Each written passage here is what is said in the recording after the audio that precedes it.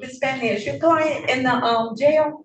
He's in the jail. I'm prepared to waive his appearance for purposes of this PCC.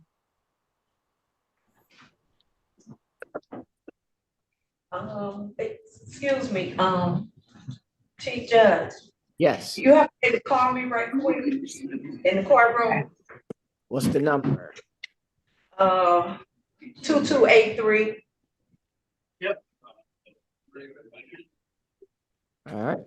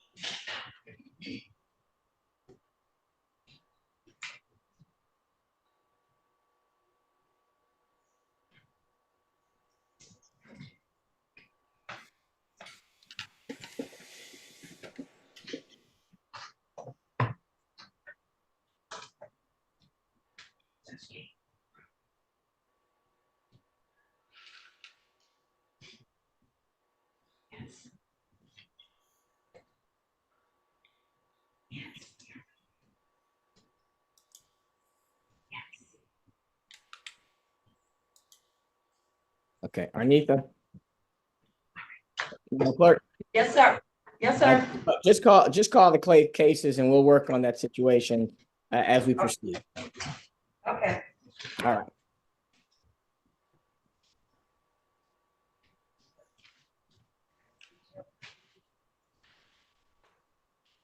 Calling case number 2405-855001. People of the State of Michigan versus Calvin Wynn III. Defendant is charged in count 1, operating while intoxicated, causing death. Count 2, reckless driving, causing death. Defendant has a habitual offender, third offense notice, and a felony commission with a motor bill for adult advisory. Appearances, please. And good morning, Your Honor. May it please this most honorable court, Attorney Brian J. Grego, P number 74568, appearing on behalf of the people. And good morning, Your Honor. If it pleases the court, Attorney Andrea Fanning, P428853, appearing with my client, Mr. Calvin Wynn, who appears to be present. The jail is here.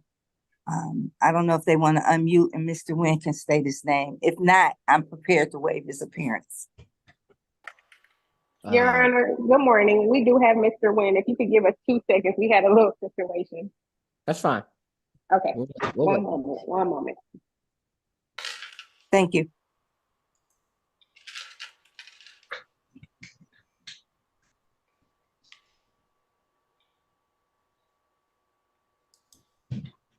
And while we're waiting, Your Honor, we're just gonna ask that this matter be set for exam.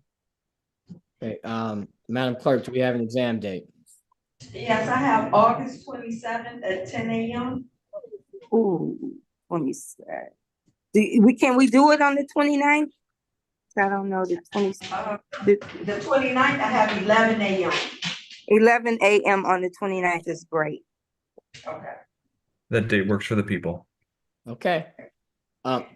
Just inform your client of the date. The exam will be scheduled for August 29th at 11 a.m.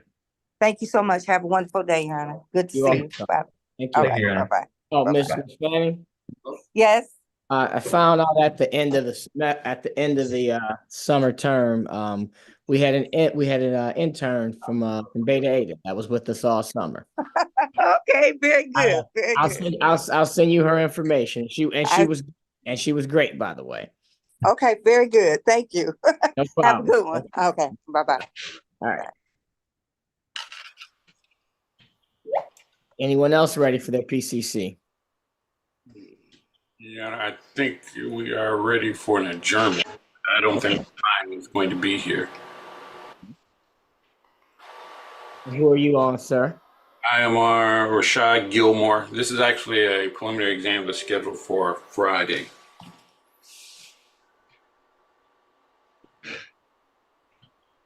And let me print out register so we can call. Okay. Mr. Davis, are you ready on your case?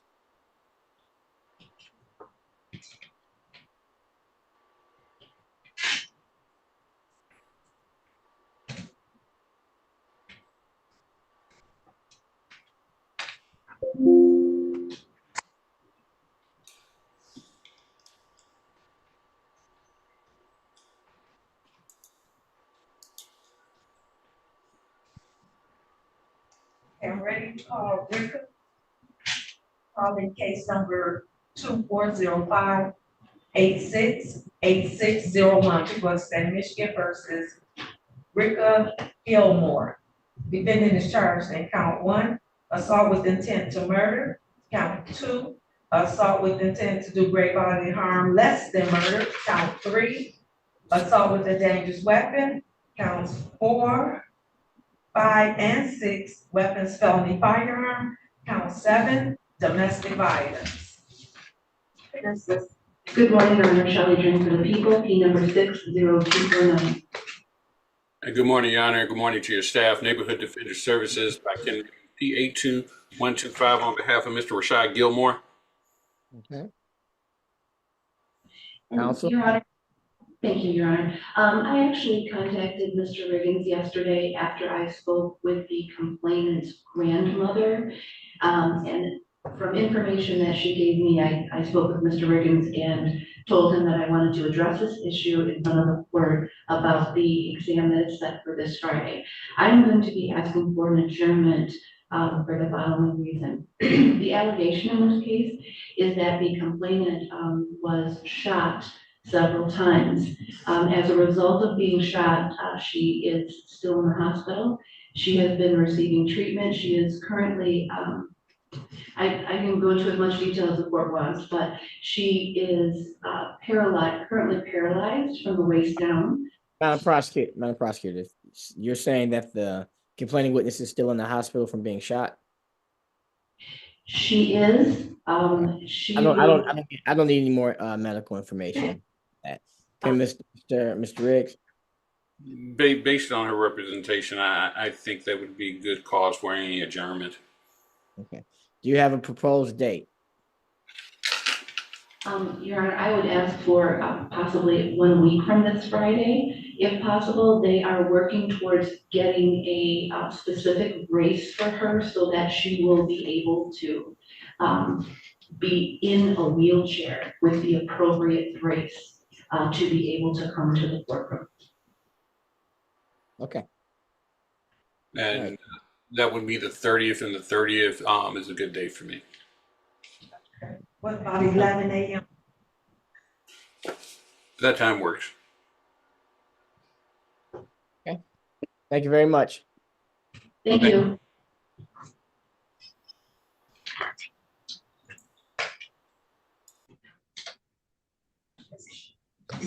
Review on Mr. Davis. Mr. Davis, are you ready? Good morning. Yes, I am. John Harris. Thank you. You are, okay. Holden. Case number 2105-624001, people of the state of Michigan versus John Harris III. Defendant is charged in count 1, criminal sexual conduct, first degree; count 2, home invasion, first degree; count 3, criminal sexual conduct, fourth degree; count 4, domestic violence. Defendant has a habitual offender, second offense notice. Harris. Good morning, Your Honor. Shelley Drake, the people, P number 60249. Is your Good morning, Your Honor. Maurice Davis, P76203. I know my client sent me a screenshot. I believe he's in the waiting room.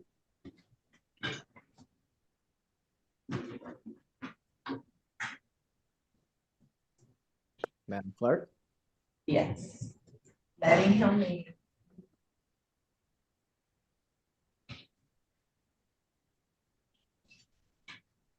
Connecting to audio. John Harris. Are you turn your video and your audio on, Mr. Harris? All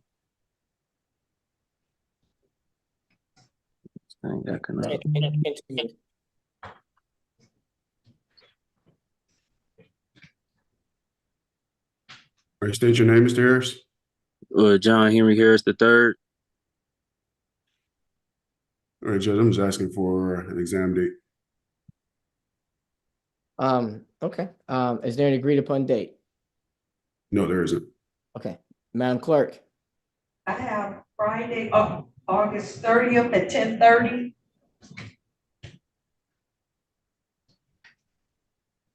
You have anything Thursday?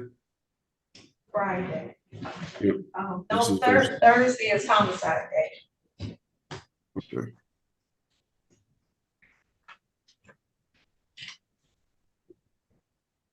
Thursday. That's the first available day because I have a conflict on my schedule that on Friday. There's no way we can make an exception for Thursday. Not Thursday at all. The prosecutor's not there then. When is the next day where this type of case can be heard? We can do,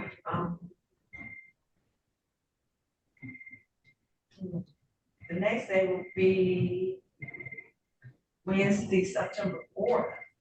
No, we can stick with the Friday. I'll make it work.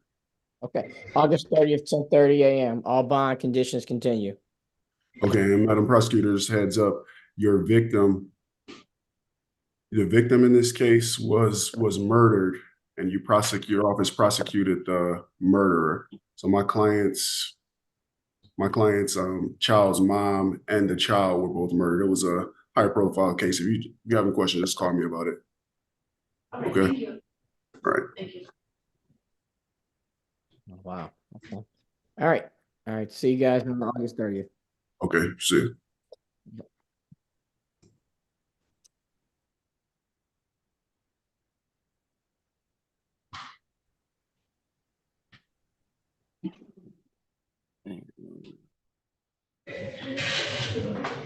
Mr. Wallace, are you ready? I am.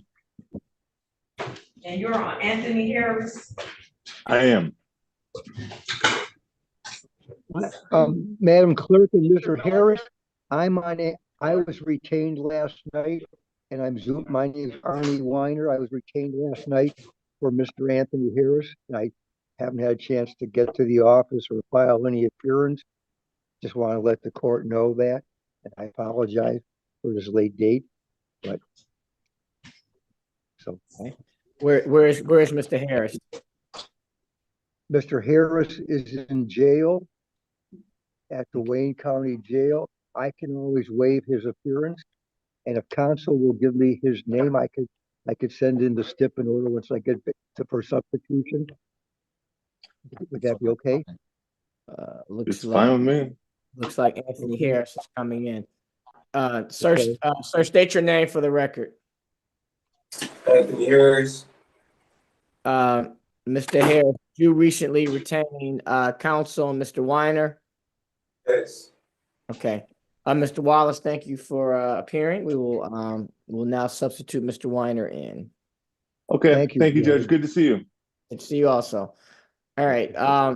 As for this PCC, Judge, would I like? I'm sorry. Go ahead. Yeah, I have to get the discovery, and I just like to set this down. Well, I don't want to waste the court's time. We'll adjourn the PCC. We're just retained. So, Ethan, we'll say, excuse me, Madam Clerk, we'll say good day to adjourn the PCC too. Judge, we didn't call it yet. Oh, I'm sorry. Call the case. Okay, call the case number 2405-880701. People of the state of Michigan versus Anthony Harris. Defendant is charged in count 1, home invasion, first degree. Count 2, police officer assaulting, resisting, obstructing. Count 3, domestic violence, second offense notice. Defendant has a habitual offender, second offense notice appearances. Good morning, Your Honor. Shelley Drake for the people, P number 60249. And Arnold Weiner, P22104, on behalf of Mr. Harris. Thank you, Judge. Yeah, as indicated, I've just been retained. I will have to get the discovery, and we just need a short adjournment, and then, so I would appreciate that, and I will waive the 21-day rule. I've discussed that with Mr. Harris prior to this. Okay. So. Madam Clerk, a new date. Adjourn PCC on August 30th at 8:30. Let me check my calendar, please. Oh, yes. Friday, that's coming up Friday, August 30th. Yeah. Okay. Thank you very much. And will that be on Zoom also, Judge? Yes. Yes. And at this same courtroom, the same Yes. Zoom number? Yes. Okay. Thank you very much. Bye-bye. Thank you. Bye. Make sure you file your appearance, Mr. Weiner. I will this afternoon, Judge. Thank you.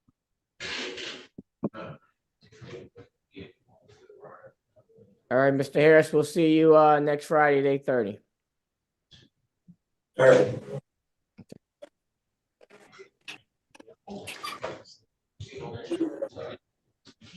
Attorney Mihana, are you there? I am. Good morning. You on Asberry? Yes, ma'am. Calling case number 2405-880501. People of the state of Michigan versus Antonia Asberry. Defendant is charged in count 1, assault with a dangerous weapon. Count 2, domestic violence. Defendant has a habitual offender, second offense notice. Harrison, please. Good morning, Your Honor. Shelley Drake for the people, P number 60249. Good morning, Your Honor. Rashad Mehana appearing on behalf of Mr. Asberry, P59371. Okay. Your Honor, respectfully, I think Mr. Asberry should be on. Madam Clerk. If he's Letting him in. I'm sorry. He's joining. Now. Oh, okay, sorry.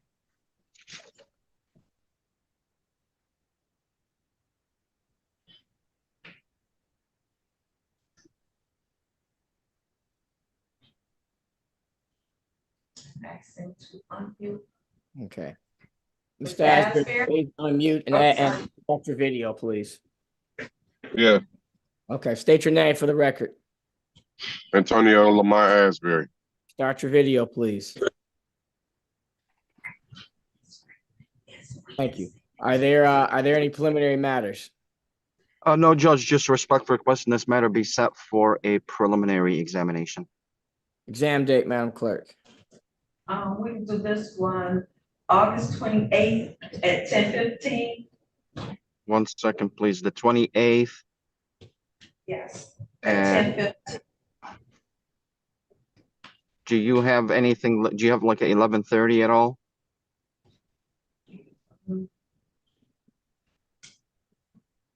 No, we already have something set at 11:30, something at noon, no. Okay, let's do 10:15. That's fine. Okay. August 28th and 15. And that's in person, Mr. Asberry. You have to come to 36. Okay, what day is that on? The 28th, which is Wednesday. Next Wednesday. Okay, that's fine because I got dialysis on Tuesday, Thursday, and Saturday. Okay. Okay. Wednesday, all right. Wednesday at 10:15. Okay, I'll be there. Thank you. Have a good day. All right. Well.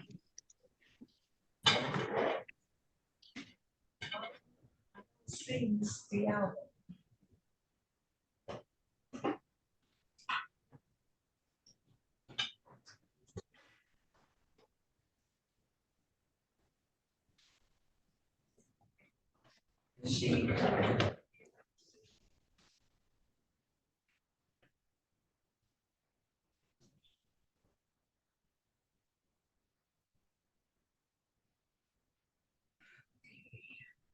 Miss Weaver, Derrica Weaver.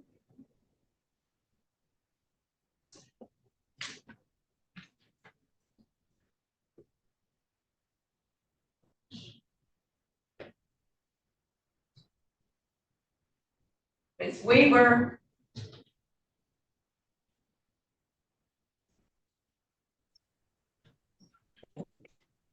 I'm here.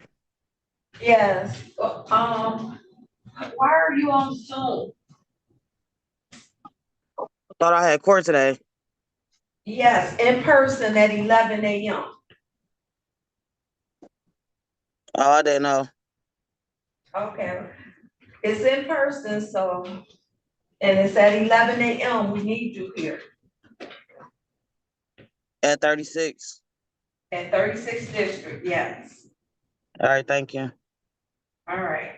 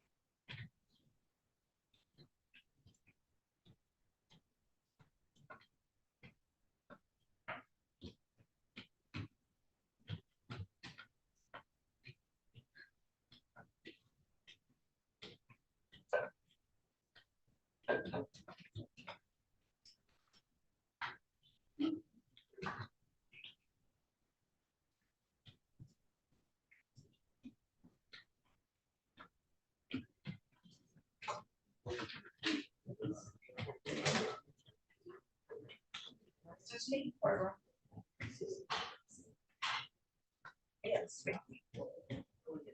This way right there. Judge, you can hear me?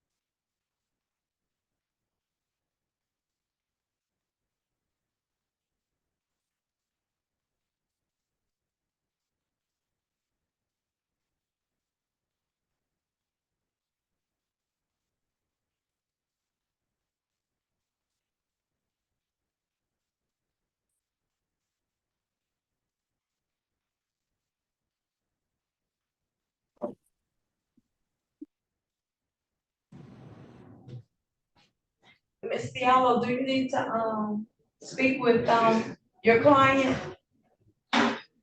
Have you already spoken to your?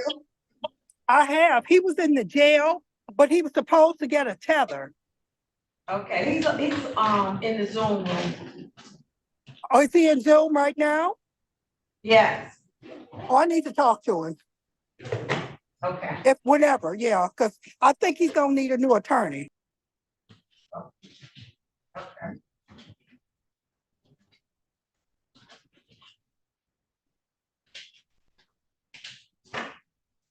Let him in.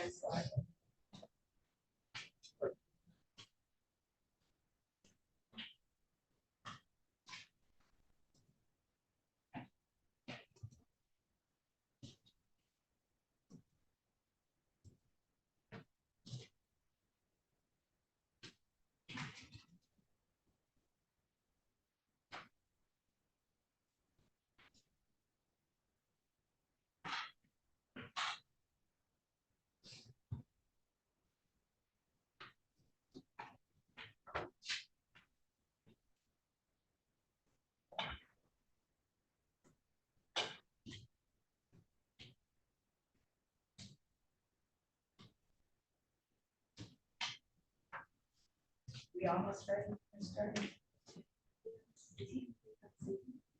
I believe for the exam, he may come down, I'm not sure.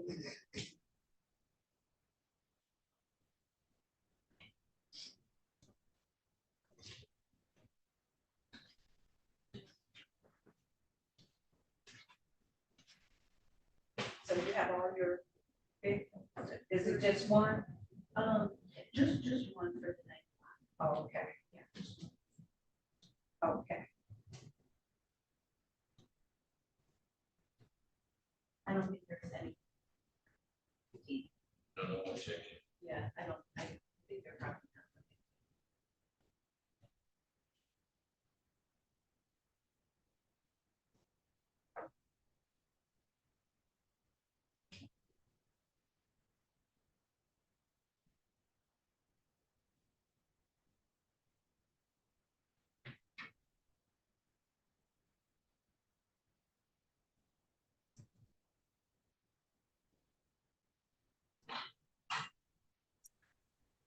Are we ready on Carter? Ms. Diallo, you ready? Yes, I'm here. Hold on. Hold on. I'm here. Okay. Calling case number 2405-879101, people of the state of Michigan versus Keishawn Carter. Defendant is charged in count 1, assault with a dangerous weapon, count 2, weapons felony firearm, count 3, domestic violence, count 4, weapons firearm reckless use. Appearances, please. Good morning, Your Honor. Shelley Drain for the people, P number 60249. Judge, good morning to you and your staff. Lillian Diallo, P52036, on behalf of Mr. Carter, who is present via Zoom technology with consent. State your name, Mr. Carter. Keishawn Carter. Okay. Ms. Diallo. So Judge, at this time, I'm going to have to withdraw from the representation of Mr. Carter. There is a conflict. He understands the conflict that I have, so it'll have to be reassigned. Sorry. Okay. Okay, well, Madam Clerk, please seek a spot appointment. Well, Ms. Drain, any objection? No objection, Your Honor. All right, Ms. Diallo, thank you, and you're excused. Thank you, Judge. It's good to see you. Everybody take care. Bye-bye. Madam Clerk. Yes, sir. Should Mr. Carter stay around until you have an attorney? How long before you'll have an attorney? So I'm calling them on the phone now, depending on how long it takes them to get one. Okay. So you want to set it over till tomorrow? Yes. Mr. Carter, give him a time for tomorrow, please.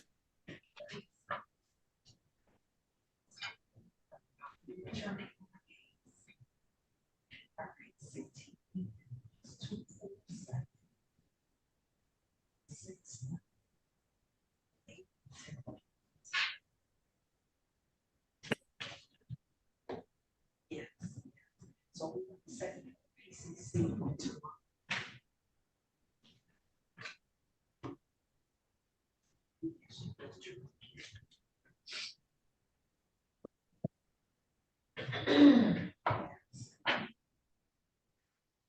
And before Judge King.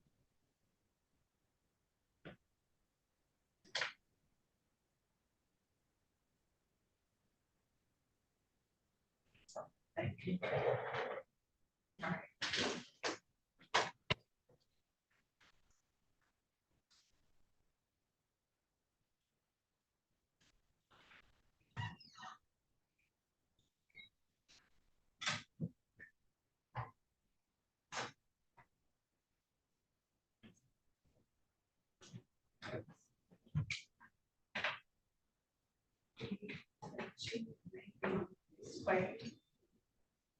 We ready now?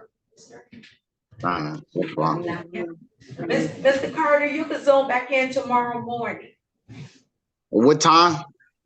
at 8:30. Okay, thank you. Okay. All right. See you tomorrow, Mr. Carter. Huh? Okay. See you in the morning. Okay. Yeah, man, I'll tell you that because you're an attorney, you can't talk. Judge, they need a few more minutes on your, 9 o'clock. She needs a few more minutes for the Okay. exam. All right. Okay.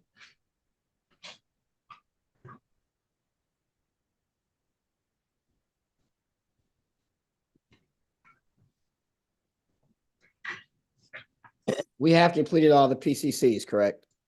We have. All right. Okay. I'll check back in a few.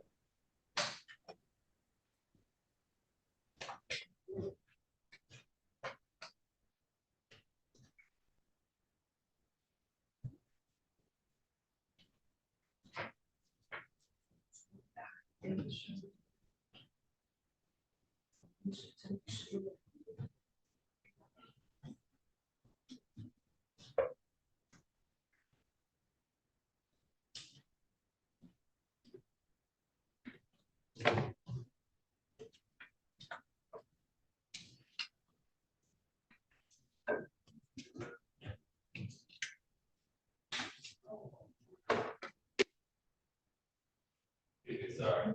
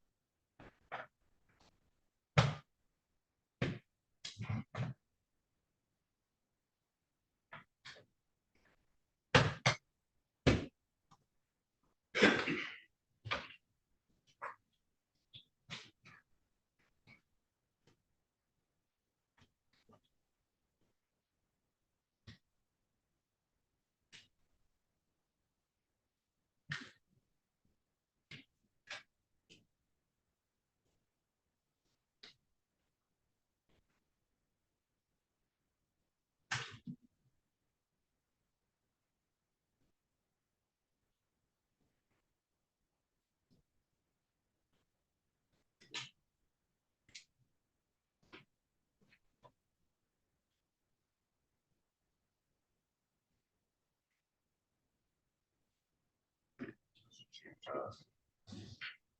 mean, that's the judge. What'd you say? That's the judge on the phone. Just keep.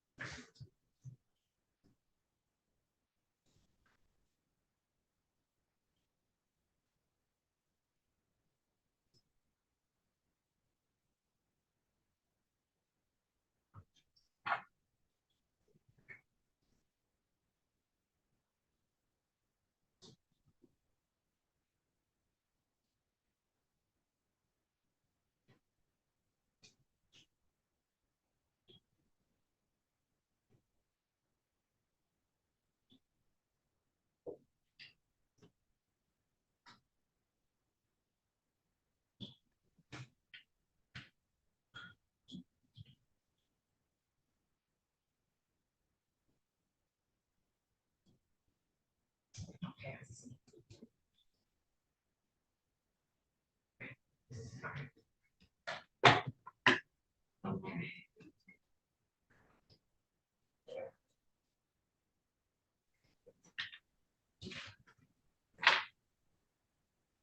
Ready, Ms. Strike?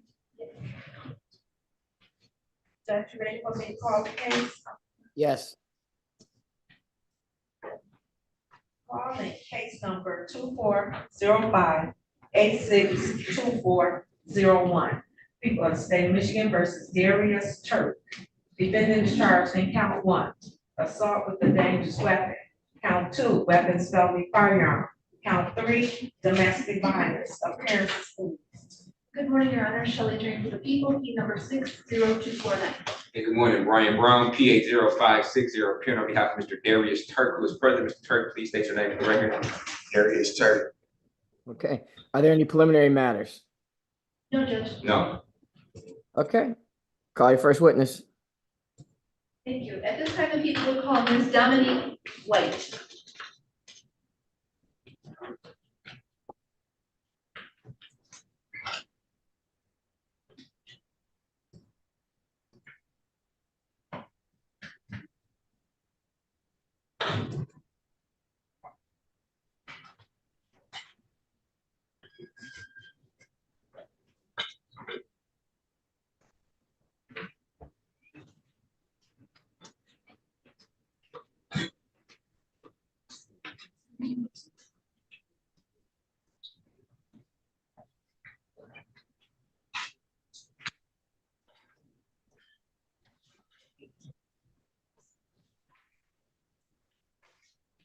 And raise your right hand, please. Do you swear or affirm that the testimony you're about to give is the truth, the whole truth, and nothing but the truth? So help you God. Okay, take a seat. Yeah, ma'am.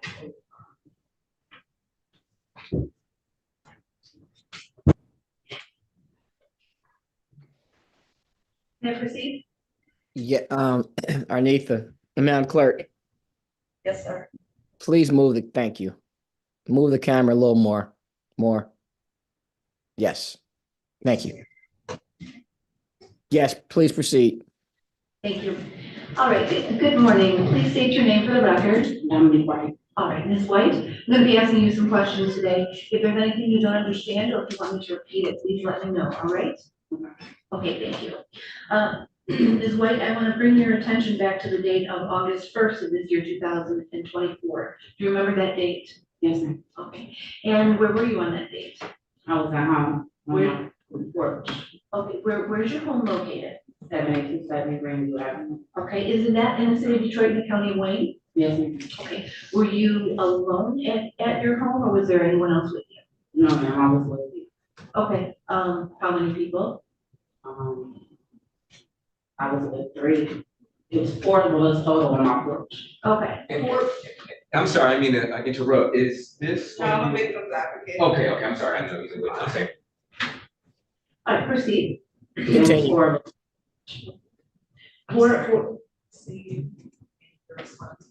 Four people total on my porch. Okay, and are you referring to your front porch or your back porch? My front porch. Who were those people on your front porch? My friends. Okay. You need your name? Right now, we can just say your friends. Okay, and was it morning, evening? Do you remember the time?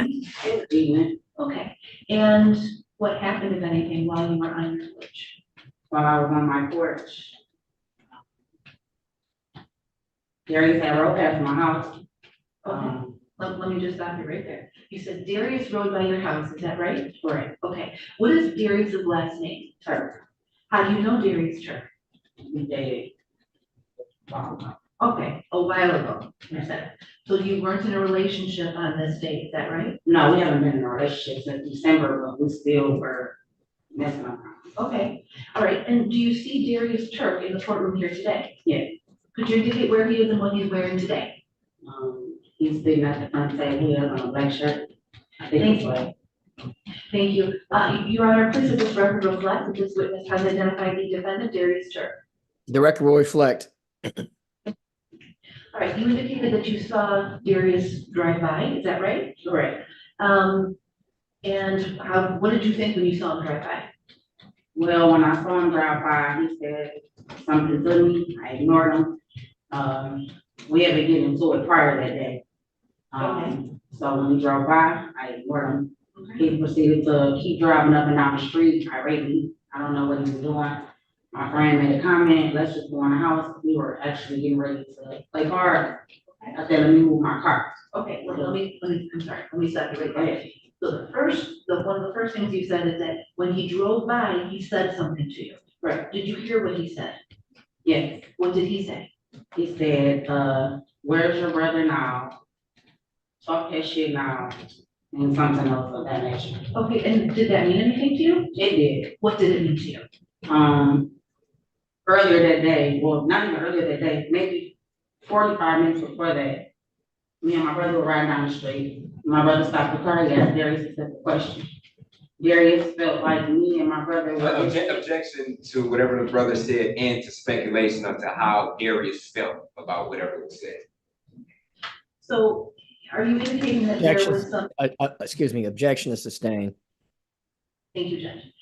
So are you saying that there was some interaction between your brother and Darius? Correct, that was the question I had. And so what happened after that interaction? After that interaction, me and my brother proceeded to go back to my house. Darius proceeded to text me all type of irate things. I blocked Darius from my phone at 7:59. So I'm not sure what happened between that and the time he pulled up. We were sitting on the porch. Darius rode past the house. Darius left. Darius said nothing. My brother left. After my brother left, a neighbor came inside on the porch. So now it's 4 people, back to 4 people on the porch. Me, 2 women, and an old man on my porch. Darius comes back 10, 15 minutes later. That's when he proceeds to say, where's your brother? Go get him now, whatever the case may be. I ignored Darius. Darius pulled off. Darius started driving up and down the street irately. My friend said, let's go in the house, let's play cards. I said, let me move my truck, because I parked my truck in the backyard. Okay, and did you park your truck? Yes, as I was pulling my truck to the backyard, I can see Darius's car coming back up fast to the point where when he hits his brake, it makes like a tire screeching noise.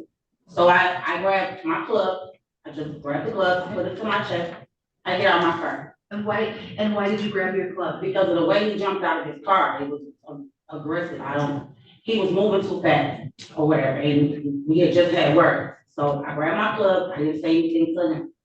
When I got out of my car, I barely made it to my gate on the side of my house. He saw the club, he said, and I quote, or whatever. He said, oh, bitch, that's what we on. He ran back to his house, to his car. What did that mean to you? I He don't said know. that. I don't know. I didn't say anything to him. I grabbed the club for my protection because of the way he was moving. He said, oh, bitch, that's what we on. He ran back to his car and he produced a firearm. At that point, I took off running to my porch. He took off running full speed behind me. My children were in the house. My daughter was at the door. I couldn't go in the house because my children were there, so I did a full squat, threw my hands up and begged for my life. And he put the gun in my face and told me, bitch, I'll kill you right here where you stand, or your brother and I. At that point, he ran back to his car. That's when I called 911 and I stood on the curb so I can witness where he was going, stay on the same street in between the same two side streets. He rolled back down the street. I went back on my porch. He held his hands out the window like he was still shooting at me. And he proceeded to cross the street. As soon as he crossed the street, when the police were coming, I flagged them and told them, there he is. Okay. And so when you pointed him out by the police, to the police, what happened after that? They went down. Okay, did you see the police make contact? Yes. With Darius Turk? Yes, ma'am. Okay, all right, I'm gonna back up and ask you a few more specific questions. So you said he ran back to his vehicle and then produced the firearm. Is that what you said? Okay, and what kind of firearm was this, if you know? It was a black gun. It has a beam on it. Don't know what color the beam is. He didn't push the beam, but the beam sits at the bottom of the gun. Okay. Had you ever seen Darius with this gun before? He had sent me a picture of the gun prior to this happening, right before maybe 7:55 or something like that. Okay.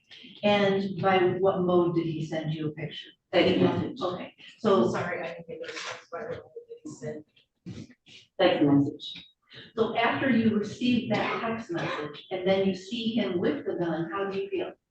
I was scared. I thought he was gonna trip on a rock and kill me. I've never had a gun pointed in my face. Okay. So you said that you were on your front porch. Yes, right? Okay, and did you say you crouched down? Yes, ma'am. Okay. And what did he do with the gun? He pointed it dead in my face and told me that he would shoot me where I could. How far away was he from you when he pointed the gun at you? Less than 2 feet. Less than 2 feet? Yes, ma'am. And where did he point the gun specifically? To my face. To your face, okay. Did you say anything? Whoa, whoa, whoa, what the fuck, chill. In that manner. Okay. Chill, please chill. And what did he do after that? That's when he threatened me, and then he backed up and took off running to his car. Okay. All right. And so you said that everyone else was in the house? No, ma'am, everyone was on the porch when this happened. Everyone else was on the Yes, porch? ma'am. Okay. And could you say who was on the porch at this time? My friend Cindy, her husband Ricky, and my friend Jasmine. Okay. My neighbor, Jasmine stays 2 hours from me. Okay. Did you see what those 3 people did when Mr. Turk did that? When Turk came up running, Jasmine was sitting on the stairs, so she jumped up and was whoa, running, like moving towards the left. I'm not sure what Ricky was doing, but I know Cindy was behind me, begging him, like, please don't. Objection to whatever Cindy said, that's hearsay. All right, without stating what that person Objection is said, sustained. can you just describe what that person did? Begged, I'm not sure. Okay. All right, and what about the third person? I'm not sure what he. Okay. Now, when he came up to the porch, was he holding the gun up, if you remember, or was he holding the gun down or something else? I'm not sure because I was running. Okay. All right, very good. I have no further questions at this time. Cross. Good morning. Good morning. Now, you stated that on the 21st of August, was it August or was it? No, August 1st? Yeah, August, okay, I'm sorry, August 1st. You were with your brother earlier? Correct. Okay, you were riding with your brother in the car, correct? Correct. And you and your brother went past Mr. Turk's house, correct? Correct. And when you did that, you held your finger out the window making a gun gesture. I never said that. I didn't say you said it. No, I never did that. You never did that? No. Okay. Your brother didn't confront Mr. Turk? No, my brother asked Turk a question. Okay, and he said it, he came over to his house. No. Past his house, correct? Correct. Okay, and rolled the window down, right? No, the windows were already. So where did he ask this question at? Where were you We at? were in the car, in the middle of the street. We never pulled over. The car was stopped. Okay, and you rode past Mr. Turk's house when he made this comment, correct? Correct. Okay. Well, yes, correct. Okay, and you told your brother to ride past Mr. Turk's house, correct? No. Oh, you just so happened to be in the car with your brother, ride past his house, and your brother just happened to ask a question, right? No. Me and Turk stay on the same street between the two side streets. Yes. The liquor store is past Turk's house. Okay. The freeway is my way. I was going to the liquor store. We actually were coming back from the liquor store. I didn't tell my brother to ride past his house. I didn't tell my brother to ask him anything. If you would like to know. Okay. Okay. That's enough. That's enough. Okay, okay. Your brother didn't ask Mr. Turk what time it was, did he? No. Okay. He was asking Mr. Turk a confrontational question like, you got a problem with me or my sister? No, sir. Oh, he didn't ask that? No, sir. I didn't get your question, something about a sister. Okay. Your brother asked Mr. Turk, does he have a problem with his sister, which is you, right? No, sir. And my brother is willing to testify when he asks Mr. Turk. So when he testifies, you can Okay, ask my brother. excuse me. Witness, answer the question that's asked. No one asked you about whether he was willing to testify or what your brother, it was simply the question concern, what did your brother say or ask Mr. Turk? Okay, thank you. So you were instigating this situation, didn't you? No, sir. Or you didn't instigate it? No, sir. You didn't speak to your brother about your relationship with Mr. Turk? Not on that day. But you talked to your brother before about your relationship with Mr. Turk, right? You might have come up on me to talk about life. You talk about life, okay? And your life with Mr. Turk was one of those conversations, correct? Okay. And your brother got kind of upset after the conversation. No, sir. He wasn't happy after you talked My about brother was Mr. not Turk? upset. My brother never raised his voice. My brother simply asked Turk one question. And when Turk didn't answer that question, we pulled off, sir. Okay, then afterwards, you sent text messages to Mr. Turk like, oh, my brother holds you. No, sir. No. You didn't say that? Turk texted me. Okay, and you told. And I responded, and then I blocked Mr. Turk at 7:59. Answer my question. You told Mr. Turk that your brother hold him, right? I don't recall sending that text. Oh, you don't recall that? No, I recall sending a message. Would you like me to say what I recall saying? No, I want you, ma'am, hold on, Mr. Brown, ma'am. Let me say this for the second time. Okay, you're not like testifying or telling or weaving a story that you want to tell. All you can, ma'am, don't talk while I talk, okay?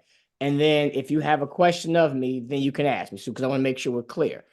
If the question was, did you send a text to Mr. Turk saying that my brother hold you? That's a yes or no question. I said I don't recall. He keeps asking the same question. I don't remember. I don't recall. So I don't want to say no because I don't want to lie on the stand. I don't recall. I haven't looked at these messages in a month. What would you like me to do, sir? Tell the truth. I don't recall. Okay.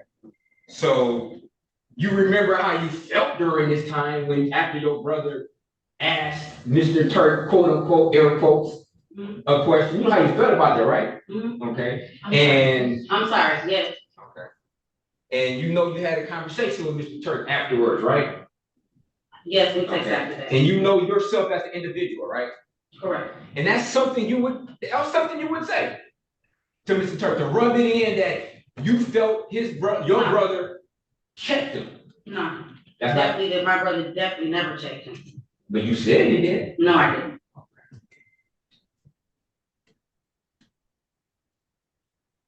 Now you just testified that you feeling nervous. You said that I'm being irate. I have anxiety. Okay. Is that the same type of, because you also said that Mr. Turk was irate. I'm just asking you questions. You know, I'm doing my job. So you also made a statement during the rape that Mr. Turk was driving in a, I guess, irate fashion. You said that, right? Correct. Okay. Now you just casually throw that word irate around? No, Oh, not unless it's necessary to be used in whatever I'm trying to say. what does irate mean to you? He was doing too much. Oh, He doing was too much. driving real fast, speeding, turning around, pulling up people's driveways, swerving down the street. He was driving erratically, irate. Okay. Am I doing too much? No, you're fine. Okay. You said I was acting irate. Okay, that's fine. Okay. Because you said you used the word irate when you feel somebody's doing too much. Now I feel like they're doing too much. Okay. Now you do? Move on, Mr. Brown. Okay, absolutely. Now,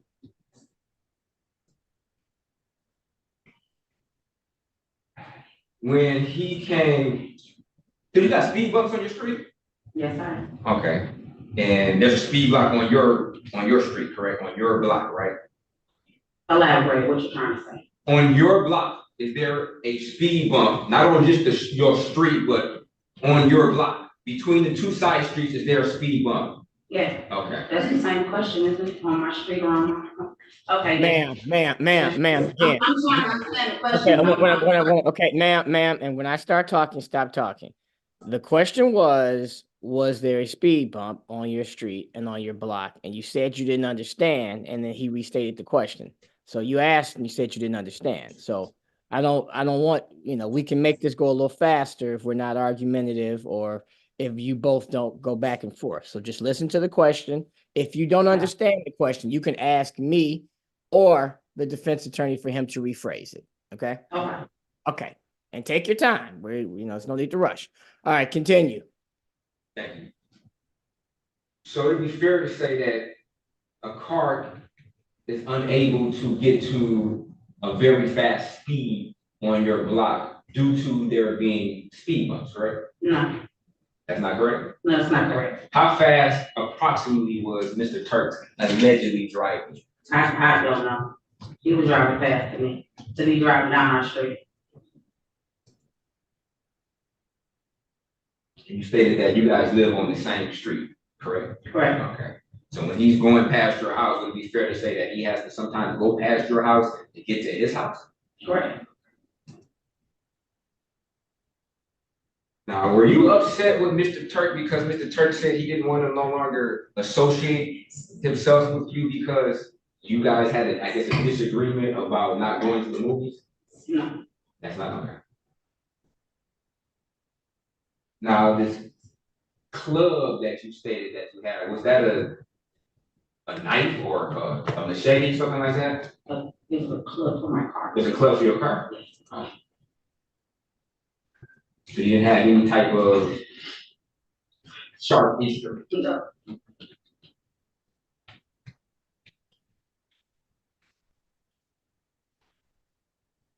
So when Mr. Turk stated, he stated, where's your brother now? And the question was, what did that mean to you? That didn't mean anything to you? My brother was gone. Okay. So I think he was looking for my brother. Okay. Did that mean anything to you as far as a previous interaction between your brother and Mr. Turk when he said that? No. He did? Okay.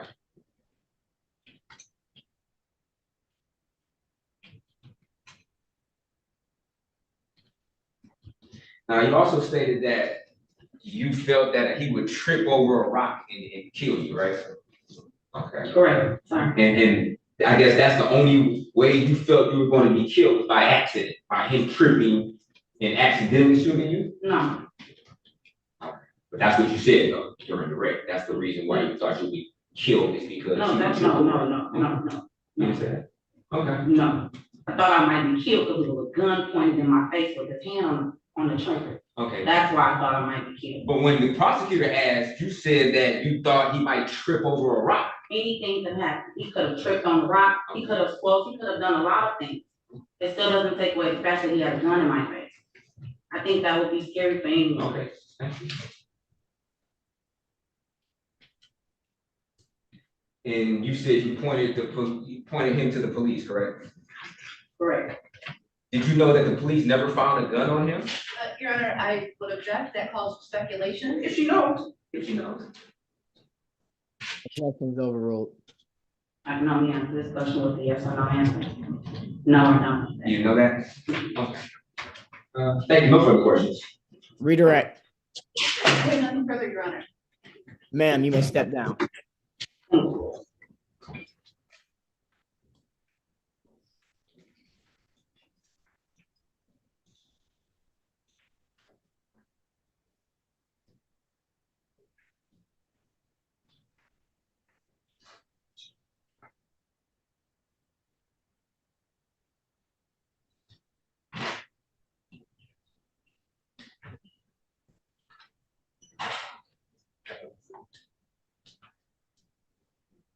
Any other witnesses? I have no further witnesses. Any witnesses on behalf of the defense? Yes, the defense would like to call the officer in charge. Sorry. Shakara Ward.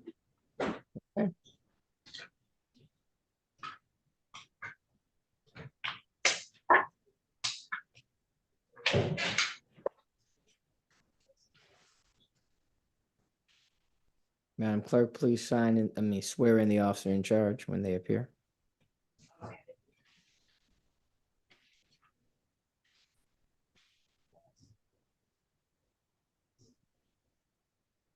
Raise your right hand. Do you swear or affirm that the testimony you're about to give will be the truth, the whole truth, and nothing but the truth? Yes. Okay.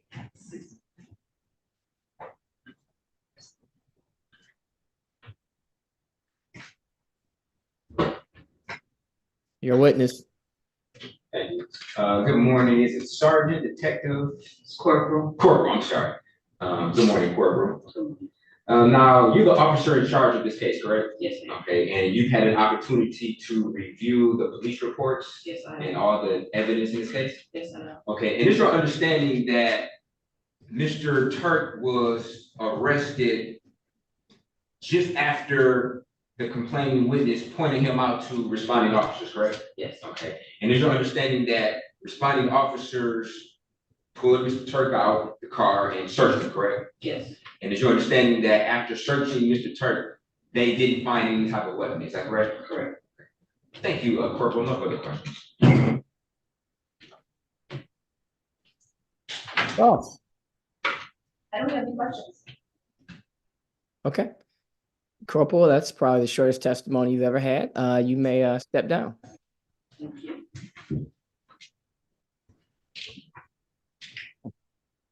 Any other witnesses on behalf of the defense? No further witness, Your Honor. Your Honor, at this time, I would move to bind over as charged and reserve argument. Argument on behalf of the defense. Yes, Judge. I may be mistaken, but I have to make this argument. Anyway, I don't believe, first of all, there was any established jurisdictional testimony that this happened in the county of Wayne, city of Detroit. Could be mistaken. I don't remember. I might have, talked to my client, but I don't believe I've heard that. Second of all, this witness, I don't believe she is credible at all. She stated that my client had a gun, and pointed it at her. She was very, I guess, somewhat combative on the stand. Stated that her brother, my client, allegedly said, "Where's your brother now?" But her brother allegedly, asked my client a question. She tried to make it sound like it was friendly, which is, come on, we all know, she sent her brother down there to check Mr. Turk. It's not just a coincidence. Then she responded, "Hey, my brother told you, my brother checked you." She's not gonna be credible about that. And then more importantly, Your Honor, we heard from the corporal who read the police reports, is very familiar with the evidence of this case, that Mr. Turk was arrested right after the complaining witness pointed him out in his car.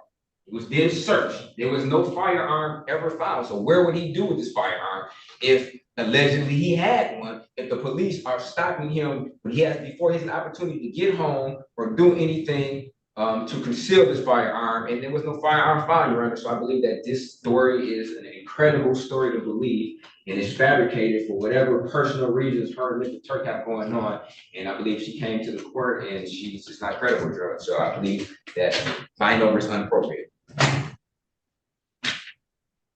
Judge, I would indicate to the court, I would indicate to the court that I do believe that this witness was very credible.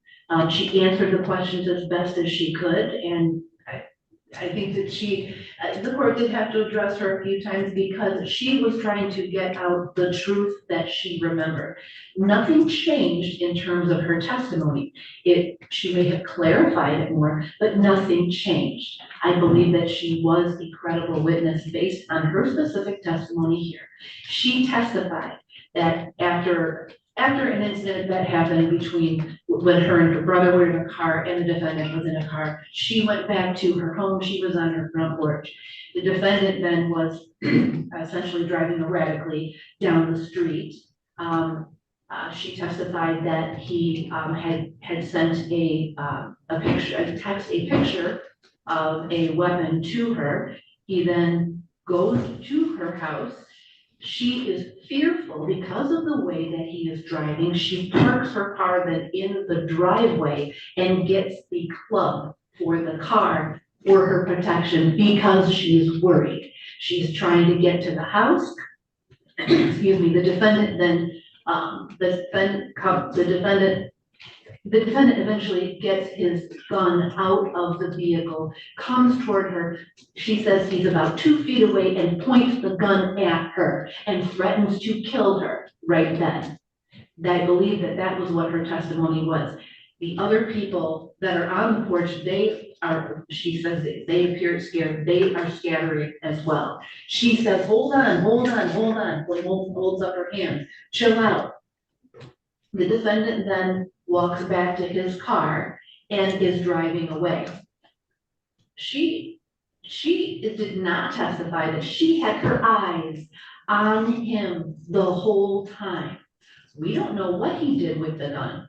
Yes, the officer in charge testified that she's the officer in charge. She wasn't there. She didn't witness anything. But yes, she is aware of the report that says that the officers didn't find a gun on his person. That's what she testified to. We don't know what happened to that gun, but that certainly doesn't mean that he didn't have a gun in his possession, threatening the complainant as she stated. I think that, again, this witness was very credible, and I'm asking that the court bind over today.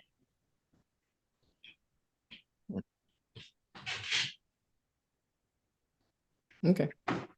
Court, I haven't heard the arguments of counsel as well as the witness, the two witnesses, one for the prosecution, one for the defense, to kind of cut through it. The witness for the prosecution stated that somehow she happened to be in front of the defendant's house. Her brother happened to ask a question.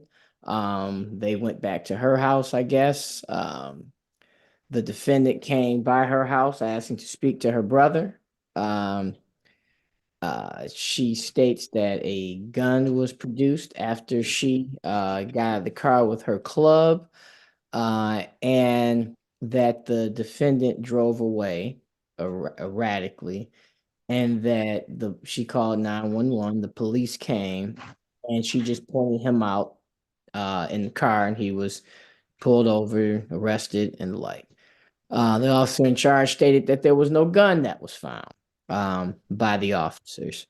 And so there's no testimony that the defendant, tossed the gun. There's no testimony that a gun, well, obviously the gun was never retrieved. If there was a gun, I'm sure that, that the police would have probably checked the surrounding areas for a gun, but no gun was found. And so we are left with a weapons charge where there's no weapon that was retained, and the defendant was arrested shortly thereafter the alleged crime took place. The witness was a little combative, a little bit argumentative, a little reluctant to just answer simple questions. That is why I had to ask some things. But it's a troubling thing that if the defendant was still on the street, there was never any testimony that he parked or got out anywhere, that he was just driving around mad, and then he got pulled over, arrested. With all that being said, there was no gun found. Therefore, the court is going to dismiss these counts based on a lack of probable cause. Thank you. Thank you, Your Honor.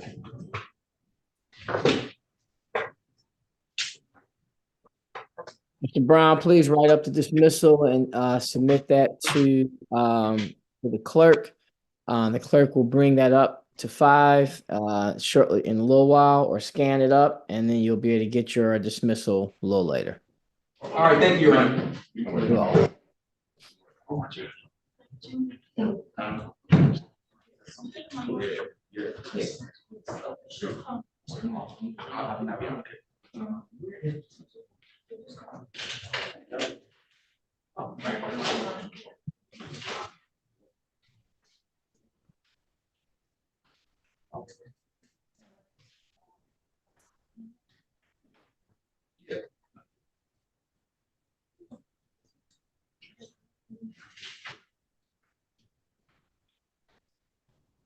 Madam Reporter, how you doing down there?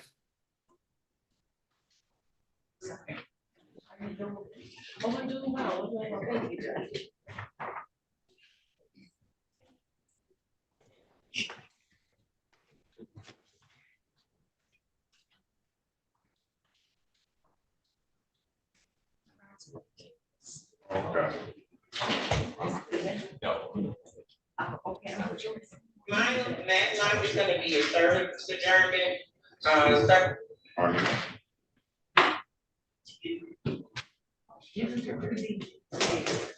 Yeah, just email it to her, you take it. Okay. All right. Yeah, I'll tell her email. Okay. Email it to me. Sure, I'll Okay. email. All right, thank you. Yeah.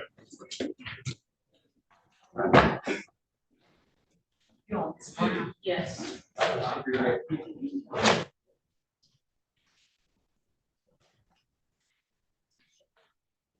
Judge, you ready for the next case?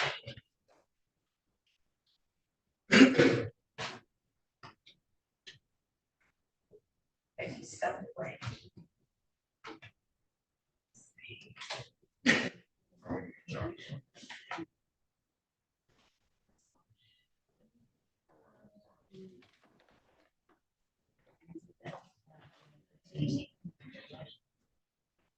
Okay.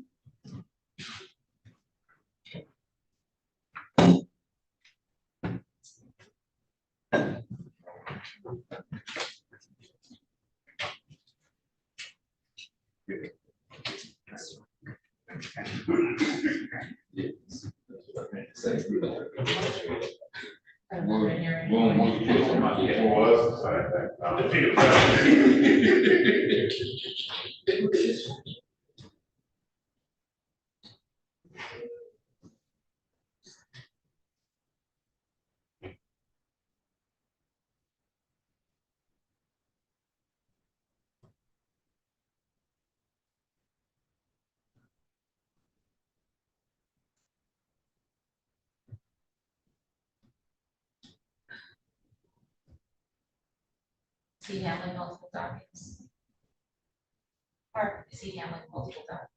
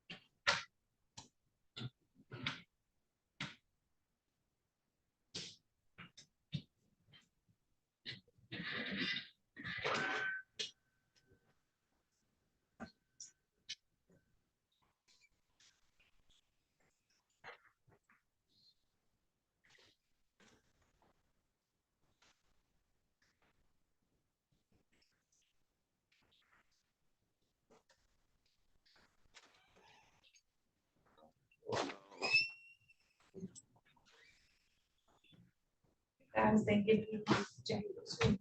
Johnson, Bendis, Johnson, Holden, and Sanders. You know how we? She should be on her way. Okay.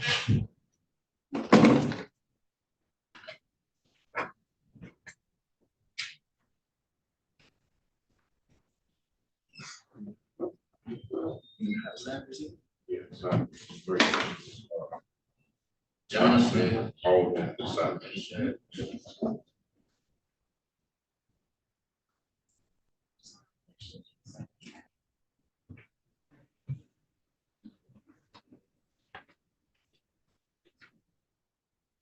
Madam Clerk, Yes, ma'am. do you think Reginal, if he's going between two courtrooms, I was thinking maybe I'd hop on the southern hearing and come back. Okay. Do you think that's what's happening?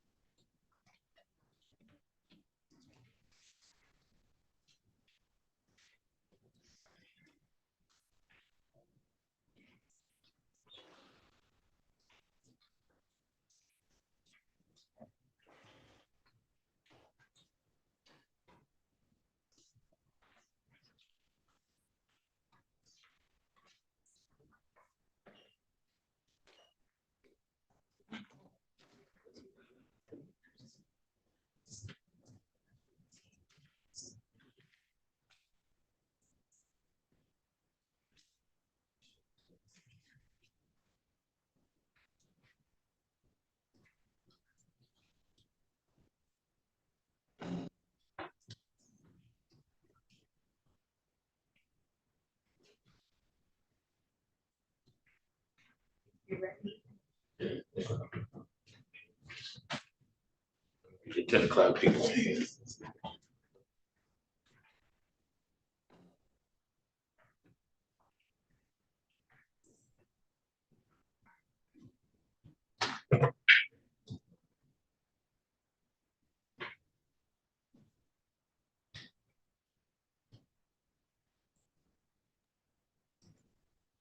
How we coming down there?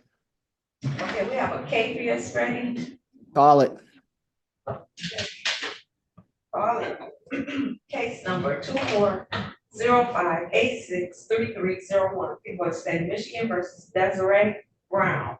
Defendant is charged in count 1, assault with a dangerous weapon. Count 2, domestic violence. Count 3, assault or assault and battery. Appearances. Good morning, Your Honor. Shelley Drake for the people, P number 60249. If it please the court, Attorney Sharon Jones, P number 57113 on behalf of Desiree Brown. Okay. Madam Prosecutor.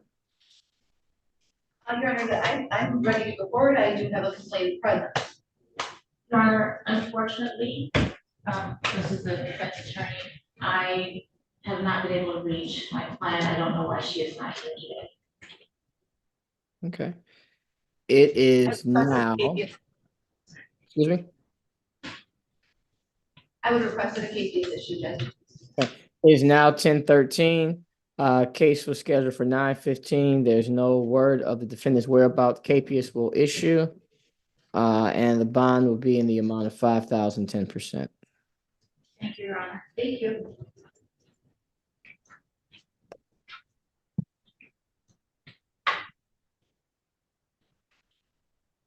Okay, it's low. Johnson, I'm here right now. Straight to tape. I think so.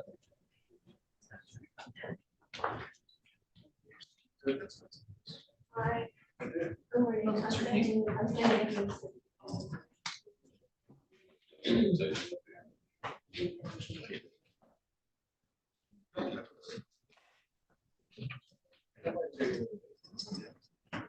Oh, my computer. Within that week. Oh, you guys do say.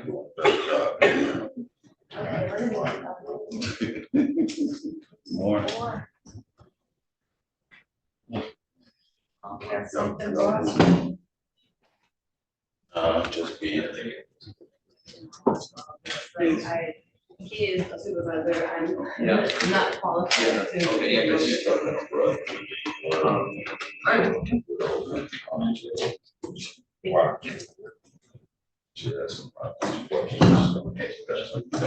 Johnson back? Yeah. Can I go? Yeah.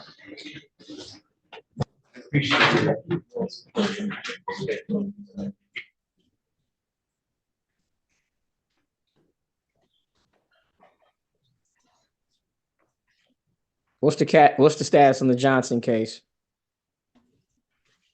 Judge, this is APA Wheeler. I'm ready to proceed, but it sounds like there's been a family emergency for the defendant's side, so we'll need to go on the record for that.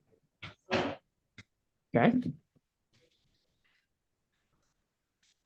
The defense ready? She just stepped in the back to speak with her client. Okay.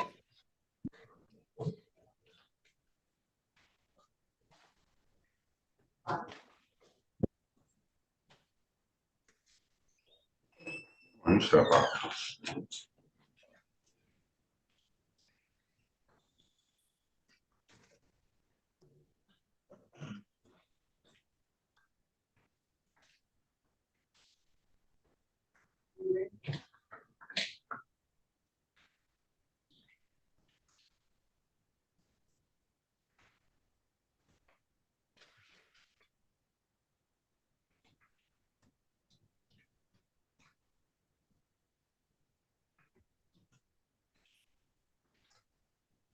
You ready? Ready? Calling case number 2405-847401, people of the state of Michigan versus Andre Johnson Jr. Defendant is charged in count 1 and 2, criminal sexual conduct, first degree. Count 3, criminal sexual conduct, first degree. Appearances, please. Good morning, Judge Mackenzie Wheeler for the people, P86308. Good morning, Your Honor. Attorney Sahar Faraj standing in for the attorney of record, James King, on behalf of Mr. Johnson, who appears in person tonight. Mr. Johnson, please state your name for the record. Andre Johnson Jr. Okay. Any preliminary matters? Judge, the people at this time are ready to proceed.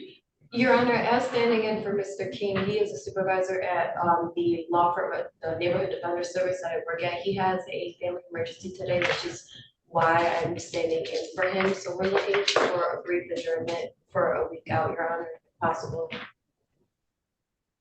Any objection to the adjournment? No objection, Judge. Okay. All right. Adjournment will be granted. Madam Clerk, give a new date, please. August 30th at noon. Yep, I'll let Mr. King know. Okay, thank you. Thank you. He'll contact you. That's why he's just spelling your name and your birth.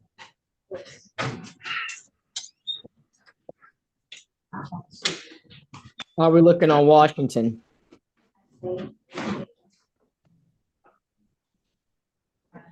No one checked in. No one yet. No one checked in yet, Judge. Okay. All right. All right.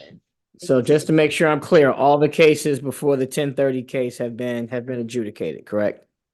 The only one that hasn't is from this morning. We had another one of those motions to destroy the fingerprints.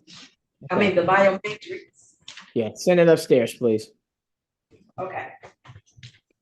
Other than that, we're caught up. Okay. All right. I will I'll step back in at 1030. Okay. Do you need anything before 1030?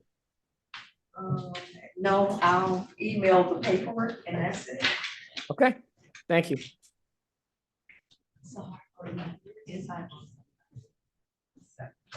you so much.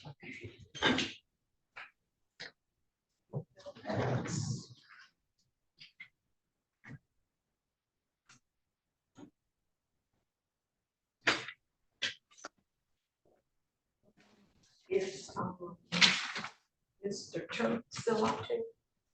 What his guy? Or was his attorney gonna get him? Wait, hold on. Yes.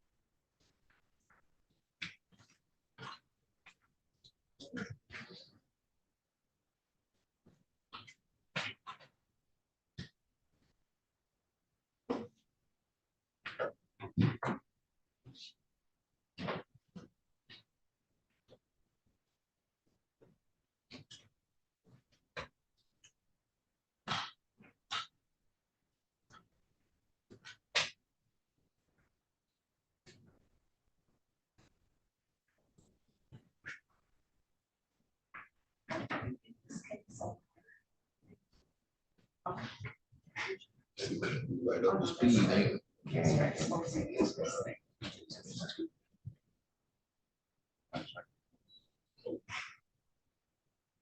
Well, she here. And, but, on the complainant side.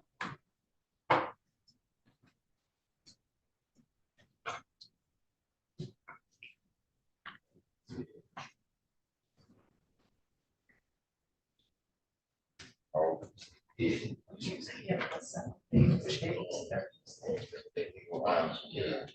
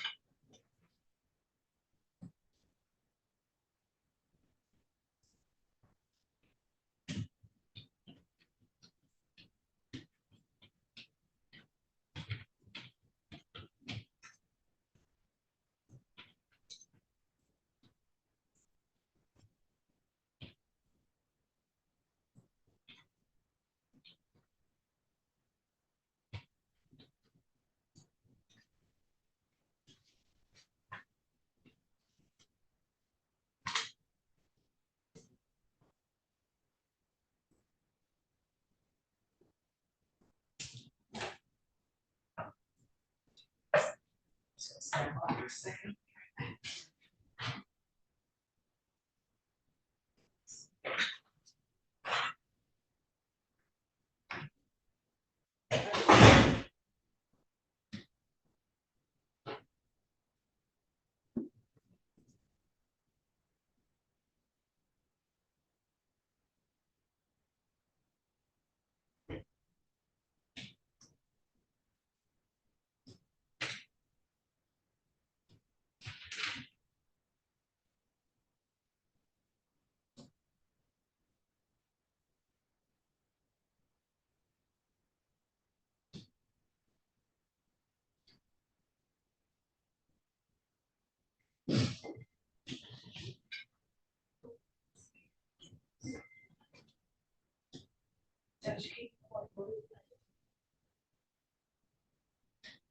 right.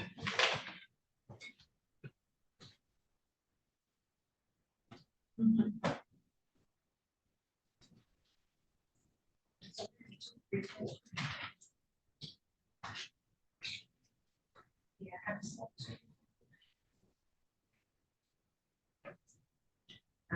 Okay, because she was on Zoom this morning, and I heard of it. It's an in-person exam. All right. Okay.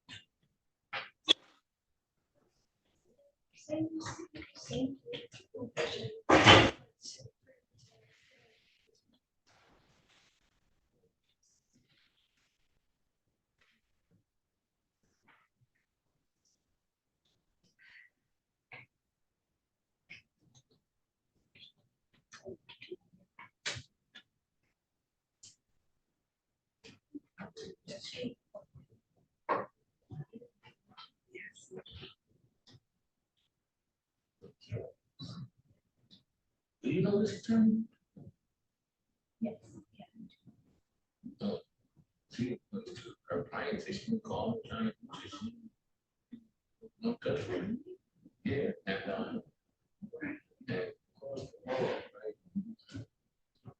so you,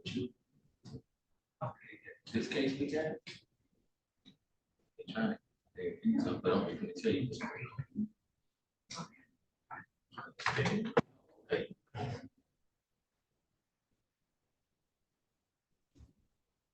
That's what I'm like.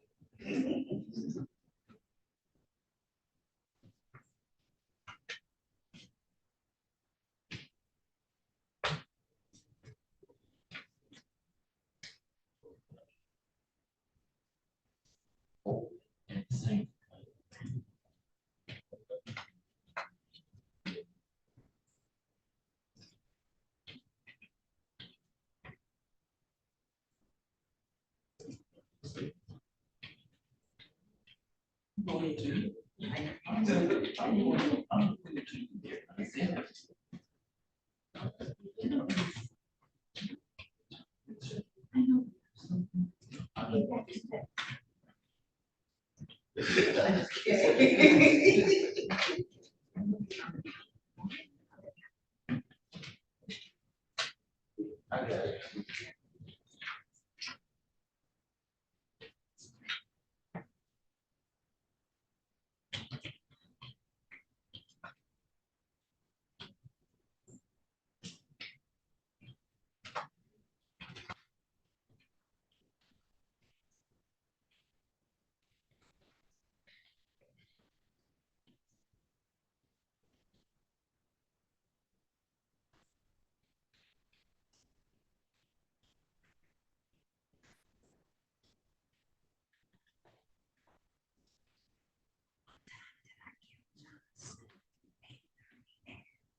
Hey, 12 o'clock.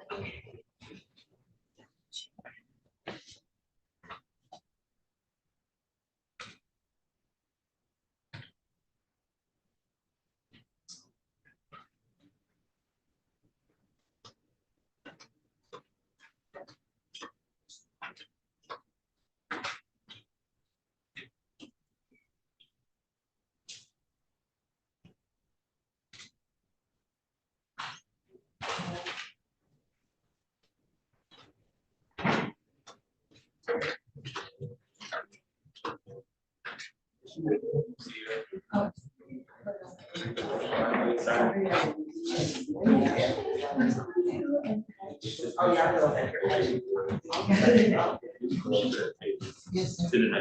Chill on that. Right, on the left? Yeah, that chill like that, yes, ma'am. Okay.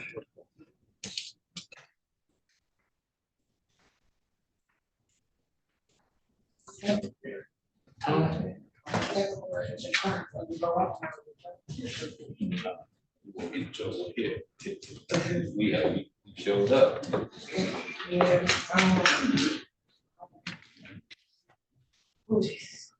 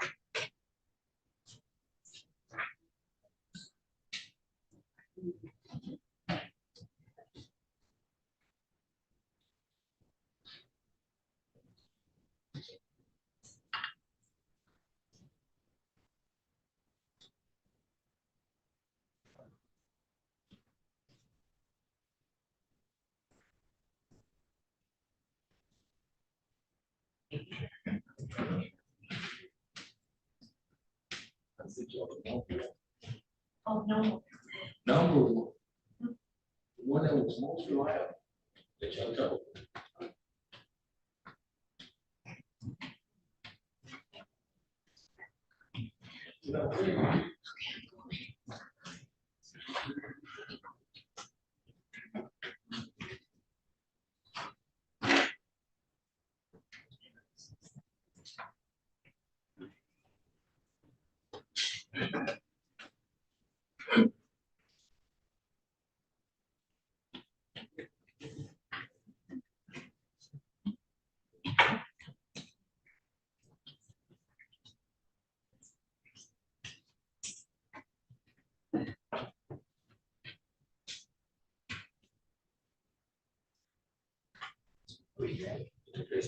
What's going on with this case? I think this was gonna be a dismissal.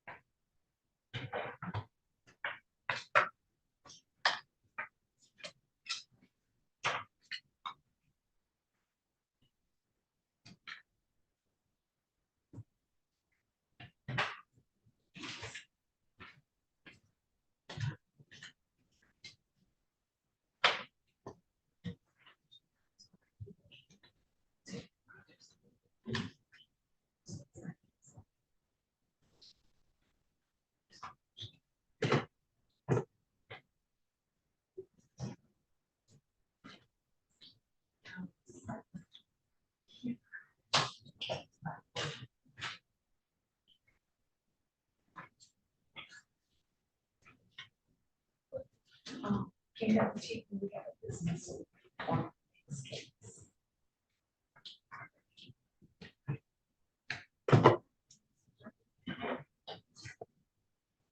Ms. Drain doesn't want to participate. Very safe. This Zoom stuff. He was uncomfortable.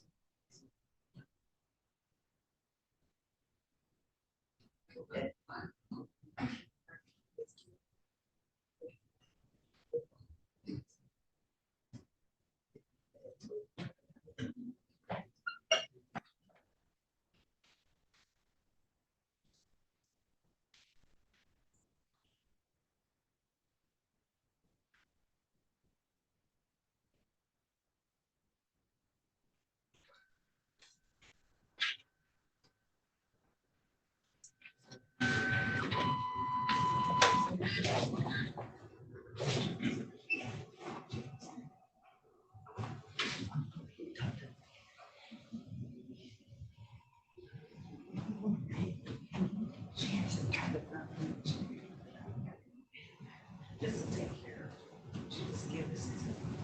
Okay. I didn't know if you needed. Just necessary. I'm just trying to figure out the new system, all of it.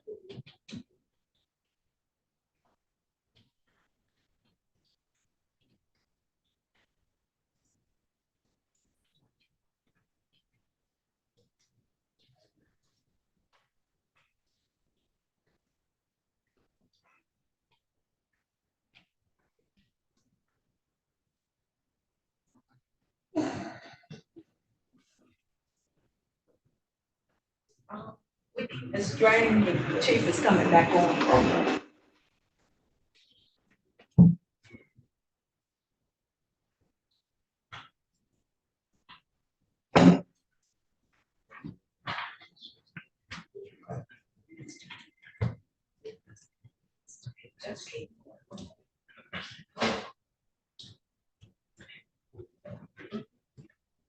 The next case, please. Okay.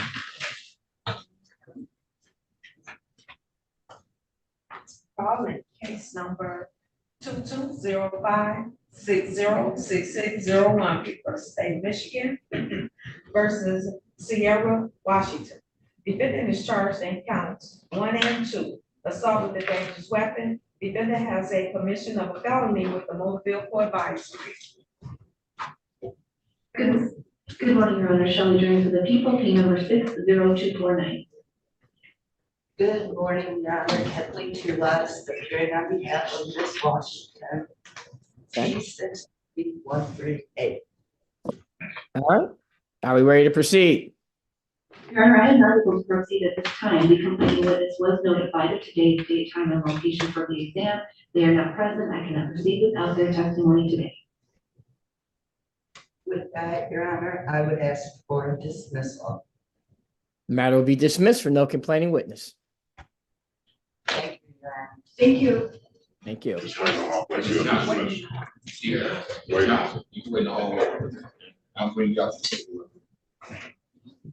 Thank you, Judge. Have a great day.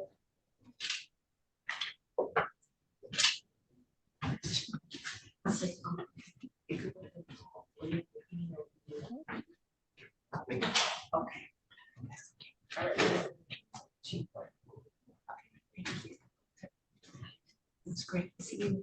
Wonderful day.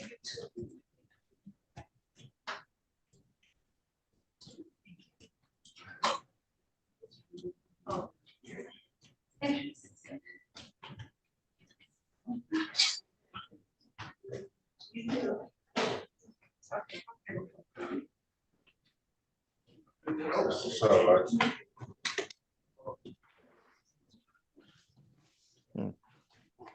Oh.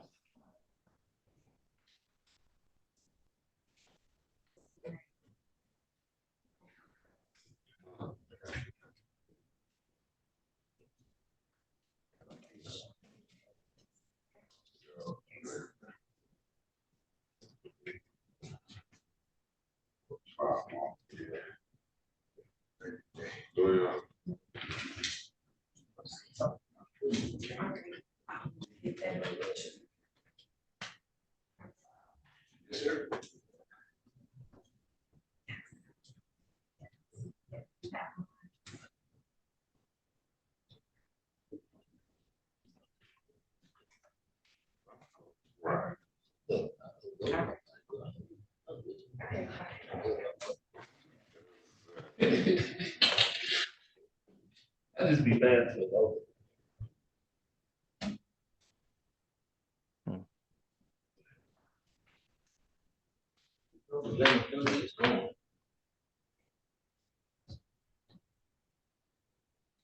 This. What? Yeah. No, we don't hold.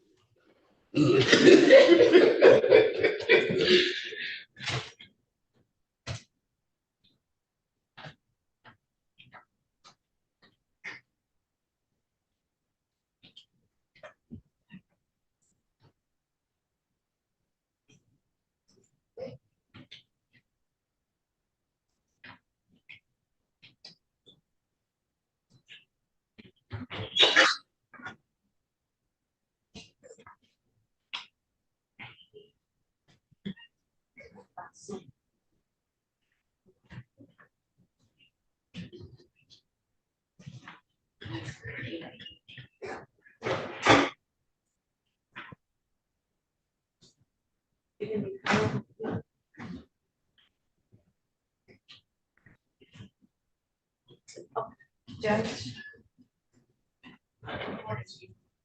Morning. Morning. You got a second for call? Yes. Thank you.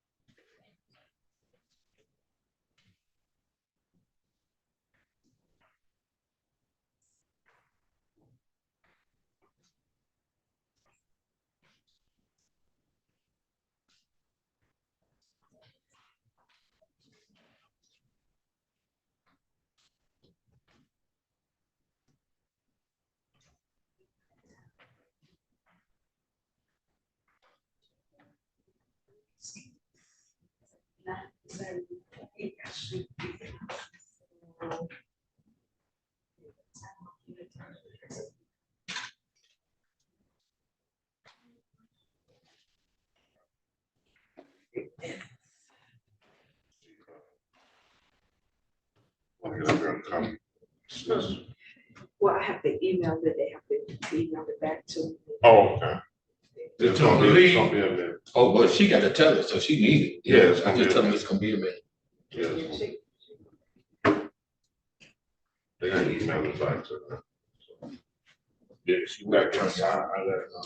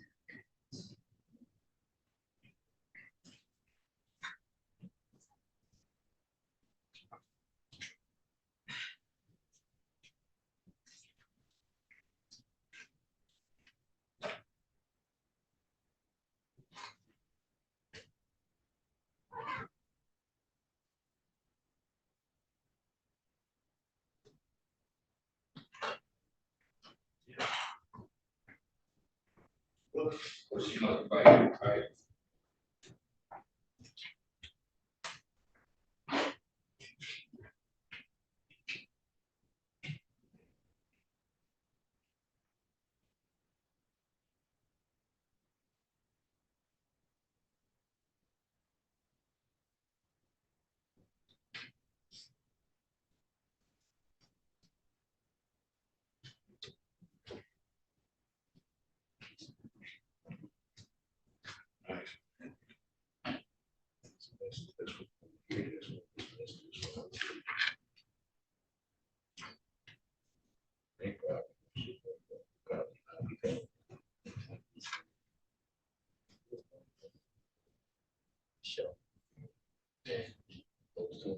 coming up, she said they checked in. Alright.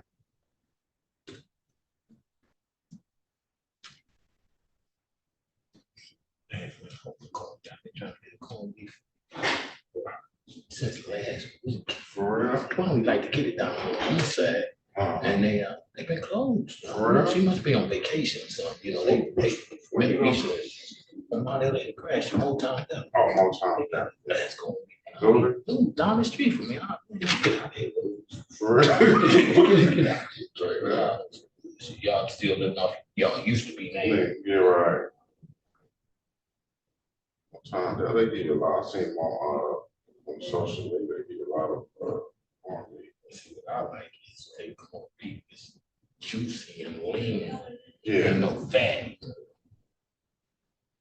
Then I know where they get it from. Well, last week, see, them Middle East, I know them because I'm working as a chef. I'm not eat there 2-3 times a week, so they know me. But it's family friends, so when they go out of town. Is this it right here? Yeah. Oh, well, they must be open today. I called them yesterday. I'm trying to get them. Which one you? Here at Weaver. Man, table is yours. Do we have a prosecutor? Yeah. What do you? Did she show? Yes. Yeah, she's out there. Okay. Yeah, please.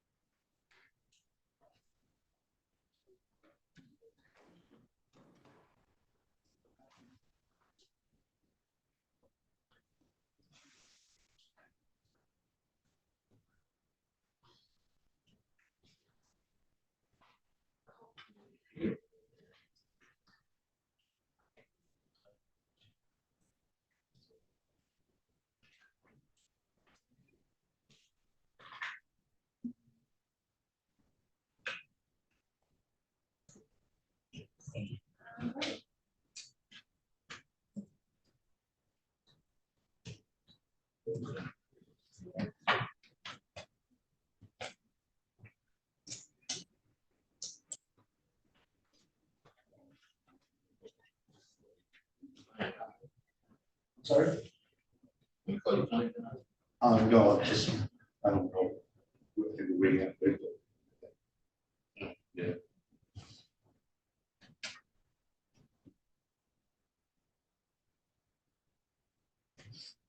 What time do you guys get to? Judge's call. Okay.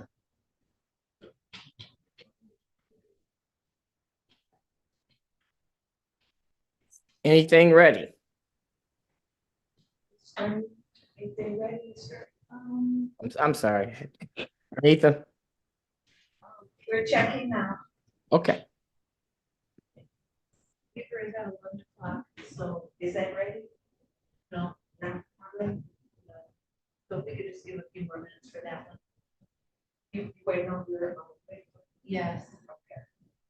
Yeah. Judge, can we give a few more minutes?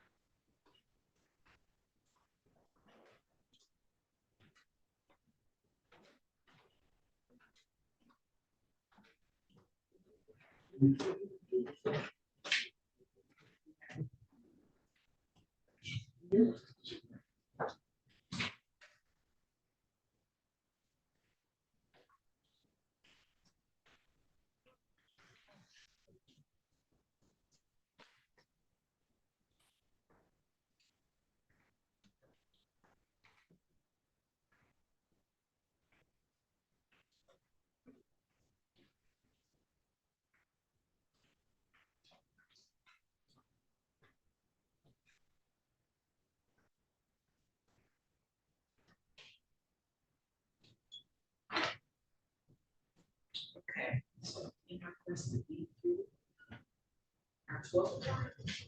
The case number, nothing comes up. It's like the case that I. It's not on here.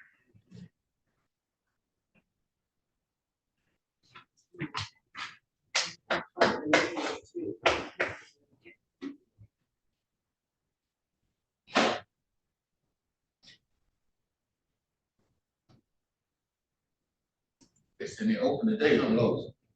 Oh, that's what I was forgetting. Close the business. Yeah, on the egg, yesterday, it's okay for the the agent, cause I believe it's like a mile away. It's really, the agent ain't the same.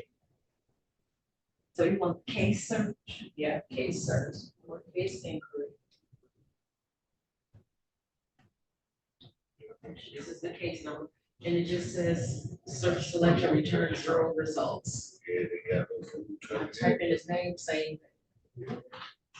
It's acting like that case that I don't bring her about. But it's on for today. That should show up.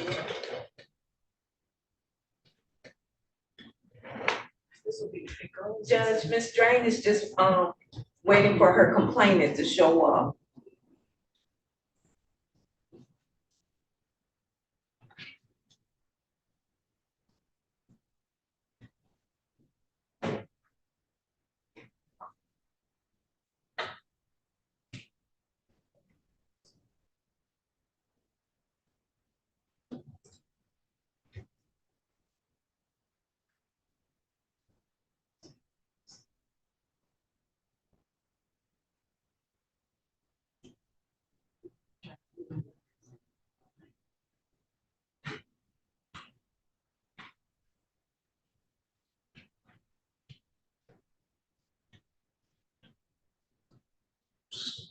Have a seat there with this.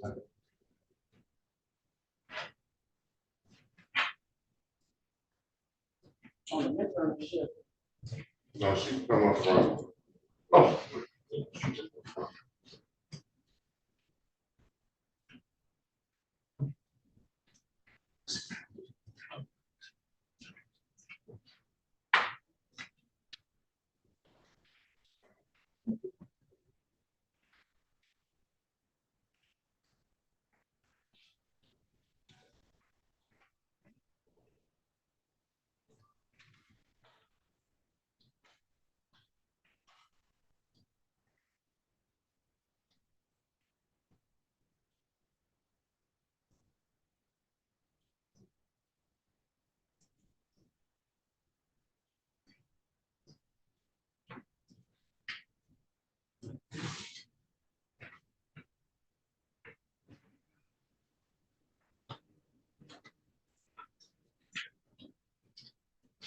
Let's go.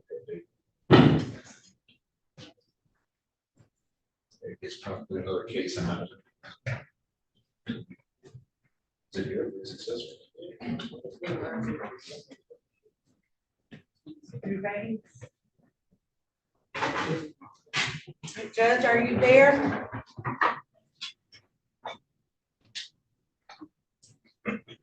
I am. Okay, they're ready.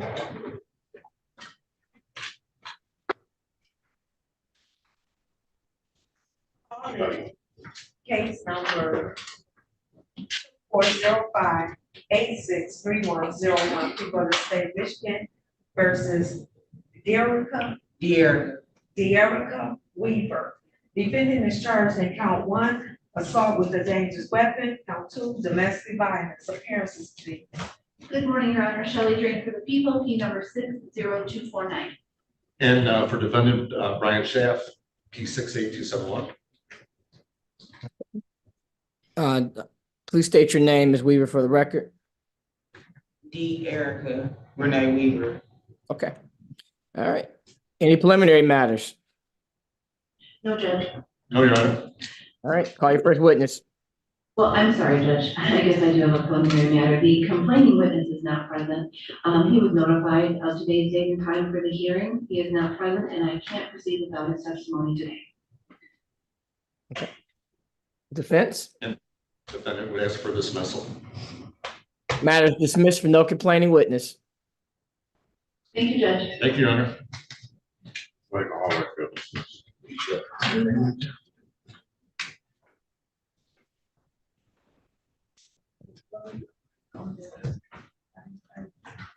Any word on Holden? It looks like that one may be going, Judge. Okay.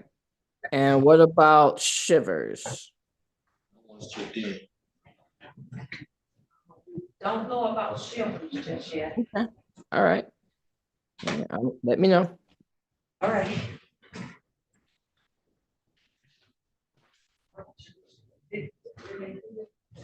Still trying to figure out how to fill it out. Okay.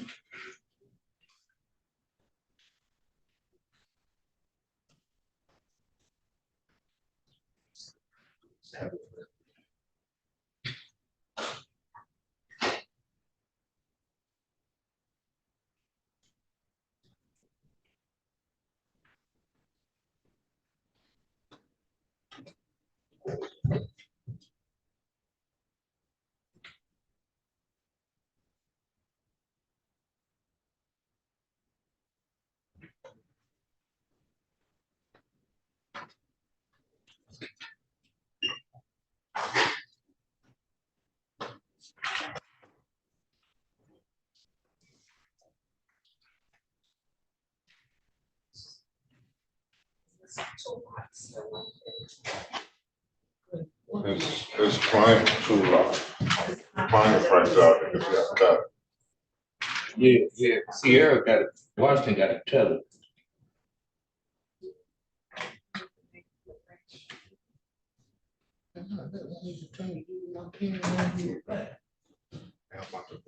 Okay, I got you.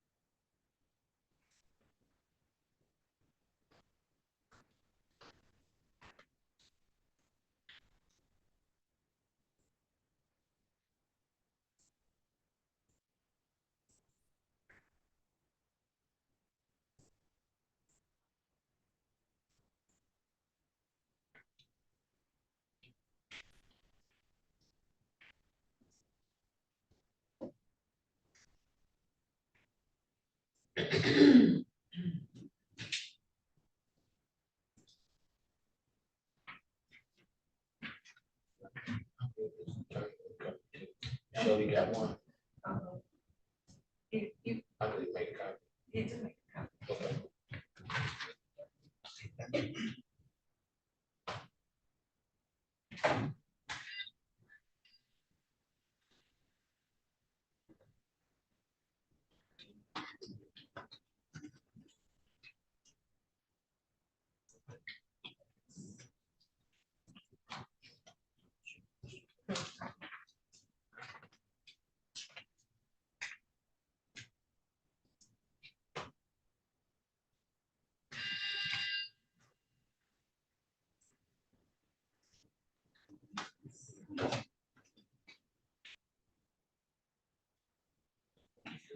It's not coming out.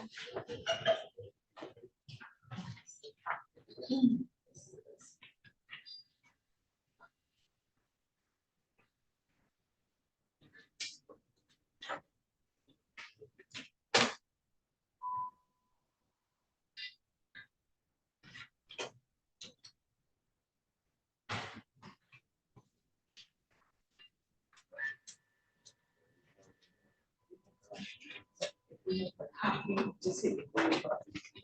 Yeah, you told me that one. That's it. Yes, ma'am. Thank you. And I know she's gonna ask for a order, but I asked her that. I can that, but it's not signed by the judge. I'm gonna give you some.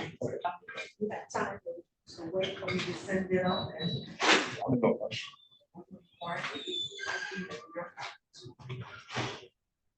My attorney, yeah, that. Yes, ma'am. Easy as pie. Okay, and I'll just forward that to her, and that will be that. Is she still in? Which might take off. Did she have a time? I don't think so. Oh, was she good if she didn't have a time? Okay, then, we're all set, thank you. Yeah.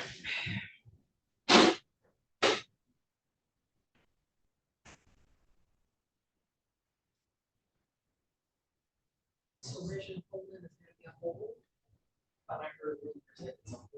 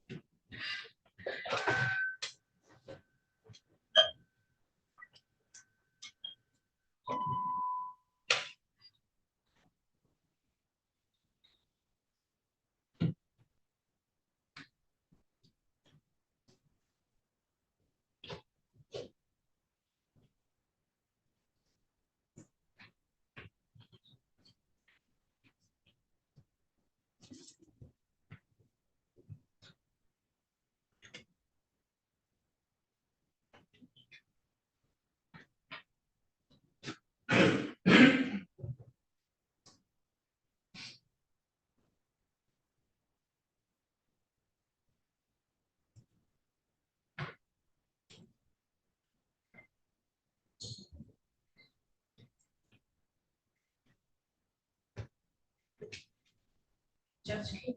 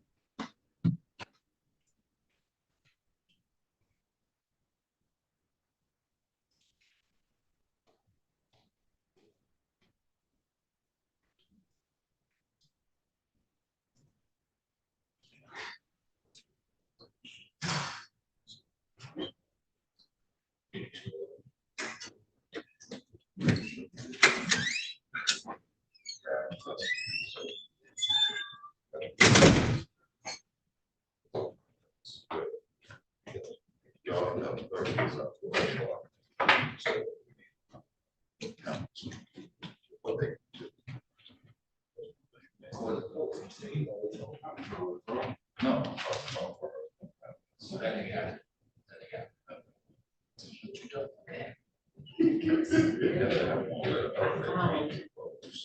you gotta be at 112 for 10 minutes. Yeah, you gotta be at 112. Make sure that's it.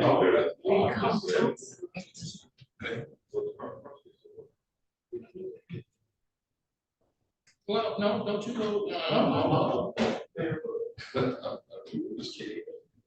Case gotta be a either.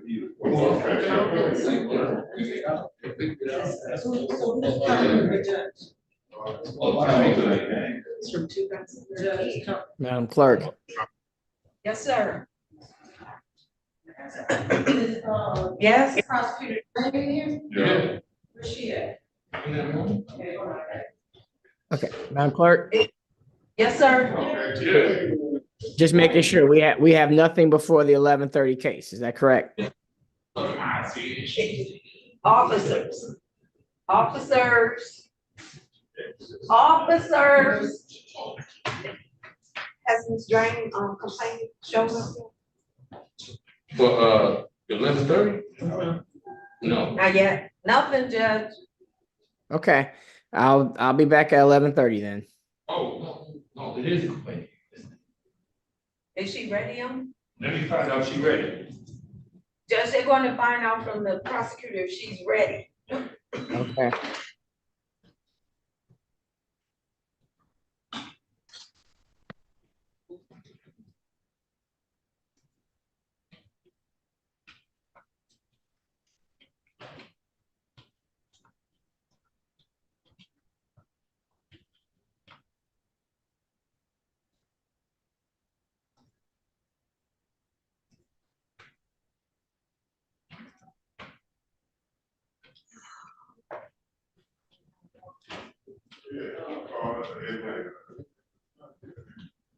Your Honor, still on the screen? Yes. She said she need about 5 minutes, Your Honor. Okay. All right. I will check. I'll be back at 11:20.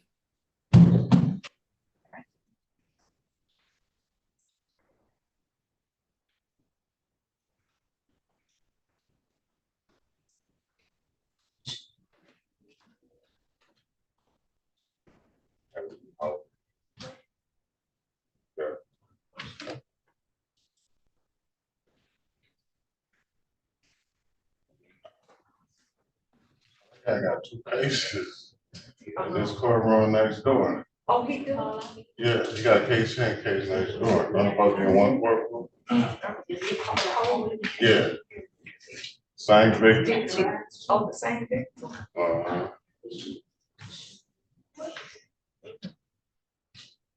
But the case that he have in here is an, actual DV case.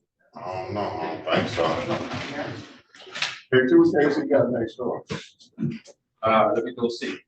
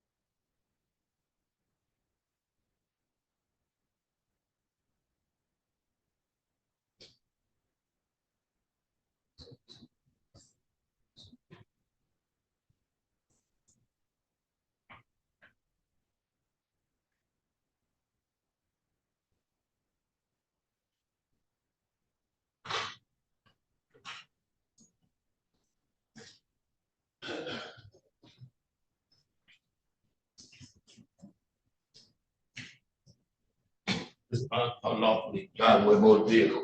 All the same when you got over, you got that over. This is a whole different case.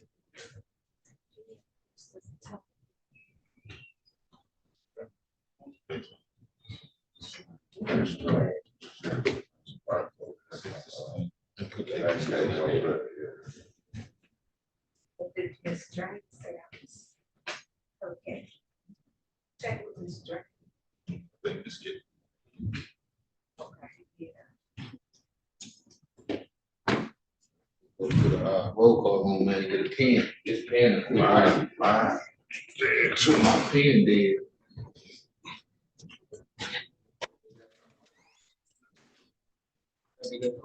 Holden. Birthday. That's. Hold on, bro. You gotta look on your armband to tell me your birthday? You don't know your birthday? 7/20/1970.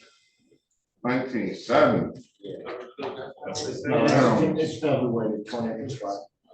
Okay, right. February 20 what? Yeah, I really 1970, bro. You look way old. 1970. I'm 62, man. I had 2 strokes, so You busy too, man. You got cases in both courtrooms. Do I? I got cases in both what? courtrooms. I didn't put case on Man, put them cuffs on him, man. Every ass. Put it on tight, please. I got to put it on tight. I know.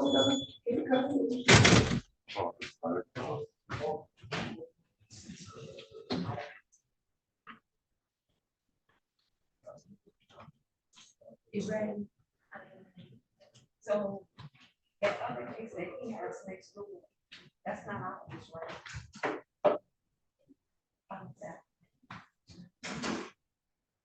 I haven't seen her yet.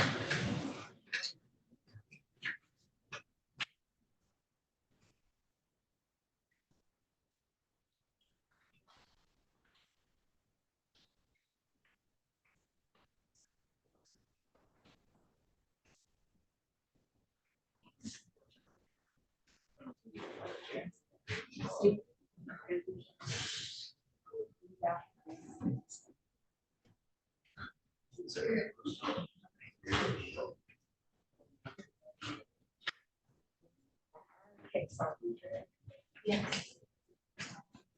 I mean, this one is, oh, this, yeah, okay.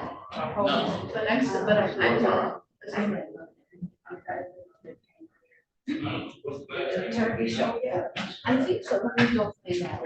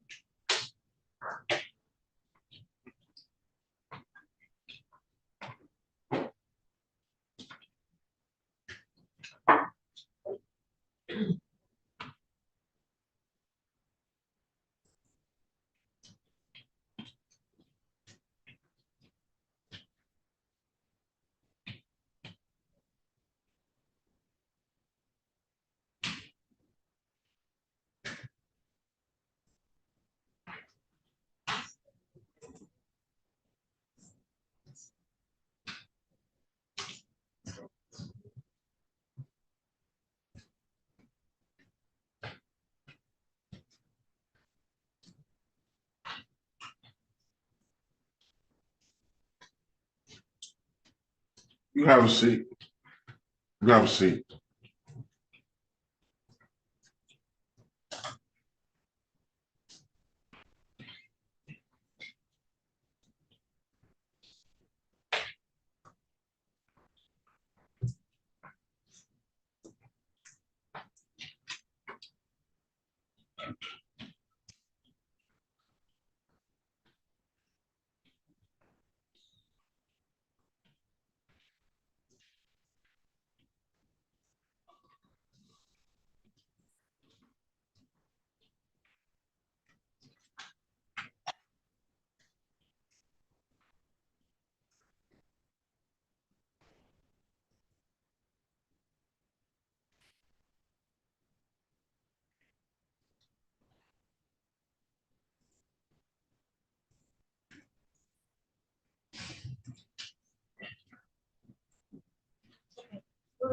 looking for defense counsel.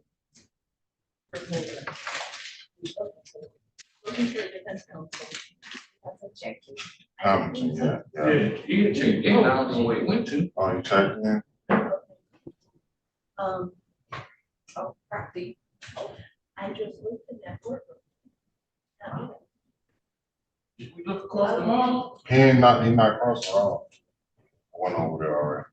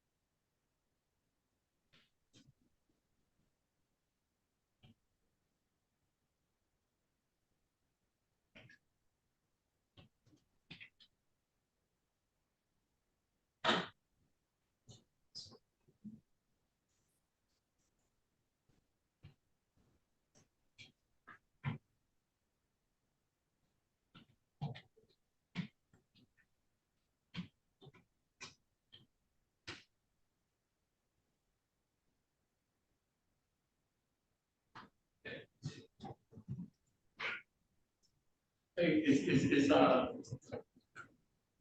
it's Hamilton back there? I mean, Holden. Find out about the term. She did check it, cause she said she. Checked it. Yeah, cause I didn't know what she looked like, I just started describing it to her, so she She did. left. Yeah. She probably ain't going far, but I told her she was on her case away.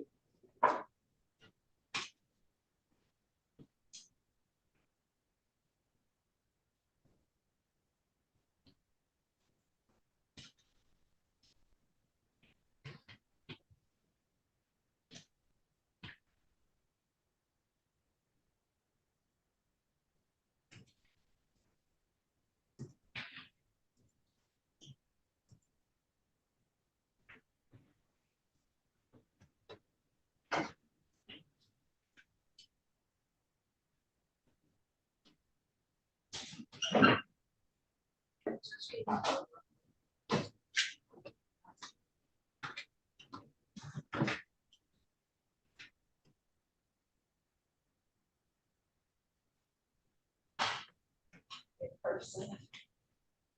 Yes. All right.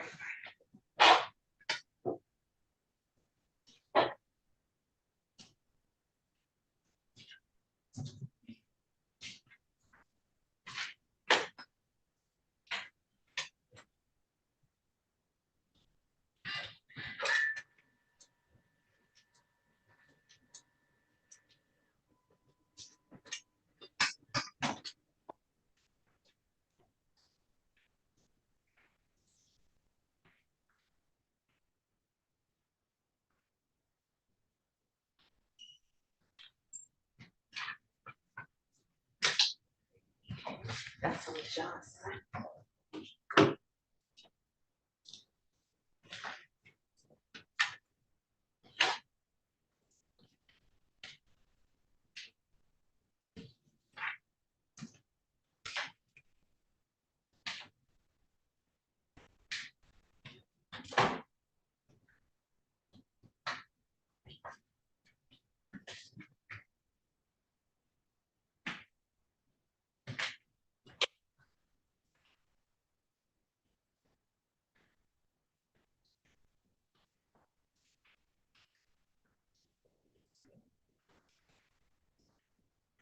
I'll take your head off the court.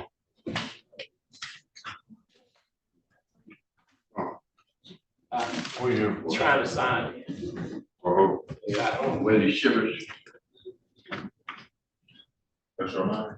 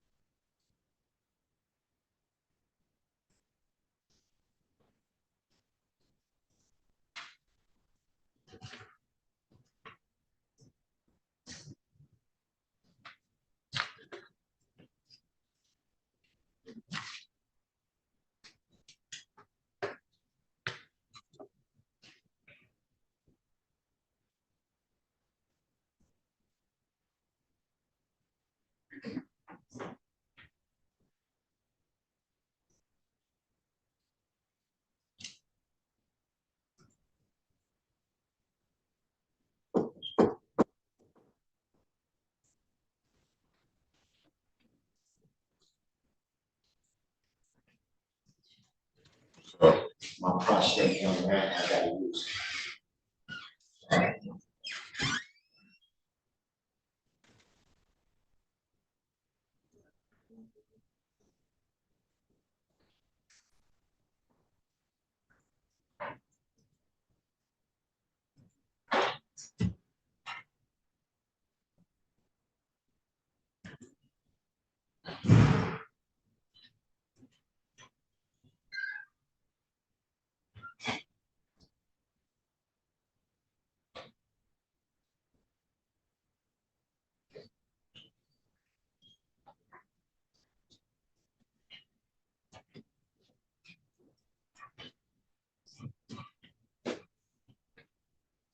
So she has to check back in, right? I've been looking for it.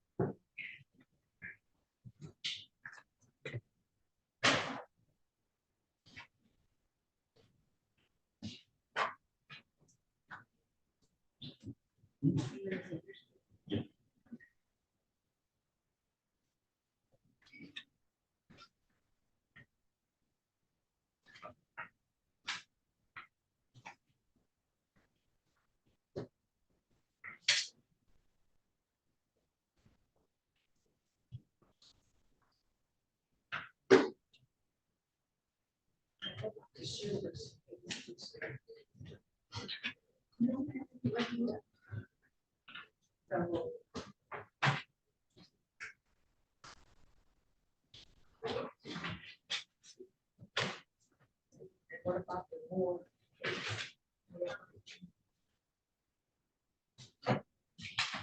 No, just yet.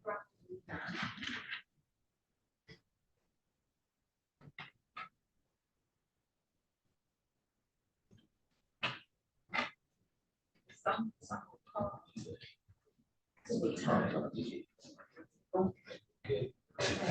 Yes, in person.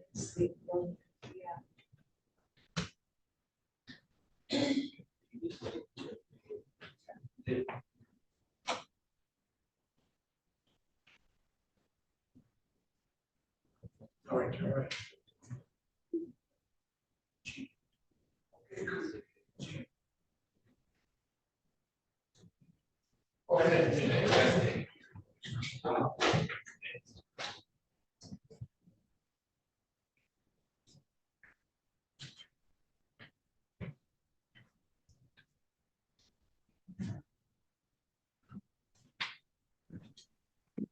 Madam Clerk, Yes, sir. how many people have checked in on the last 4 cases? Or is it 5? Yeah, 4 cases. So, the attorney for the 12 o'clock checked in. That's it. Our, 11:30, the attorney checked in, but she left. Who's the attorney? Vanessa Hamilton, the Vanessa. officers for, yeah, with NDS office. Okay. Oh, she's here. Okay. Oh, she's here now, Judge. Okay. Are we ready to go on that case? Yes. Yes, we are. Call the case, please. Or bring Holden up. Come on. I'll stand next to you. Your turn. Holden, case number 2405865901 for the state of Michigan versus Reginal Holden. Defendant is charged in counts 1 and 2, motor vehicle, unlawful driving away, count 3, domestic violence. Defendant has a habitual offender, second offense notice. Appearances, please. Good morning, Your Honor. Shelley Jordan for the people, P number 60249. And Vanessa Hamilton, P 82107, on behalf of Mr. Holden, who stands tonight. Could you say your name for the record? Reginal. Your last name is. Holden, I've never been to jail, but. Yeah, no, that's. Can I have a moment to speak with my client, please, Your Honor? Yes, please. Never been. Do, okay. I'm trying to talk to you.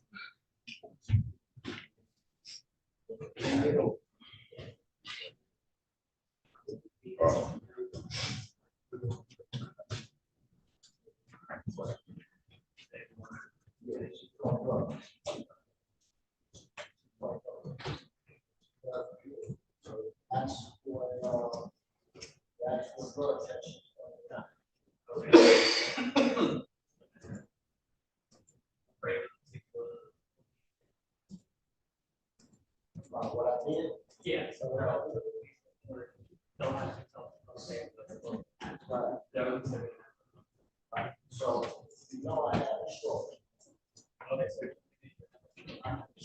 December, and I had one. So, down inside of my body does not work.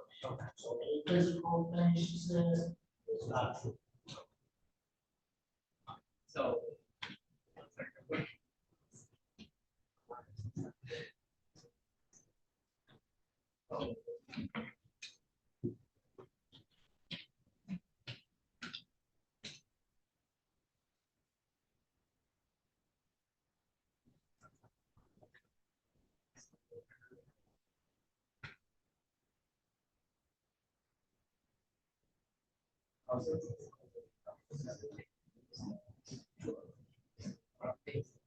Yeah.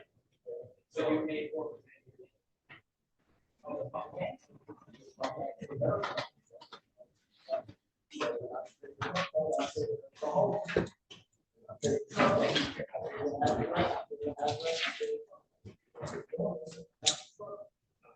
My truck. And the truck she has, I bought that truck for her. So that F-150 she got, I bought that too. The house she stays in, I bought that too. Right, and so you're saying. No, I don't know. Yeah. Because I sent her home before I came home from Wisconsin. No. So yes, that's what it is. There's actually, so one of them is saying, another one saying.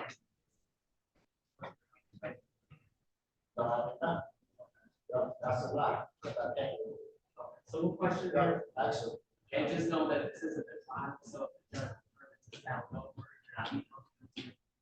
So do I need to release to that? I'm gonna try to. Yeah, I can do nothing ever in my life. Yeah, we're trying to sort that.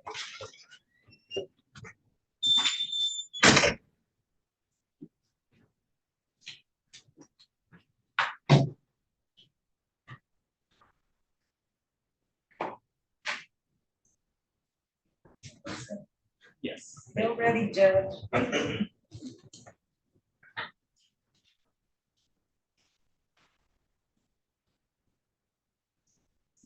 Madam Clerk, are we ready yet? Yes, they are ready. Okay.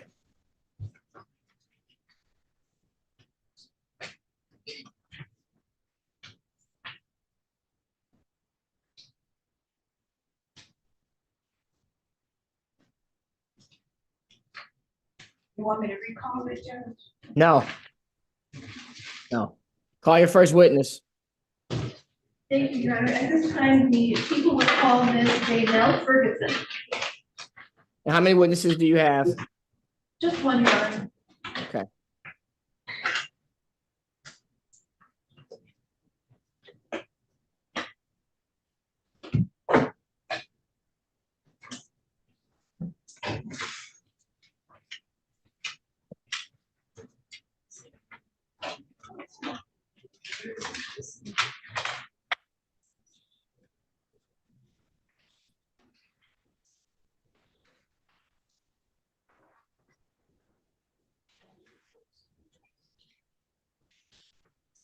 Your Honor, at this time, I would ask permission for our victim advocate to just be able to stand next to the complainant as she's testifying. Is that all right? Just for support. Any objection by the defense? Well, we wouldn't have an objection, Your Honor. We'd ask that she be able to testify without any sort of assistance or support, as witnesses are generally asked to do. And what would be the reason for the victim advocate to be next to the witness? Just for support through her testimony. That's the only reason. Okay. At this time, I'm not going to grant the motion, but I will entertain the motion at a later time if it looks like there's a need. All right, thank you, Judge. Yeah.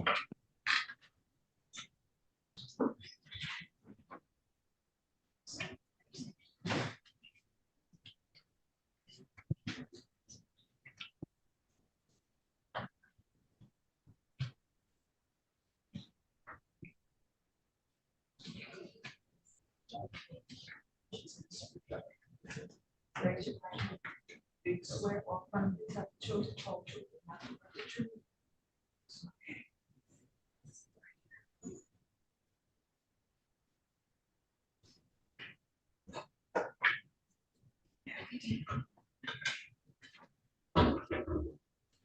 May I begin, Your Honor? Yes. Thank you. All right, good morning. Please state your name once again for the record. Good morning, my name is Janelle Ferguson. All right, Ms. Ferguson, I'm going to be asking you some questions today. So if you don't understand something or if you want me to repeat it, please let me know, all right? Yes. All right. Ms. Ferguson, around the date of May 18th of this year, 2024, where were you living? 20800 Retirement, Is that the city of Detroit in the county of Wayne? Detroit, Michigan. All right, thank you. Were you living there? I'm sorry, ma'am, you don't have to lean in that far into the, just keep your voice, it should pick it up. Continue, Madam Prosecutor. Were you living there with anyone on that day? Yes. And who was that? Reginal Charles Holden. Okay, and what was your relationship with him on that day? My boyfriend. Okay, how long have you been living with him at that location? A year. Okay, do you see Reginald Holden in the courtroom here today? Yes. Okay, for identification purposes for the court, can you indicate where he is and what he's wearing today? He's on the right side of me, green shirt off. All right, thank you. Your Honor, please let this record reflect that this witness has identified the defendant, Reginald Holden. The record will so reflect. Thank you. All right, and can you tell me what happened on that day? May 18th? Yes. Yes. I was at home. Getting my hair done for my goddaughter. Her name is Sunita Beck. That's it. And then I have a neighbor that was next door that was over there with me. Was getting my hair braided. He came in. Okay, let me just stop you for a second. So you're at home and you're getting your hair done by your goddaughter, and then your neighbor is over also. Is that correct? That's correct. What room are you in at this time? My front room. Okay, very good. And you said Mr. Holden then comes home? Mr. Holden comes home. Okay, do you know where he had been? Coming home from work. Okay, so what happened when Mr. Holden came home from work that day? He came home drunk. He came home drunk? Drunk. How do you know he was drunk? Because he came in the house, and you could see it in his face, and he was looking from side to side. Because when he came to my house, he parked in front of my house on the sidewalk. Okay, so do you know what vehicle he was driving? The black Range Rover. He wasn't even driving. His friend was driving. His name was Derrica. Okay, so there was a black Range Rover in front of your house? My door. In front of your door, correct. Okay, so is that the appropriate place to park a vehicle? No, ma'am. In your, okay. So, whose Range Rover is that? It's my Range, my Range Rover. Okay, is it in your name? It's in my name. Okay, and does, Mr. Holden have permission to drive that vehicle? Yes, he had permission to drive to work and home. Okay, and is that it? And that was it. Okay, so he comes home and you find that your Range Rover is parked in front of your door. Is this your front door of your house? Yes. Okay, what do you do? He was gone, I came out, I was sitting in the chair, he came through the door, and I was like, what's going on? He said, I wanted you to meet somebody, I wanted you to meet somebody, I wanted you to meet my mother, grandmother, or something like that. And when I had looked out, the guy named Eric that drove my car, that truck, super house. So evidently he must have been somewhere in the neighborhood instead when he got off of work. And gave me the keys. And he had his grandmother, the guy named Eric had his grandmother, to try to follow him to my house. So, because he wasn't capable of driving, Reginal Charles Holden wasn't capable of driving. Okay, so let me just ask you, when Reginald Holden left for work that day, were you home? Yes, Okay, so do you know what vehicle he drove to work? Range Rover. Okay, He's still on the same day, right? yes, so he drove the Range Rover to work, Correct. and then he comes home, and you're saying he wasn't driving, is that He right? wasn't right. How do you know he wasn't driving? Because the young man came to my door named Derrick and said he would have dropped Reggie off at the house. I trailed him here. I had to drive him to the house. And my mom, his grandmother, was outside in another vehicle. Had trailed it there. She never got out the car, so I never really did see her. Okay, But the guy got out the car and got into his mom's car. okay. So was your understanding that Eric had driven that Range Rover to your house with Mr. Holden? Holding in the front seat on the passenger side. Okay, very good. So what happens next? And then when he came in, he was trying to kiss me, because I already knew he was wasted. And I was like, okay, gave me a kiss, and trying to sit on my lap. I was like, come on, go sit on my lap, and you said, like, oh. No, object just to relevance. And at the end of that, just truthfully. Ma'am, whenever there's an objection, you have to speak, you have to stop talking. Okay, no, you're fine. Your response to the objection. Your Honor, what she testified to is what happened on that day. It is very relevant. She's not testifying to what somebody else said. It's relevant as to what happened on that day. Objections overruled.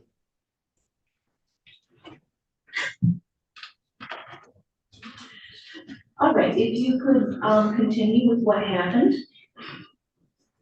He kept getting in front of my face, and I kept telling them to stop them to sit down. So they, my goddaughter, he was drunk and he went to lay down. And then, when he went to lay down, ma'am, take a second and relax. I'm gonna need you to speak a little slower, and you may need to lean into the mic a little bit to make sure the court reporter can take down every word that you say, okay? Okay. All right. So he went to go lay down. Is that correct? Yes, ma'am. And in what room? In the bedroom. Okay, is that upstairs or downstairs? Only have one floor. Okay, so it's just on the main floor. Okay, what happened after he went to go lay down? He went to go lay down. So when he went to go lay down, I went to remove the car from in front of my house on the sidewalk. Where did you move the car to? Behind, in front of my house, behind my 150 truck. I have a burgundy truck. It's a 150. Okay, are both, and so is that burgundy 150 truck, is that yours also? Yes, ma'am. Is that in your name? Yes, ma'am. Okay, so you parked the Range Rover behind the F-150, right? In front of the house. Okay, and why did you do that? Because I had to take it off the sidewalk, so I wouldn't get a ticket, and I didn't want I didn't want my neighbors to see what was going on. Because he do this often. Okay, all right, what happened after you moved, what happened after you moved the Range Rover behind your F-150? My goddaughter and my neighbor next door was in the house. When I moved it and put it in front of my house, I came back in, they had disappeared. And I was trying to wonder where everybody had went. They had went and ran into my next door neighbor's closet, not knowing that he had pulled out my gun in his hand. I didn't put that down on there. I didn't put that down on my report. But at the end of the day, he ended up calling the police on himself. Okay, so let me just stop you right there. Now, you're mentioning a gun. Yes. Did you see someone with a gun? I didn't see him with the gun. Okay. Only thing I knew when I came back in the house, they ran next door in my girlfriend's closet, and she said, Reggie pulled out the gun. And I'll ask another question, it's your thing. Okay. Objection sustained, will be stricken from the record. Thank you, Judge. All right, so The two people they're gone. What happens next in your Came house? back over. And she finished my hair. Okay, And then he ended up calling the police on himself. who called the police? Reginal Holden. Okay, and how do you know he called the police on himself? I seen him call. Did you was hear what sitting he on the said? porch. He was sitting on the porch. Okay, did you hear what he said to the police? Not really. Okay, what makes you believe he called the police? Because they had. Okay, And they said he was the one that called. okay, okay, so what happened next? When they called, I was talking to him, I was standing on the sidewalk. Could you hear the conversation? A little bit, he must have asked him what was the problem. I don't really remember. Only thing I knew, the cop said, let him sleep it off. And you can go ahead and take your friend to work. So, and that's what I did. I never went back in the house, I just kept going. Okay, so what did you do? You didn't go back in the house, what did you do? I took my girlfriend to the work, but I kept arranging over keys because he was wasted. Okay, So he What- didn't be able to drive because he wanted the keys. That's what we was arguing. He wanted me to give him back the key. when were you arguing with Mr. Holden about the key? The same day he called the police on himself. Okay, was it before or after the police came? Before. Okay, all right, so you take your friend to work. And I kept the key. Okay, what vehicle did you drive to take your friend to work? The 150. Okay, so the 150 was parked, In front of the Range Rover. okay, and so did you have to move the Range Rover to get to the, okay, all right, very good. So you take the F-150 to your friend's place of employment to drop her off, is that right? All your verbal response. Yes. Okay, now what else did you say about keys? And I kept the keys. What keys did you keep? The Range Rover. I only have one set to the Range Rover. And I Okay, purchased it. for the Range Rover, there's one set of keys. One set of keys. What about for the F-150? I have two sets. Okay, so when you left to take your friend to work, obviously you used one key to use the F-150, correct? Yes. Okay, but you took the keys from the Range Rover and had them with you, is that what you're saying? Correct. Okay, what about the other set of keys for the F-150? I left the extra set in my drawer. Okay, and is that where you normally keep those keys? Yes, ma'am. Okay, so did you take your friend to work? I took my friend to work. Okay, what happened after that? And I kept going. I went to my sister's house to change clothes because I was going to an event. My nephew that came from out of town. He had his wife a birthday party, so I was going in. Okay, So that's why she was doing my hair. okay, very good. And so, did you go to that event? I went to that event. Did you ever come back home before you went to the event? No, ma'am. Okay, so you went to the event, what happened after that? I went to the event. I was there for a couple of hours. Before I knew it, I had a text, a video. He had sent me a video that he was trying to burn up my kitchen. It was called for something. He had the door open. He had a cooler on my porch. He kept saying, "You better give me my key, B. You better give me my key. We're burning this place up." Okay, and who was it that sent that video to you? Reginal Charles Holden. Okay, all right, and after getting that video, through text message, is that right? Yeah. Okay, so after getting that, what did you do? I came home. Okay, so why'd you come home? I still came home because I still was ignoring him. Okay. And I came home and I slept in another room. Okay, so when you arrived home, where was Mr. Holden? Where was Reggie? Yes. In the other room. Okay, was he I asleep, was in did the you know? kitchen. He was, yeah, he was, I guess he was asleep. I came in. The door was closed. His door, the bedroom door was closed. I went to the other bedroom. Okay, so you don't know if he was asleep or awake? Correct. Okay, you went to the other bedroom and what did you do? I lay down and went to sleep. Okay, what's the next thing that you remember? And opening up that door, I went in and telling me to give him the key to that truck. Okay, the bedroom door for the bedroom that he was in? Sent me to another bedroom that I was in. Kind of your question again? Sure. Was it the bedroom door that he was in?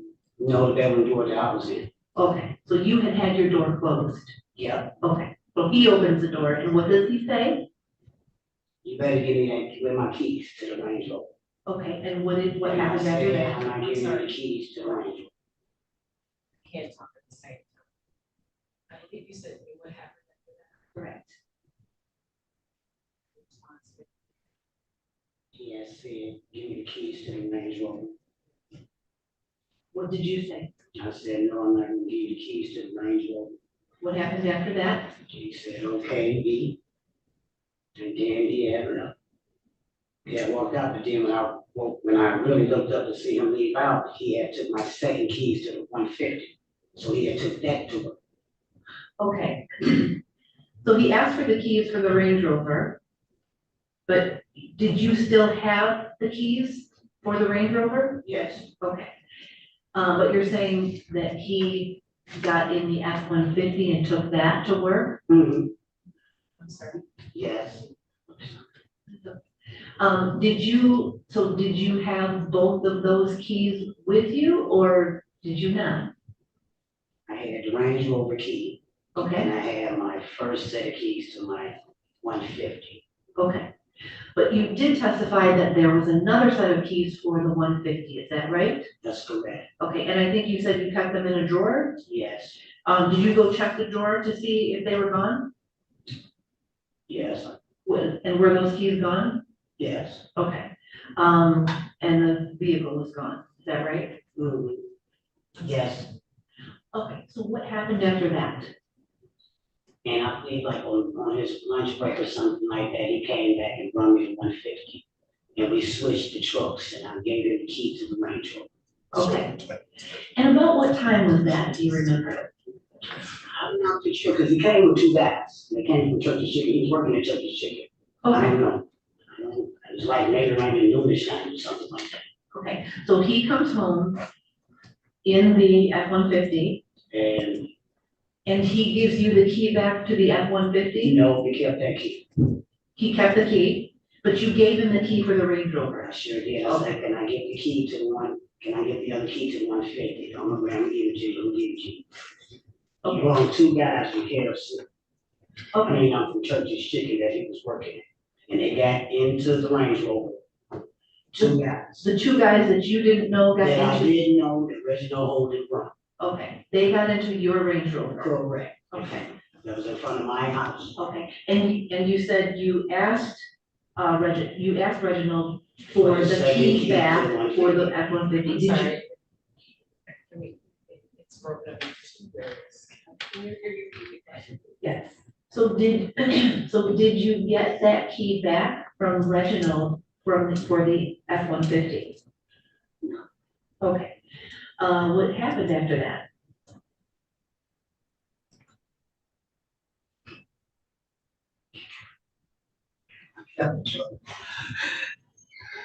And he came home, he didn't have that truck, he ended up coming home after work. And then we must have had some confrontation or something like that. We were still arguing about the same about the keys and he coming home drinking. And that was that evening, and I'm going to sleep. I still slept in a whole different room. Can I stop you for just a moment? I want to make sure that I have this all straight. Okay, so is what you're saying that when he came home from lunch, he brought two individuals and those two individuals were in your Range Rover, and that you asked for the key back for the F-150. Reginald did not give you the key back, but instead drove that 150 back to work. Is that right? Correct. And then, So who drove the Range Rover? Oh, I can't remember. Oh, okay. I'm sorry. I never been in court before, so. Excuse me. Even though you've never been in court before, I apologize. only speak when a question is asked. Okay. Yes, sir. Yes, Okay, sir. you're good. Yes, sir. so do you know who drove the Range Rover? I said, when he came home from lunch, or whatever his hours are, he drove the Range Rover from the front of my house. He just had the two young guys. One got in the back seat, one got on the passenger side. Okay, He drove it from in front of my house. Reginal Holden drove it from in front of my house. okay. So when he left with the Range Rover, the F-150 was still there? It was still there. But he had the key? Correct. Okay, and what happens after that? And he stayed gone. Okay, And then when he came back, he wasted, I didn't let him in. So he got mad. okay. So when you say he was wasted, Drunk. okay. Do you remember what time he came back? I'm not even sure. Only thing I remember was when he left, I heard something hit my front door. He had threw a trash can in my front door. He had threw my grill off the porch. He threw a beer can at my window. And I didn't notice that. I heard the noise until my neighbor had said, "Look at Reggie outside." I couldn't believe he really picked that trash and pulled that trash can to your house. Okay, so he comes home and you don't let him in. Correct. So what does he do after that, if you know? He got mad. I guess he was upset. Okay, so when he came home, did he come home in a vehicle? Came home in a Range Rover. Okay, so he comes home in a Range Rover, so now both vehicles are there. Oh, yes? Yes. Okay, and you don't let him in, so what? Don't let him in. What happens I after? got the window. He was cussing, calling me every name in the book, and the Range Rover was this way, and my truck was going this way. He was parked across the street at the neighbors, and he was hollering, "You ain't gonna name down," whatever he was saying. I'm sorry, whatever he was saying, it was a lot of cussing words. Okay, so you're saying that both vehicles were parked on the street, but pointing different ways, is that Correct. accurate? Correct. Okay, thank you. So what happens after that? He was cussing me out, but I didn't ever open the door. I was looking out the line. Okay. So, And then I seen him throw the beer can. okay, what happens after that? And then he went and grabbed my trash can, the one that sits outside, and pulled that all the way to the front of my house and threw it at my front door. Because I had to move it before my neighbors didn't see it. I didn't want to feel embarrassed, because police been coming for the last couple of times at my house. Okay, all right, so what happens after that? And after that, I ended up laying down and went to sleep, nerves bad. And when I woke up, that's when my burgundy truck was coming. And he still had the Range Rover. Okay. Because he had the second keys to my burgundy truck. Okay, so are you saying that when you got up after that, you went back to sleep and you got up, and are you saying both of your vehicles are gone? Yes, ma'am. Okay, so had he given you back the keys for the Range Rover? No. Okay, well, he still had the one set of keys for the Range Rover, and now the Range Rover is gone, is that correct? Correct. Okay, and for the F-150, he did not give you the keys, that second set of keys back, and now that vehicle is gone as well, is that correct? Yes. Okay, what did you do after that? I made a police report. Okay, and were you ever notified about where your vehicle was from anyone? No, until like 2 days later, Reginal Holden text and said, you want to find your vehicle. If you go to a food store, you want to find your vehicle next to a CTS Cadillac. Okay, did he give you the name of the food store? No. Okay, so were you able to go to any location to look for your vehicle? Yes, I went to my food store because I stayed off by Georgia all the time, and I went to Factory, but it wasn't there because I thought it was a burgundy truck. Okay. I had walked up there. Okay, And and was this a phone call or a text? it was a text. Okay, and are you, what led you to believe that text was from Reginald Holden? From his phone number. Okay, and is that the phone number that you always contact him at? Yes. Okay, all right, so you go to one location, the vehicle is not there, what happens after that? So then I ended up getting a text, and I was texting, his friend called off the Rutherford, somebody called and said, Reggie left the truck across the street in Rutherford. Okay. And Puritan. Okay, did you go to that location? Yes, ma'am. Did you find one of your vehicles there? Yes, ma'am, in the driveway, Which vehicle was that? the 150 Burgundy. Okay, and did you have the other set of keys with you for that one? Yes, he ended up leaving the extra set in the door. So the extra set of keys was in the door, but you had the other set? I'm sorry. Yes, ma'am. Okay, and what did you do at that time? I had his auntie pick me up and took me to go get the vehicle. Okay, and did you get that vehicle? Yes, ma'am. Okay. What happened after that? We got my vehicle, I brought it home. Okay, and let me just ask you one other question. You said you received information that the vehicle was at that location. Who did you receive that information from? It was a person that must have stayed across the street from where my vehicle was at. Okay, did you know that person? Not really, I didn't know of them. Okay. Mentioned the whole. Okay, you know of that person from Reginal. Okay, all right, so now you have one vehicle back. What happens next? And then, I had blocked him. I had blocked him off my phone, I had blocked him off my Facebook. And why'd you do that? Because he kept trying to call. Okay.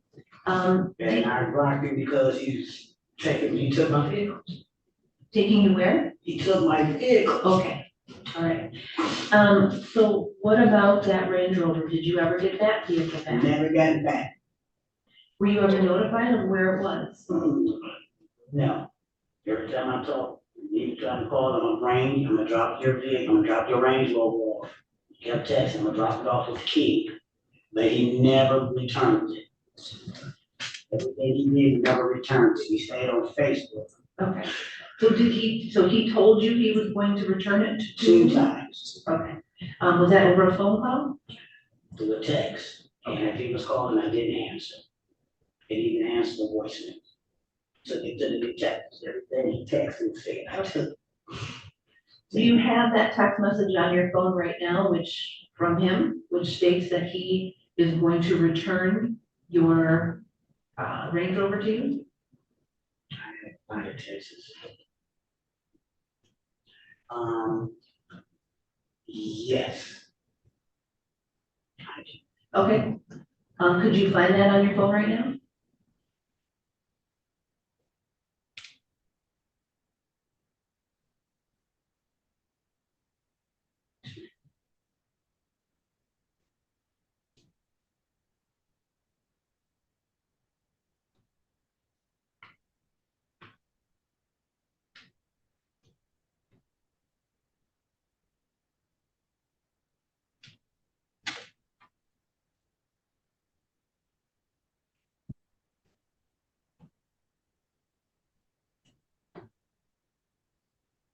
Sorry, I'm just trying to find it. I got some text.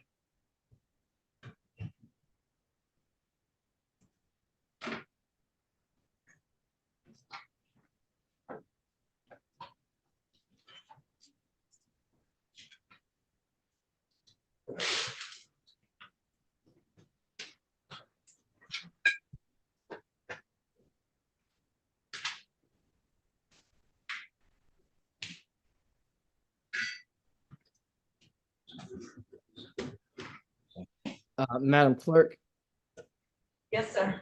while the witness is looking through her text message, do we, how are we coming on the other case? Have people checked We in? have for a dismissal, Your Honor. Okay, all right. Which case? Shivers. Shivers. Okay. Yes. You ready for me to call it? Yes. No, I was just asking a question, so you said sure. I was all in on Zoom. Okay.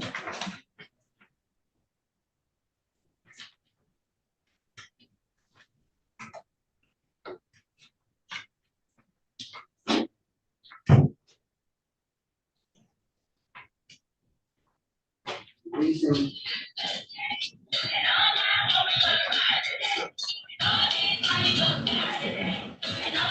Ma'am? Your phone ringing?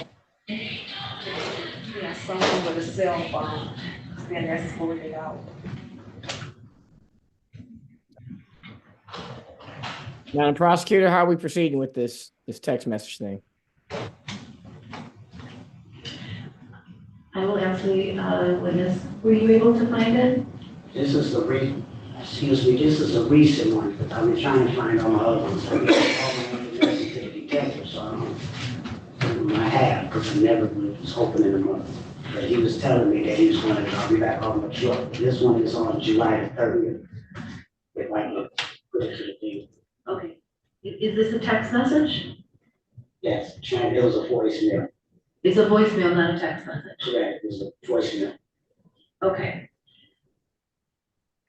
Your Honor, I would ask that the complainant be allowed to play the voicemail and then I will authenticate it. I would object, Your Honor. This isn't a voicemail I've ever received or heard. We have no idea what the contents of that are, and I think it would be inappropriate to present that in the open court as if it was evidence without an opportunity to review it. Ms. Train? All right, then can defense counsel and I approach the witness so that we can both listen to it? Oh, I mean, you need to do that outside of you need to do that outside of the I mean, it will be heard in the court. It'll be heard on YouTube. That's that's not appropriate. I mean, you can go in the hallway, you can go in another room, but you're not gonna just hear it on the. I'll be able to. It's not. Okay. All right, can we take a moment and go in the hallway? Sure.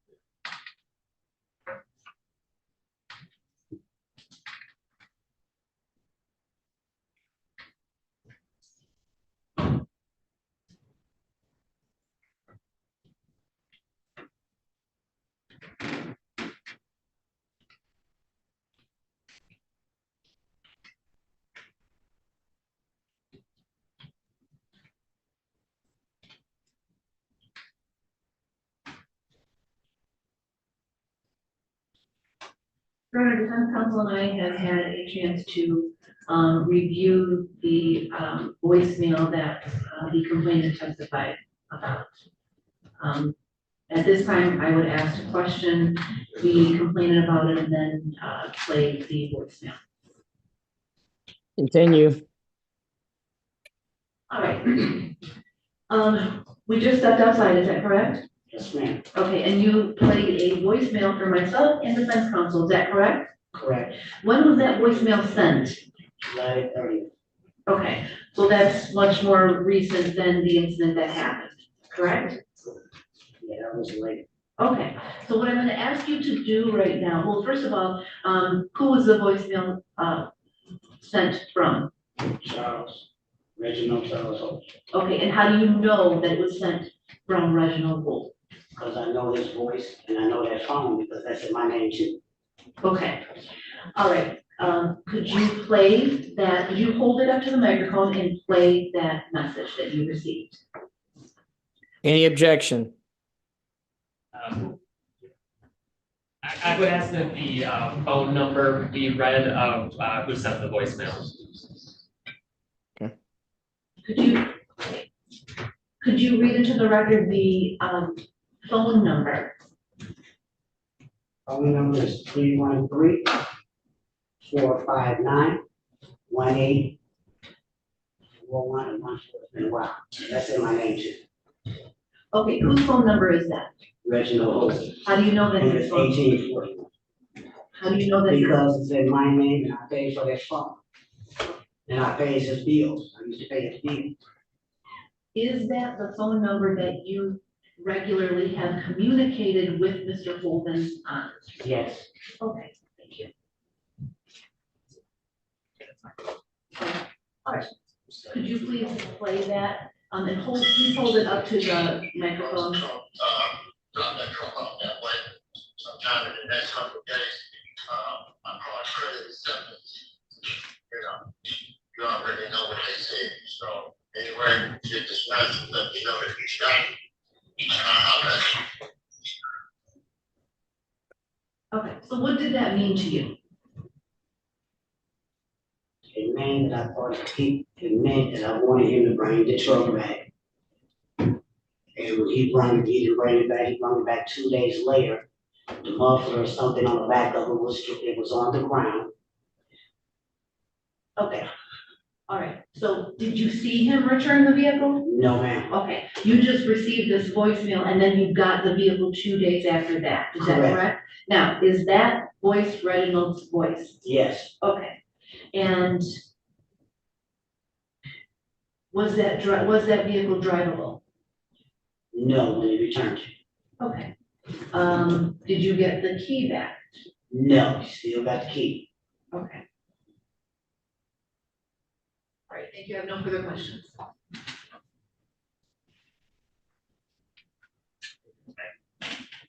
Your witness. Yes, so you stated then, Mr. Holden paid for the truck, correct? Did he pay for the truck? Correct. No, he put. Did you put money down on the? Yes, yes. Okay, and did you put money down on the Range Rover as well? Rephrase your question again. Did he put money towards the Range Rover, the purchase of the Range Rover? Yes, he did. Okay, and he put money towards the purchase of that 150, right? No. No, okay, so you paid for the F-150 in full? No, he paying payments on it. Okay. Put some money down on that 150 too, so it wasn't just him. Okay, but he also contributed? Yeah. Okay, and what's his name on the bank note for either of those cars? No, it's my name. Okay. And I had to pay for the insurance before it left the line. Okay, so your name was on the insurance? Name was on everything. Because he don't have no license, he only have ID. But was his name on the on any of the On any financial? of them. Ma'am, you have to let the attorneys finish the question, then answer it, because the court reporter is taking down what you guys are saying, so she can't type if you're both talking at the same time. Okay, so let him get the question out fully. Don't answer yet. Restate the question, counsel. So did he have his name on any of the financial documents? No, And he had permission to drive both of these vehicles, right? correct. And you stated that there were multiple instances where he had taken the car or the keys over a few days, correct? Correct. But you didn't call the police during any of those times, correct? Yes, I did. Did you walk into the police station to make a statement? Yes, I did. Did you ever call the police prior to walking into the station to make a statement? Yes, I did. Okay. And finally, every time he made. Ma'am, there's no question right now. There's no question. Oh. Okay.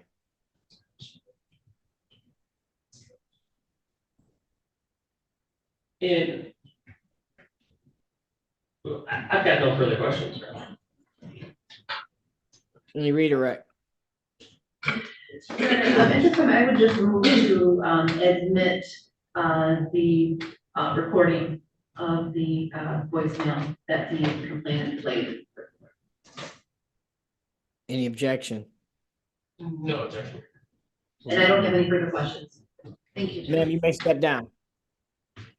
Call your next witness. I don't have any further witnesses, Your Honor.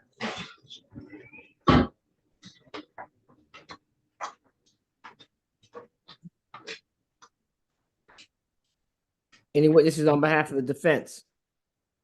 No, Your Honor. Argument. Your Honor, the complainant just specified that she is the owner of two vehicles, a Range Rover and a Ford F-150. Both vehicles are in her name. She did state that the defendant, Reginal Holden, who was living with her, did have permission to drive those vehicles to work and back. She states that on May 18th, he had the keys for both vehicles. After returning home, he returned home with two other individuals that he worked with. He then took the Range Rover with the two gentlemen in that vehicle and went presumably back to work. At least he left the area. He also kept the key to the Ford F-150. When the complainant woke up, both vehicles were gone, and he did not bring those vehicles back. She did receive a message from someone who lives across the street, from a house in Redford. The complainant went to that house in Redford and found one of her vehicles in the driveway there, and the key was in the vehicle, so she was able to obtain that vehicle back. The complainant then played a message in court today. She identified that message as being from Reginal Holden. That message said, I have your vehicle for you. She states he never did give the vehicle back, but she did get the vehicle back, but it was in poor condition. So, Your Honor, I would ask that the court find over on both counts. He did have permission to drive the vehicles to work and back. That was her testimony. He did not have permission to take those vehicles and do whatever he wanted with them and to keep them in his possession because they were her vehicles. So I'd ask for a reminder. Okay. Just to make sure I'm clear the theory of what you're saying, the testimony. The defendant helped purchase both vehicles. The vehicles are in the complaining witness's name. The complaining witness has given him permission to drive the vehicles on a limited basis. And because the vehicle was brought back in poor condition, or was driven where the muffler fell, what is the crime that you're saying is alleged? Because I just want to make sure I'm clear on the theory. What is the actual crime that was committed? Unlawful driving away of a motor vehicle without permission. She stated that she did. Which vehicle? I thought he took the Range Rover to go to Church's Chicken.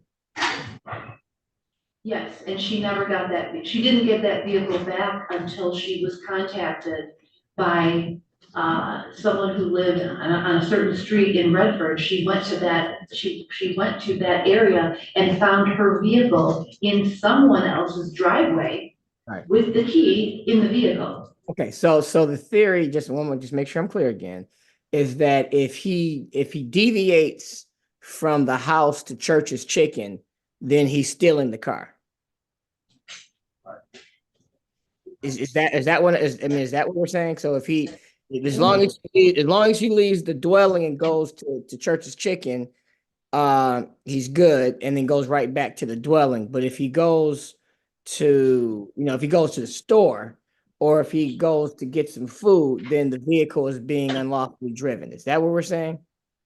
I'm not saying that exactly, but what's being alleged is she wanted to get that vehicle back. The vehicle was found on a street in someone's driveway with the key in it. Right. That's not just regular going to a store or picking up food. So I think that this does rise to the level of taking a vehicle without permission. He wasn't supposed to do that and just leave the vehicle in someone else's driveway. But I thought he drove, again, I'm sorry, and I know there's two different things, but I thought he lawfully drove the vehicle, but you're saying by leaving it in the driveway, that's the unlawful taking of the vehicle? Leaving it in, yes, Judge, leaving it, taking it, and then leaving it in a driveway in another city. Okay, where's the Church's Chicken? Which city is that in? It's in Detroit, Joe. I'm not talking to you, sir. Oh, I'm sorry. I don't know exactly where it is, but it's not on the residential street. So did she? So and you're again, last question. So the F-150 so at what point was that unlawful in that driving away? She didn't get that back for so this incident happened in May. She didn't get that back until the end of June. She didn't get the F-150 back until June. And when did she get the Range Rover back? I think that was a few days.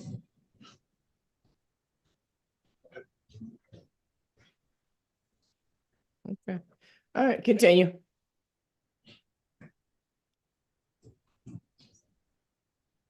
I don't have anything further. Your Honor, we would object to bind over for all three counts. Just first and foremost, we haven't heard any evidence whatsoever of domestic violence. And in terms of the other two counts, as stated, Your Honor, these are two vehicles that my client contributed toward financially. He had permission to drive them, and we haven't heard any testimony that he hadn't driven these to the places where he had permission to drive them. We don't have any testimony that this address wasn't a place that he worked. And we don't have any information to suggest that, this was goes as far as an unlawful taking away. If he had not had permission to drive these vehicles, I could maybe make that admission, Your Honor, but he did have permission to drive these vehicles and he had contributed to them financially. And in addition to that, at least one of the vehicles did have a second key. So while he was in possession of a key at some point, she did have ability to take control of and possession of the vehicle. He did take the key, but that does not arise to that unlawful taking of a vehicle. And so, Your Honor, I think that there's just not enough here to suggest that he unlawfully took away the vehicle. He had permission to drive both of the vehicles. We even heard the voicemail, and in the voicemail, you can tell there's a sense of familiarity. There's a report that I'm going to get the vehicle back to you. And so I think the fact that the vehicles were returned also suggests that there's not an unlawful taking away without permission. The sense that there's communications that, if the vehicle is coming back to you, where the vehicle is, things of this nature. It sounds like, Your Honor, that the witness is not happy with how things went with the vehicles, but that doesn't necessarily mean that my client did not have permission to take them and to drive them. Court haven't heard the arguments of counsel. Yeah, but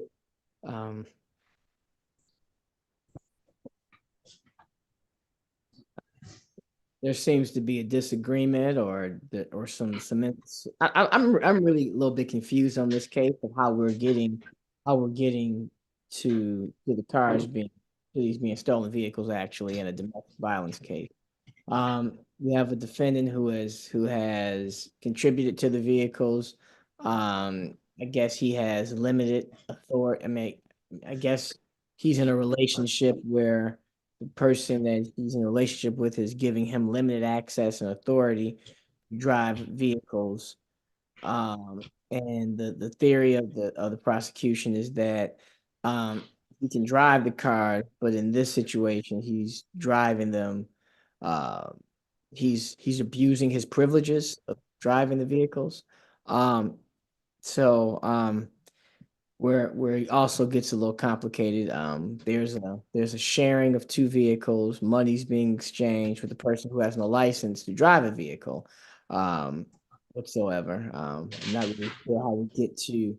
I know it would be hard to put him on the insurance because he's not a lawful driver, and so he's driving vehicles he's not supposed to drive, and then I guess he's violating his rules in his relationship where he's outside of his his line that he can drive to work and back.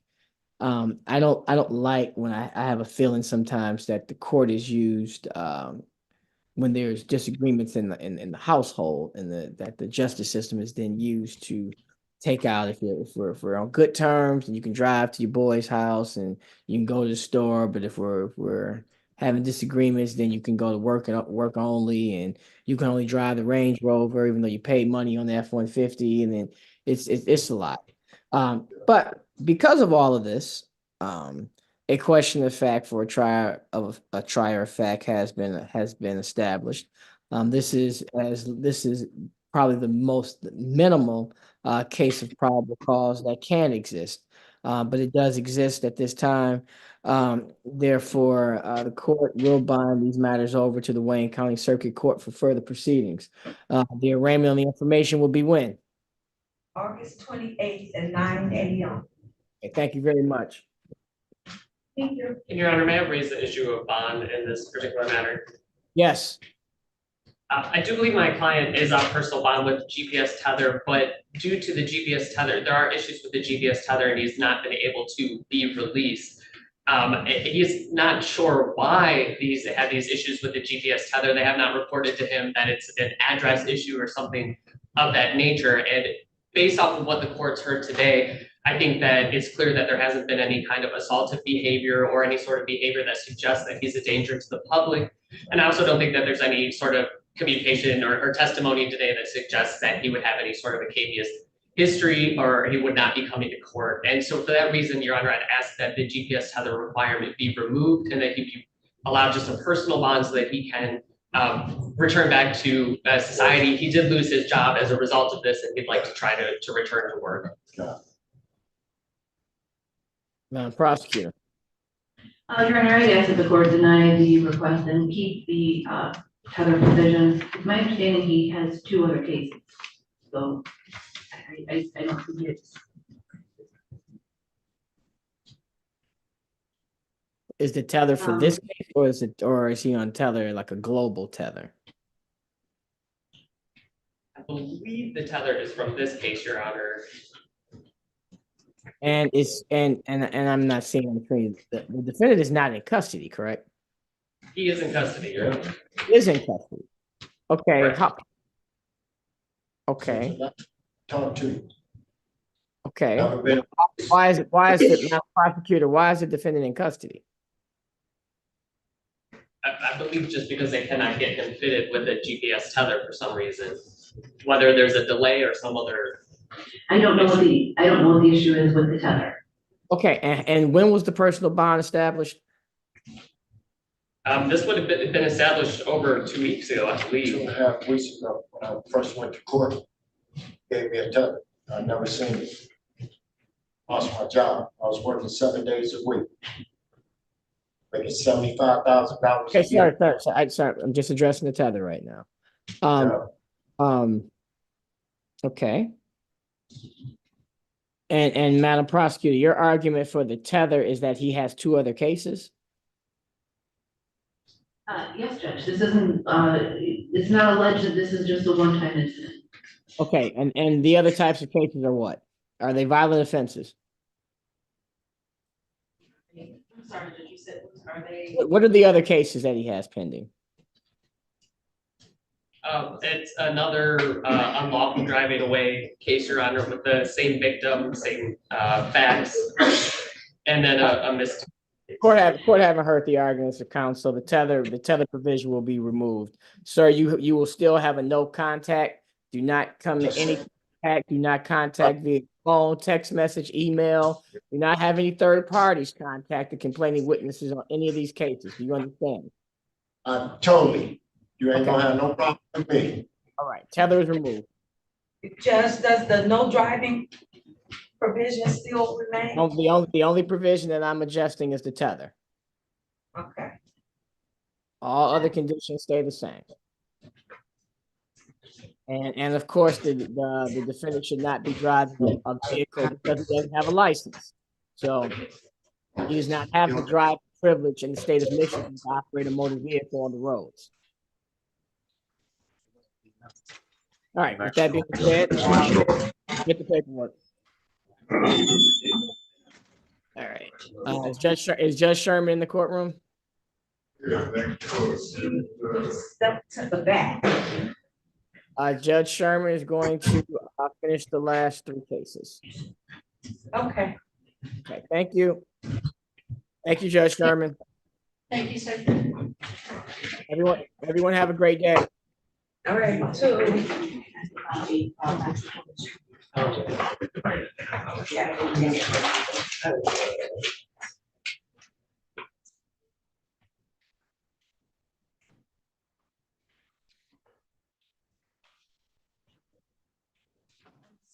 This one, someone.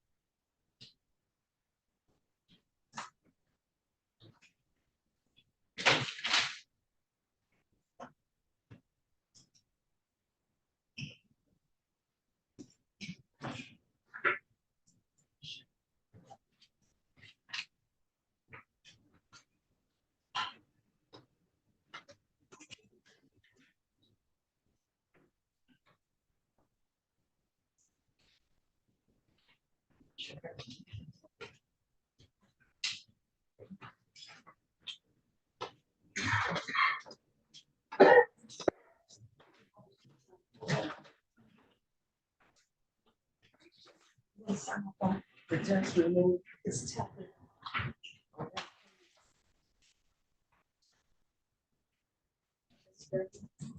Yeah. If we, the sugar case is going to be a dismissal, I'm ready to tell for that to be called whenever the case.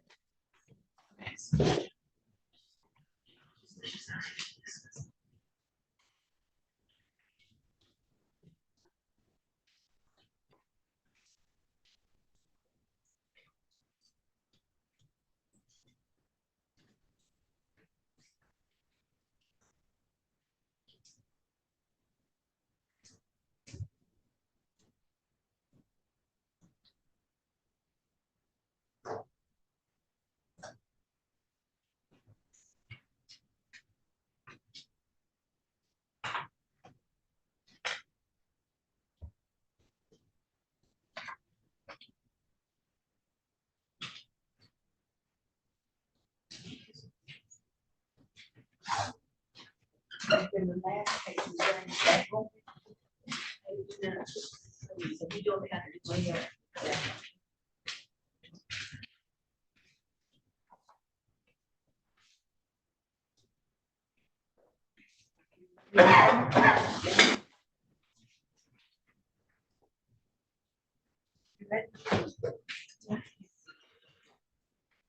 Calling case number 2405862901, people of the state of Michigan versus Wante Moore. Defendant is charged in count 1, assault with intent to do great bodily harm, less than murder, or by strangulation, count 2, domestic violence, second offense notice.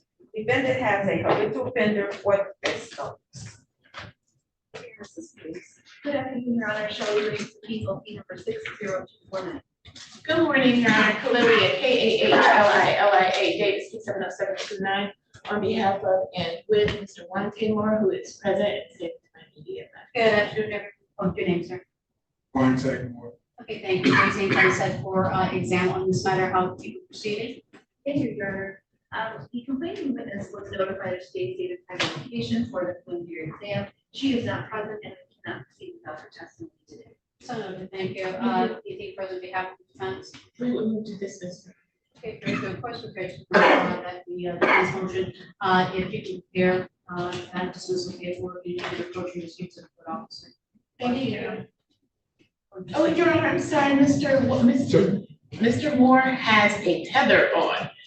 Okay, and then also, we have sign signed the for you as well. Thank you. Welcome, Your Honor. So you can wait till the dismissal in the hallway.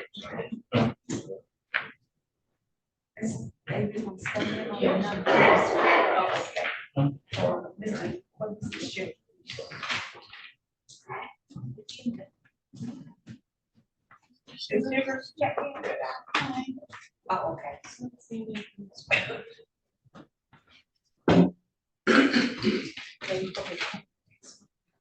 Holden, case number 2405859401, people of the state of Michigan versus Willie Shivers Jr. Defendant is charged in count 1, assault with intent to do great bodily harm, less than murder or by strangulation. Count 2, domestic violence offense. Good afternoon, Your Honor. Shelley Reeves, appeal number 60249. Good afternoon, Your Honor. Khalili, K-A-H-L-I-L-I-A, Davis, 70729, on behalf, standing in for Attorney Coral Watt on behalf of and with Mr. Shivers, who is present, standing to my media. Please state your name for the record. Willie Shivers Jr. Thank you, and how you proceed. Your Honor, the complaining witness in this case as well was notified of today's date and the location for the exam. She is not present and I cannot proceed without her testimony today.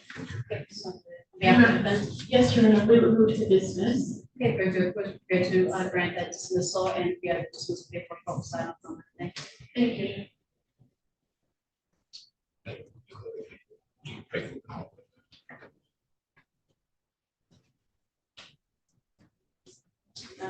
you.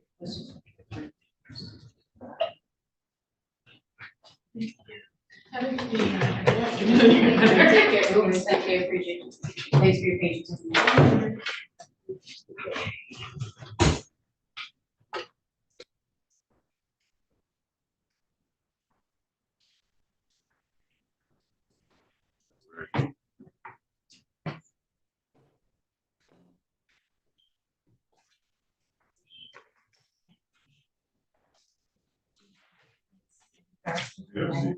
Yes.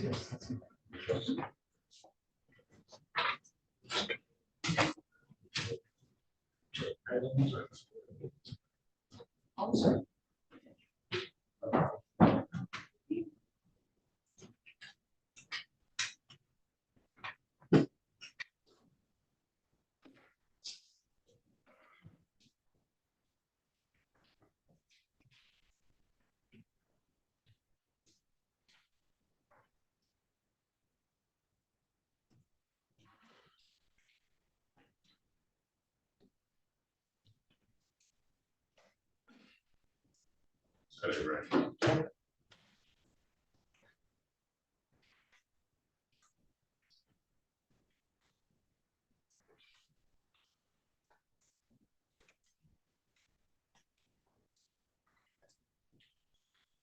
let's see, man.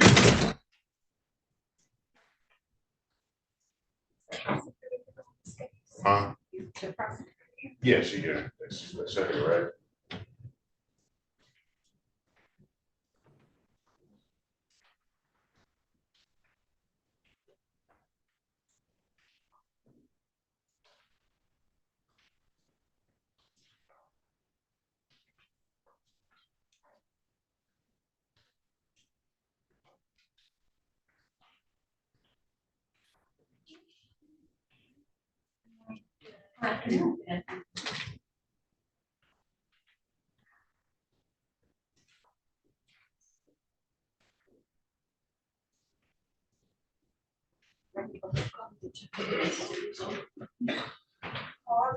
Case number 2405733801, people of the state of Michigan versus Lamarcus Sanders. Defendant is charged in counts 1 and 2. Count 1, criminal sexual conduct, first degree. Count 3 and 4, criminal sexual conduct, third degree. Defendant has a habitual offender for defense notice. Good afternoon, Your Honor. Grace Bergman, appearing on behalf of the people, 80298. Good afternoon, Mayor Gozi, on behalf of Mr. Sanders. Marcus Sanders. Okay, very good. There are preliminary matters that we need to cover, including the sequestration of any witnesses or counsel on behalf of people. Are you going to have your OIC with you today? Yes, sir. That was exactly what I was going to ask. Exception for the OIC, as well as to let the court know that we did submit a 6.202 notice of our intent to use lab reports with respect to testimony. I have an extra copy here as well. The court actually has one available. Thank you very much. Mr. Rose, anything further we have to defense with regard to the submission by the people? I did receive that notice provision, fairly aware of that court rule. I'm asking the court to, if it's going to admit testimony, just. Noted, yes, thank you. We will grant that. And the court also is going to be mindful of judicial economy. Right. And only for purpose of exam. So thank you. We'll allow you to reserve any further questioning with regard to the testimony or anything that would have been presented for future reference. Anything further? One more thing, Your Honor. I did speak to the victim today. It was my first time speaking with her. And it is my understanding that testimony may reveal some additional facts. I wanted to put Mr. Gozi on notice that we may, depending on her testimony, be requesting additional charges of CSE1 or an additional penetration. It's the first time hearing about it. Well, that would be seen as sort of the purpose of an exam anyway, but also counsel, you're indicating, just to be clear, Madam Prosecutor, that your complainant just presented you with that information. Is that clear? Your Honor, it is in the report, so it is in the discovery that was sent out. However, when I initially read, I was not the initial prosecutor who interviewed her. And when I interviewed her today, she did mention the penetration, which was initially mentioned in police reports back in 2013. So in that penetration would be fingers to genital opening. If the testimony presented, I just wanted to give Mr. Gozi an opportunity to be aware if those facts come in that I may be requesting those additional penetrations. Unless the purpose of an exam, would appreciates you indicating that to the court as well as to Mr. Gozi prior to our calling the matter. However, also you can see that if it were a part of the written report to begin with, then it would have been something for the prosecutor's office to pursue.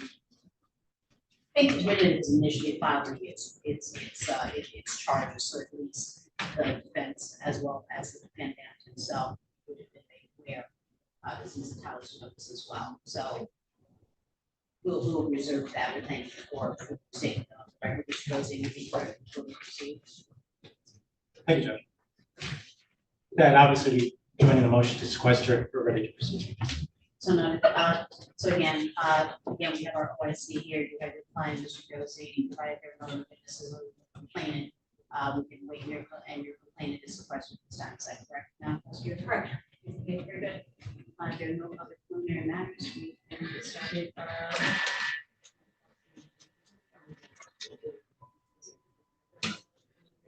If there are no, sorry, if there are no, pardon me, I forget, I tend to speak very fast. If there are no other preliminary matters, prosecutors should start with your, the case. Thank you, guys. So people comments, Cassie, break.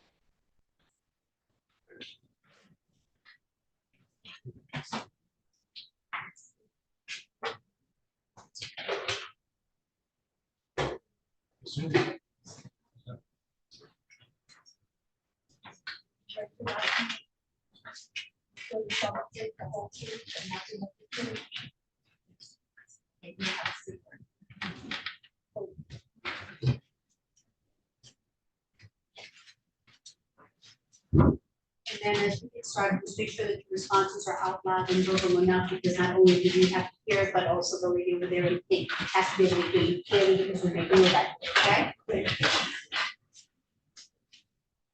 Your witness, ma'am. Thank you, Your Honor. Oh, that's loud.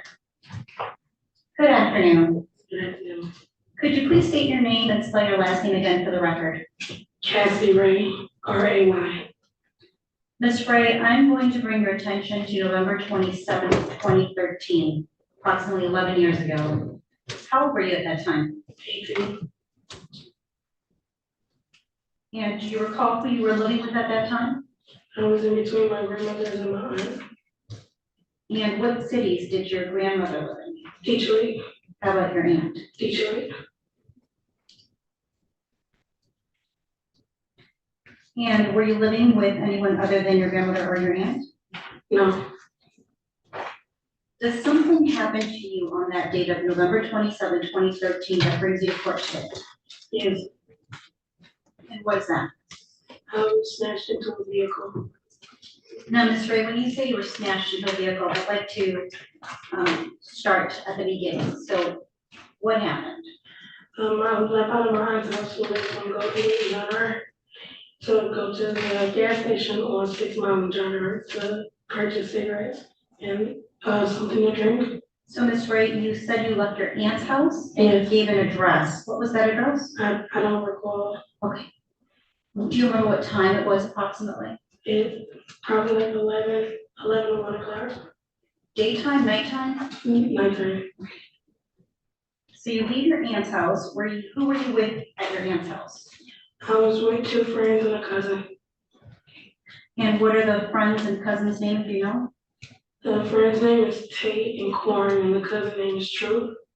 Real name Demetrius. Demetrius. And you said cousin, is this a blood cousin? No.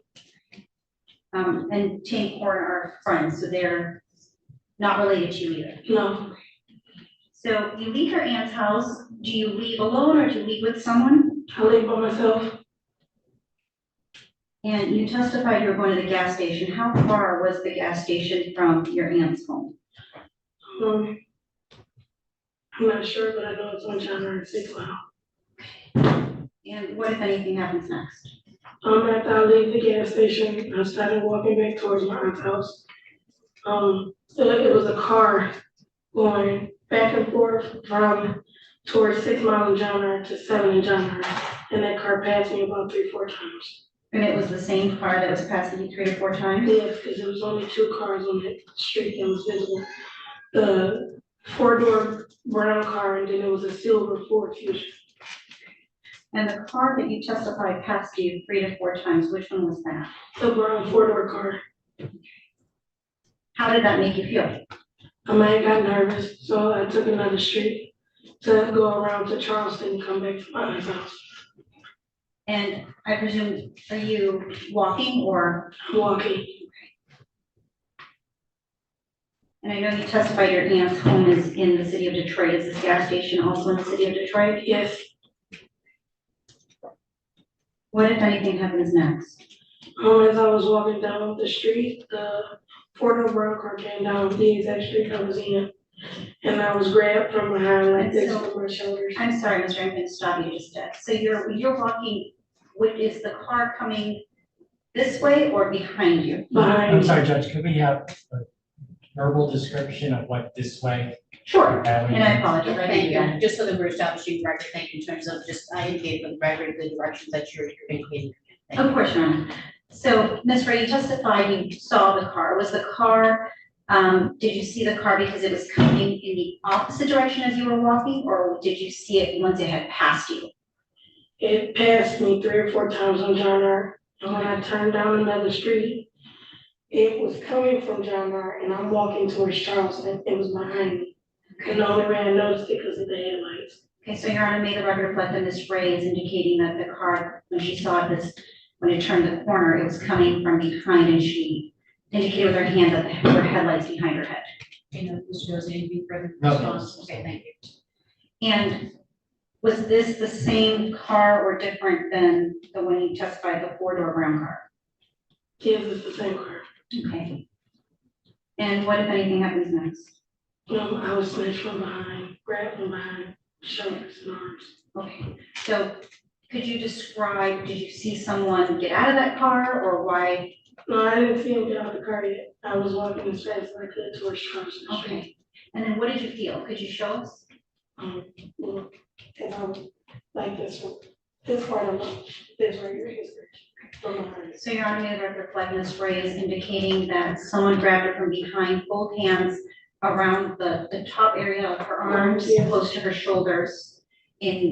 Was it like a bear hug, or what kind of? It's just like a grab hug. I was smaller then, so you could just literally like just grab me and do that. Okay, so you indicated you were smaller about 11 years ago. How much did you weigh back then, if you remember? About 135 pounds. Okay. And how tall were you then and presumably now? 5 feet. I'm sorry, you said 5 feet. Just 5 feet. And when he grabs you, could you see this person's face? Not until we got into the vehicle. Okay, tell me what is going through your mind at that time when he grabs you. That I was going to be hurt. Okay. Because it never happened before. Okay. Do you say anything? Just inside of the car, I was put into the passenger seat through the driver's door. And the only thing I seen was his face. And then he assaulted me. He hit me in my face first. And I fainted. So Ms. Ray, I'm sorry, you're telling us a lot, so I want to follow up on some of the things you said. Okay. So you said that, well, my first question was, did you say anything to him when he grabbed you? No, I didn't say anything. Okay, does he say anything to you that you remember? Pretty much just to be quiet and don't scream or nothing. Be quiet and don't scream? Yeah. And then how far from where he grabs you is the car? It's not far, probably like a house or two. Okay. And you tell us how you are put into the car. Through the driver's door. Through the driver's door. Through the driver where the steering wheel is? Yes. Is there anyone else in the car? No.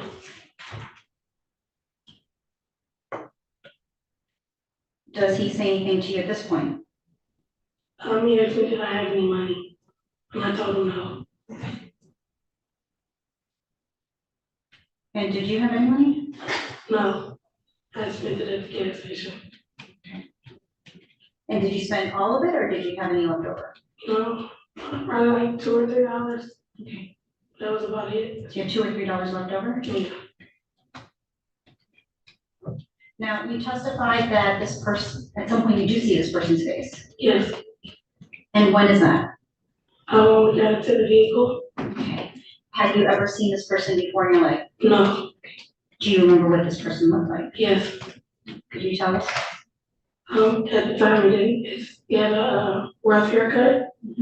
dark skin, large ears, small slanted eyes. His nose was bigger than his mouth, and he was dark complected. Ms. Ray, do you see the person who assaulted you back in November of 2013 here in the courtroom today? Yes.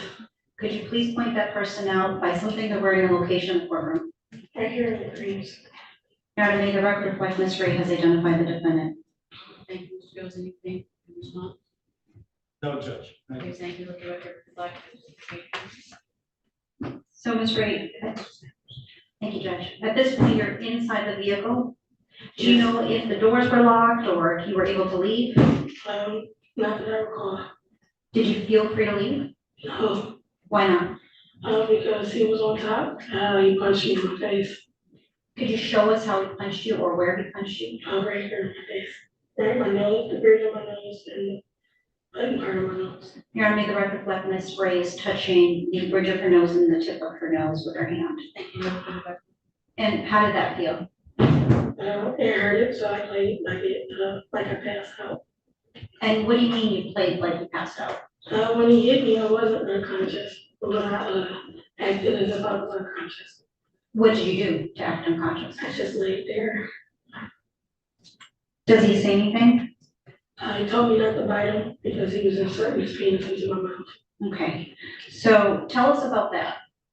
After he punched me in my face, he was all the way over on the passenger side, and he told me not to bite him because he was placing his penis in my mouth. And then when he got done with that, he placed his penis in my vagina after using his fingers to find placement. Okay, so tell us, and I'm sorry to have to ask you to walk through this and relive this, but where are you in the car? In the passenger seat. Passenger seat. And how does his body when he gets his penis in your mouth? It's heavy. Okay. And how are you positioned? I'm still just like this. Okay, so you're sitting back in the passenger seat. In the passenger seat? Yes. And you're on the record like Ms. Ray is leaning back, indicating, was the seat reclined? Yes. Indicating that the seat was reclined. And then what does he do? How does he get on top of it? He just climbed over. He climbed over? Yes. Okay. And so is your face facing his face? Yes. Okay. And so you testified that his penis went into your mouth? Yes. Okay. And then you testified that his fingers went into your vagina to find placement. What do you mean by that? I guess so he could find the correct hole to place his penis. Okay. And if your vagina is like this, how far did his fingers go into your vagina? Probably just like to the tip. Okay. Or the, that much. Okay. But it went past the lips of your vagina? Yes.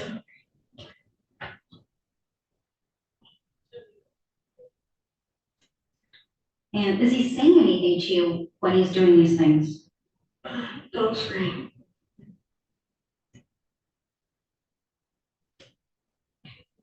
And what if anything happens next?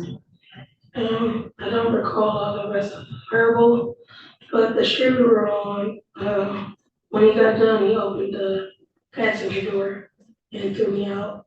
My leg was still caught in the door. So he was trying to close the door, it was closing on my leg. My pants were still halfway down. And my phone was hidden in the back of my chest. And when I got my phone, I called for my two friends, and they came and picked me up and took me to St. John's Hospital. So, Ms. Ray, you testified were you, I'm assuming, stopped in a vehicle in front of some houses? Is that where he put you in, or did you move somewhere? We had moved. Okay, how far did you move? I'm not sure, but it was close to the block I was took from. Okay, so it was close by, he just moved a little bit? Yeah. And where he moved to, was there anyone around? No. Could anybody help him? No. Could you describe the surroundings in that area? The only thing I can remember is the house that I was in front of. It had a large white porch with a large, I don't know what you call them, podiums, where the stands for the railing. And then they just had their porch lights on, and there was a green bench on the porch. There were porch lights on? Mm-hmm. Could you see anyone inside of it? Oh. He said, there were porch lights on. And you testified earlier that you had some change. Yeah. Where did you have that change? I believe it, I can't remember, but I do believe it was in my bra, because I didn't carry a purse. Okay. And after the sexual assault, did you have that change on you still? Yes, I believe so. They took all my clothes off at the hospital, and I didn't get none of this stuff back. Do you recall if the defendant did anything else to you while you were in the car? No, I don't recall.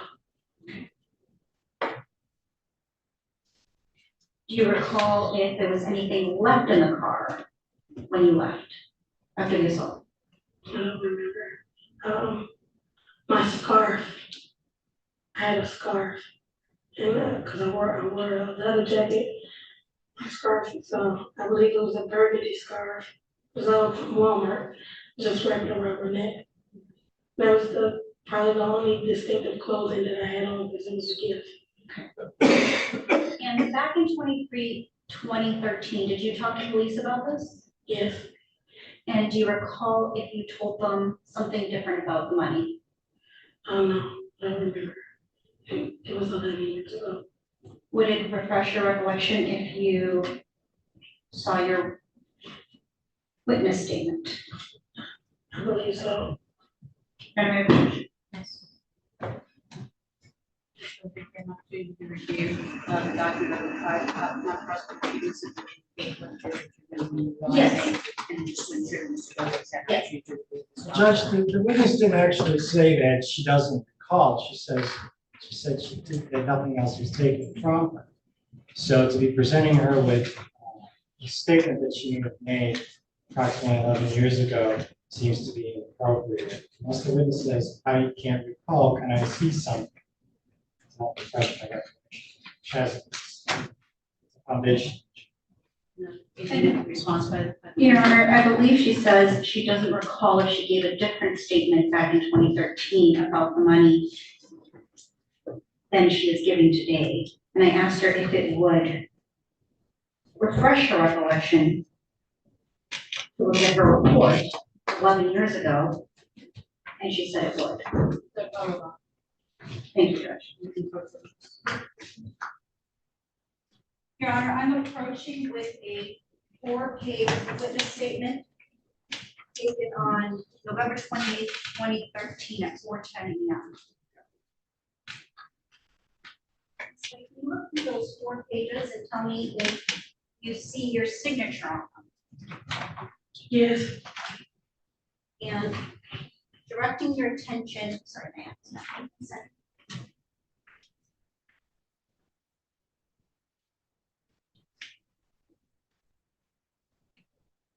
And was that your statement from 2013? Yes. The statement that you gave to police after the assault?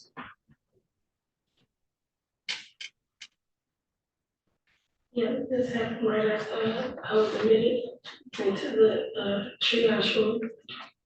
And sorry, may I have that back for 1 second? Yeah. Directing your attention to page.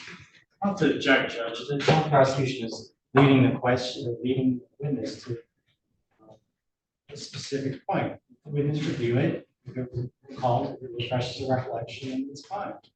Judge, Mr. Singh, counsel again, your client, your witness does have an opportunity to review the document. It's only as to her ability to review the document, and it would be entirely up to her that to determine whether or not that refreshes your memory as to anything related to your last question. Thank you, Judge. Ms. Ray, could you read through your report and let me know if that refreshes your memory as to my last question? Read the top to bottom. Yes, so take the time, Yes, you're welcome take your to time. just read through it as it relates to your statement. Okay. I was on Golden Gate in Judge, January. No, ma'am, you don't need to read, just read it to yourself, sorry. No problem. Just read it to yourself. Okay, we'll give you a moment. And just let us know when you're done reading.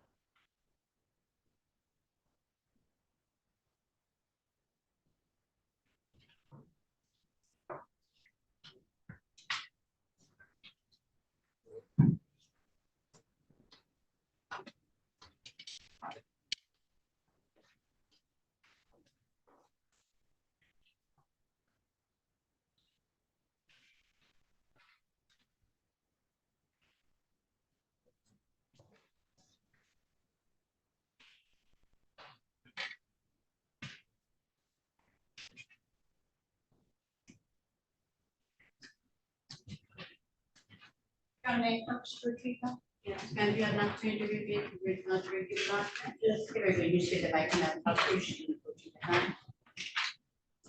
And now prosecutor, just so the fresh memory, you can just reiterate the question. Yes. Ms. Wright, do you recall telling the police something differently in 2013 about the money? Yes. And what was that? He had got $3. I'm sorry? He had got the $3. Okay, and do you remember today? Well, after reading that, yes, but no, I didn't remember. I don't remember the hospital keeping the stuff they took for evidence. So you testified that in 2013, you said that he had taken it. Yeah. Do you remember how he took it? No. And you testified earlier that the defendant had said some things to you. Did he threaten you? Yes. How? Or if you remember what he said?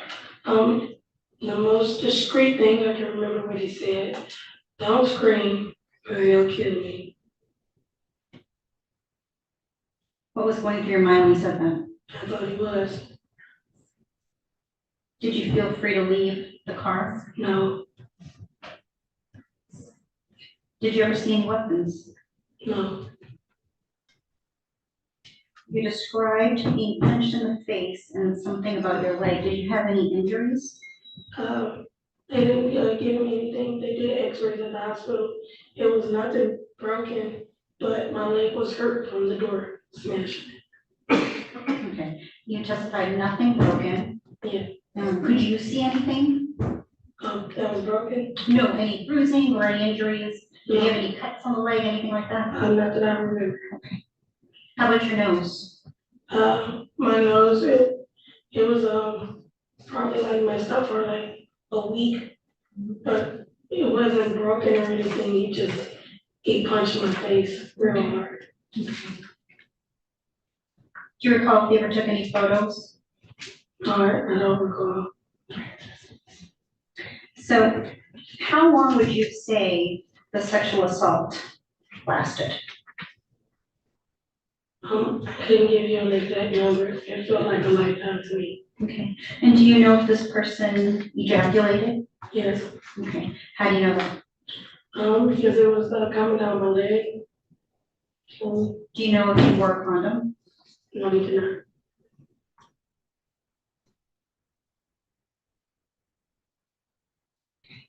And how does this assault end? Or are you at some point able to get away from this man? He opened the passenger door and pushed me out. And that's why my leg was caught in the door. When you say push me out, do you mean the defendant? Yes. Okay. Could you show us how he pushed you out? I was just like, if this is the seat, this is the door handle. So him going back towards the driver's side, he's opened the door, pushed me out, my pants are halfway off, my leg is caught in between the seat and the door. So he's trying to close the door and he's hitting me. And may the record reflect that Ms. Ray showed that a pushing motion with both her hands in a shoving direction. And once you are out of the vehicle, what happens next? I grabbed my phone. Okay. To call my friend to come and get me. Who did you call? Dante and Corey. For those of friends you testified earlier were in the house? Okay. And what happens next? When they came and got me, they asked me questions about what happened and rushed me to St. John's Hospital. Did you receive medical treatment? Were you admitted? Yes. Can you tell us about what medical treatment you received? Just pretty much, I think they did prescribe me, something for pain. I just waited pretty much. They gave me something to eat. And they did a test. They ran a rape kit test. They did an x-ray on my leg to make sure nothing was broken. My nose was checked out, nothing was broken. And then I waited for the detectives. They questioned me and took a statement. And when you say a rape kit, were samples and swabs taken out of your body? Yes. And you testified you didn't know this person who attacked you? No, I didn't. To your knowledge, was anyone arrested in the connection to your sexual assault in 2013, 2014, 2015, 2016? Not to my knowledge. Okay. When's the next time you hear about your case in this investigation? In 2023. Tell us about that. I was contacted by a detective. They came to the house to let me know they were picking up the case, confirming this case. And I told them, like, cause I haven't spoken to anybody since it happened. And from there, they just been working with me to, try to get me here today. And did you have a choice whether to proceed in 2024? Yes. And was it your choice to proceed with this case? Yes. With indulgence?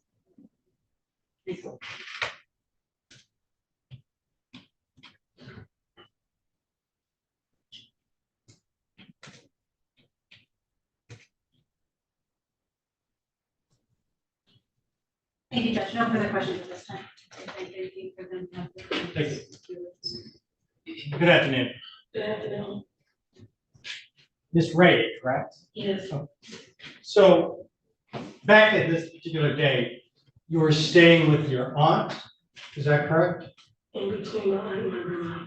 Okay, but on this particular day, were you staying at your aunt's house? Yes. Okay, and I think you had testified or had given a statement more recently than the night of the incident, when you were reconnected by a detective here at the Wynn County Sheriff's Office, correct? Yes. You gave a verbal statement to them, which they eventually wrote up on your behalf, correct? I believe so. Okay, and you had said that you weren't staying with your family necessarily at the house, your parents' house. You were staying with a woman that was taking girls off the streets, is that right? No, it was my aunt.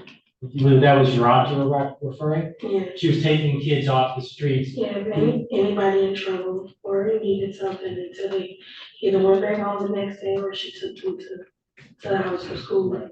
And so as your aunt saw that you were a troubled teen and wanted to help you out, sure? No, I'm always allowed there. It wasn't that I'm always allowed there. Then why did you add that little information about your aunt that's in troubled teen? Because of the other people staying in the house. Who are the other people that are staying in the house? My cousin Demetrius, my friends, True, Dante, and there were other girls there that I'm, not particularly know. Were these the same people that you contacted the evening of the assault to take you to the hospital? Yes. And you said your cousin Dante. Dante is a friend. And Friend. Quant is a friend. Demetrius, who we call True, is the cousin. So Demetrius is your biological cousin? No, we grew up together. So none of these people are blood related? I'm sorry. Because you're talking over each other. And I have Demetrius as your biological cousin. I have no, we grew up, that's all I have. Okay, so we'll just start from the top, ma'am. So just to clarify, the individuals that you named in your direct testimony that Mr. Goes' defense is asking about are friends, they are not biologically related, is that correct? Yes, that's correct. Very good, thank you, Madam Clerk, does that help? Very good. Mr. Gozi, the court appreciates that you want to maintain a rhythm, but when you ask the question, should need an opportunity to respond. Ma'am, also be advised that whenever the attorney asks a question, wait until they're finished asking the question, and then when they've stopped, then you can respond, because they're more than just us listening. Madam Court Reporter has to report everything that they're saying, so two people are talking at one time, it's very challenging for her. So if anything, just wait until the question is asked. Even if you know what's coming, just wait until it's asked and respond. Okay? Thank you, appreciate you. Okay. Mr. Gozi, proceed. So when you said that you were friends or your cousin, you're referencing your friends, just for clarification, true? Yes. And these people, these friends of yours, they stood by you at the hospital while you were being admitted at St. John's back in 2013? Just for the beginning. Just for the beginning. Yes. And then the police arrived at some point later on that morning, is that true? Yes. And your friends, they weren't there to talk to them, is that correct? No. And then you gave the police officers who first arrived at this scene a description of what had happened, true? Yes. And you had indicated to them that the car in color was burgundy. Isn't that true? I don't recall. I don't remember. And you also indicated to them in your written statement as well as to the police, the vehicle that passed you by 2 times, correct? I don't remember. I do remember seeing it most times. Okay. Looking at your statement, would that help refresh your recollection as to the number of times you saw the car? Yeah, 3 or 4 times. Yeah, yes.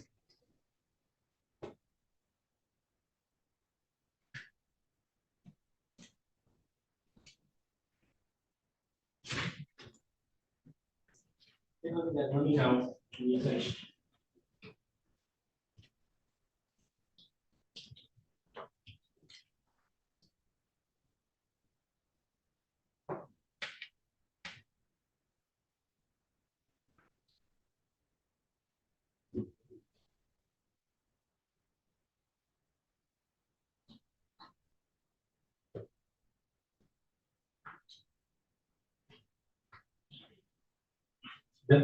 Yeah.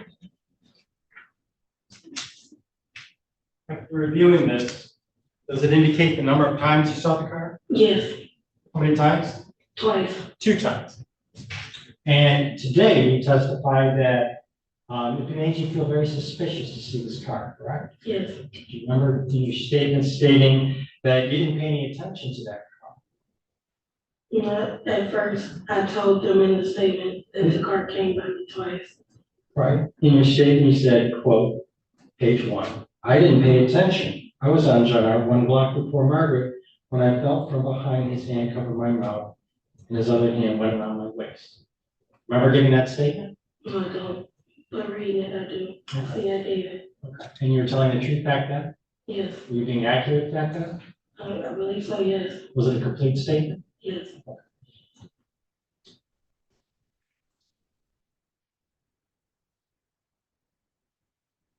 When you were in the car, he took you from behind, correct? Yes. And that person was not facing you because their hand was covering you from behind and dragging you from behind. Is that true? He grabbed my arms. Grabbed your arms from behind and was dragging you from behind? Pulled me to the car. Pulled you to the car. How far were you from the car for this person to pull you to that car? Only like 1 or 2 houses away from the car. So this person dragged you, pulled you from behind, backwards, pulling you about 2 houses in length. True? Yeah, the houses on John are pretty close. Okay. And the other hand, both arms were around both of your arms, correct? From what I recall, yes. Okay. And you were screaming bloody murder, I presume, correct? No. Do you know who this person was? No, I did not. You ever seen this person before? Not until we got into the vehicle. And then once you got into the vehicle, that person, well, before you got into the vehicle, the person then takes you off. You're on the sidewalk, is it fair to say? Yes, Walking on the sidewalk, traveling northbound on John R. I'm going towards Charleston and the car came from John R. Okay, so you're walking on what street then? Margaret. Margaret, okay. So you're on Margaret, traveling towards Charleston, and the vehicle came from John R. Yes, So this person, and you're walking on the sidewalk, correct? yes. And the car is parked on the street? It wasn't parked, it was coming down the street. And if you're walking, you don't know if the car is pulling into a driveway or not. Cause I've been in the area, so I wasn't too sure. Okay, so when you eventually get to the car, was the car parked on the street? Yes, Okay, so they drag you from behind two houses to a car parked on the street, correct? yes. With the headlights on the vehicle? I can't remember. And the person takes you from the sidewalk around the front of the car to the driver's side and then pushes you inside of the car, correct?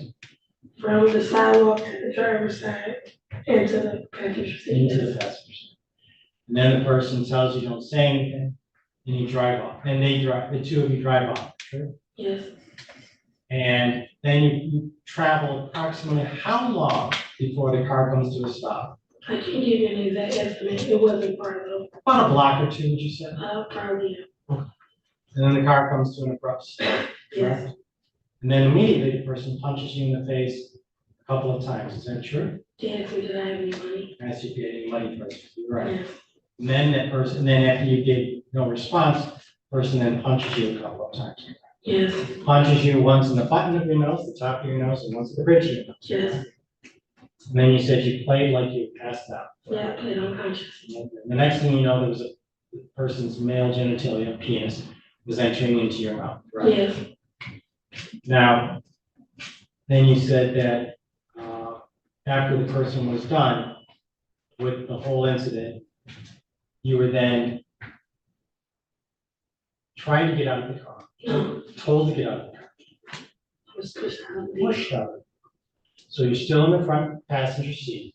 The other person is in the front driver's seat, true? Yes, And then- in between the driver's seat and the middle console, when he was done, he was climbing from over me, opening the door, pushed me out, and my leg was still in the door. And he was closing the door. When I got out, my pants were still off, and I reached for my phone to call for help. That wasn't my question. The question was the person still in the driver's seat, yes or no? No, no. Okay, so you're telling me the person was on top of you, opening the door and pushing you out? No, that's what I was telling you, he was going back to the driver's seat, he wasn't completely in the driver's seat. Understood. So it was straddling the center console while pushing you out, right? Yes, sir. What kind of car is this? So four-door was a small, like, sedan car. Sedan. Yeah. Manual I transmission don't know or about- was it a manual transmission or did it have the transmission on the steering column? I'm not sure. I'm not a mechanic. Okay. Well, I'd like to know exactly how this all could happen. Where someone, an adult male, could have climbed into the middle with a stick shift, riding up. into The court will allow Mr. Gozi at some point, because here's the thing. Terms such as transmission versus, the type of transmission versus manual, perhaps just more colloquial terms. In other words, you know, did it have a stick shift? The person may be more familiar with the term stick shift versus manual, where you You're right. change gears with the, you know, the gear shift on the steering column, perhaps something, so it's easier for her to visualize. Sure. Do you drive a car? No, Okay. Do you know the parts of the car on the inside where you shift gears or the gear shift, yes, was that located in the center console? not that I recall. So, and then that's how the person eventually got you out of the vehicle, was by leaning over and pushing you out. Yeah. And then you fell out of the vehicle. Is that correct? I was pushed out of the vehicle and I fell onto the ground, yes. And your leg was still dangling inside. Yes, sir. The person was slamming the door from the inside of the car Yeah, to close the door on your leg, correct? yes, Remember telling the police, the person actually, in your own statement, the person got out of the car and pulled you out of the car. Do you remember just getting that statement? No, I do not. Again, looking at your statement, will that help refresh your recollection? Oops.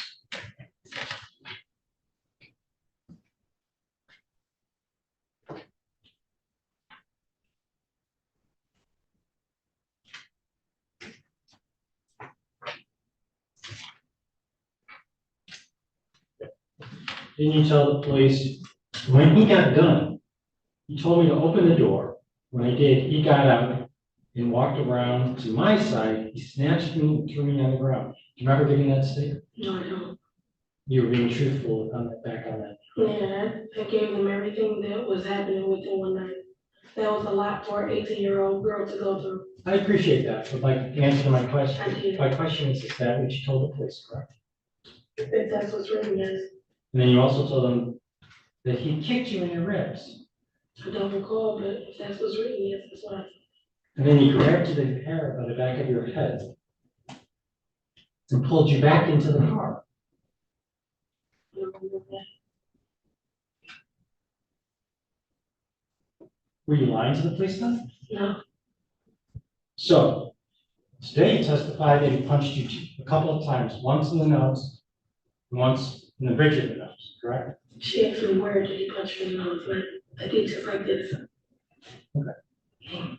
So you say you got punched in the face, but back then, 11 years ago, the night of the incident, he punched you, he kicked you, pulled you by the hair, correct?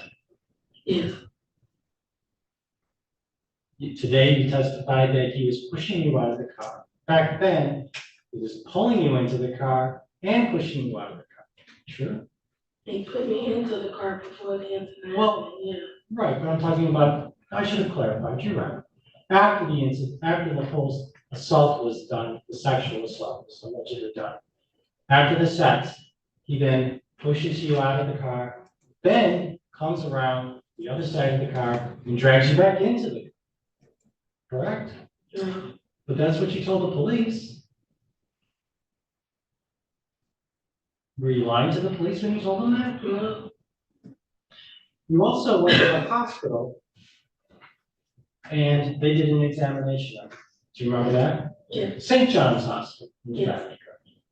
You saw a medical doctor to examine you for any physical injuries, the emergency doctor. Mm-hmm. Is that a yes? Yes. You also spoke to and were observed by and examined by a sexual assault nurse examiner. Do you remember that? Yes. It's a different person altogether, correct? Yes. And she looked over your entire body to see if there were any markings on you. Is that a yes? Yes. There were no markings on you, was there? Objection, Your Honor, not the correct witness. How would she know what the nurse was saying? Did you review those records? No, I did not. Did you show the marks to the doctor? When I went to the hospital, they did an exam. I don't know. I wasn't contacted until 2023 about this case. Are you sure about that? I'm positive. Absolutely positive. Yeah. Isn't it true that the police actually tried to get a hold of you? Shortly after, like within weeks, to discuss this case with you.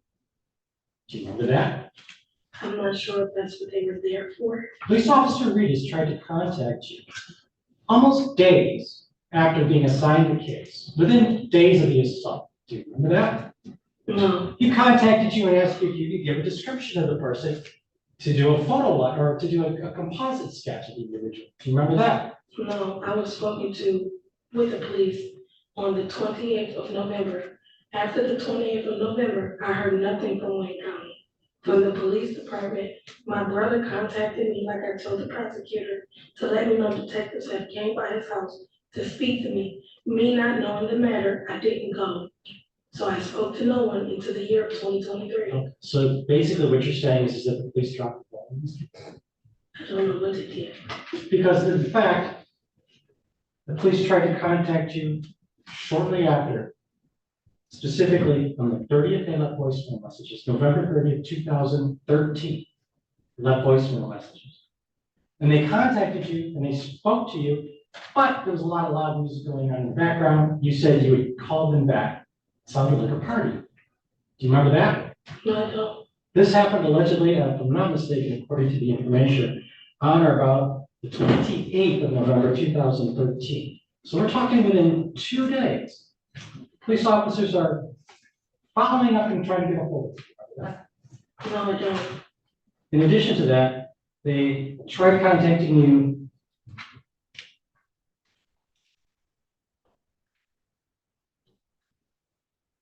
because you did speak to a police officer on the date of in question, correct? Yeah, that would be Nathan Reed, correct? That would be a Nathan, police officer Nathan, Nathan Reedus, Reaeous. If it was the detective at the hospital, yes, I spoke to him at the hospital. Well, there was another detective at the hospital you gave that written statement to. That would be Detective Joanne White, Wight. So there was 2 police officers you spoke to, one being a Detective White. You gave them a description of what had happened, correct? Yes. You gave them a written statement of what had happened, correct? Yes. They tried to follow up with you and to do a composite sketch at the very least, correct? Incorrect, because I didn't get in touch with nobody. I didn't speak to anybody. So the detective is lying when they say that you did not give them a composite sketch because you couldn't remember what the person looked like. You really didn't get a chance to look at it. That's what you told them, correct? I did get a chance to look at him. Then why would you have told the detective that you didn't? I gave the description of the man the same night. I gave the same description in 2023. I gave the same description this morning at 10 o'clock. My description of the defendant never changed. You say that, but then why didn't you submit to a composite sketch? No one got in touch with me. So- I spoke to no one. So on November the 30th, you didn't talk to a detective, is that what your testimony is? Yes. On December 15, 2013 at 7 p.m., you didn't receive a voicemail from the same detective or police officer? No. You didn't receive a call on July 14, 2014? No. You didn't get hear from Detective Weekly on November 13, 2014? No. So at no time, other than the date of the incident, is your testimony that you ever spoke to anybody about this case? I haven't spoken to anyone at all since the incident until 2023. And they didn't reach out to you, is your testimony, correct? Has been answered at this point. No one's reached out there. It's been established, counsel, and you did indicate dates and ask the complaint as to each.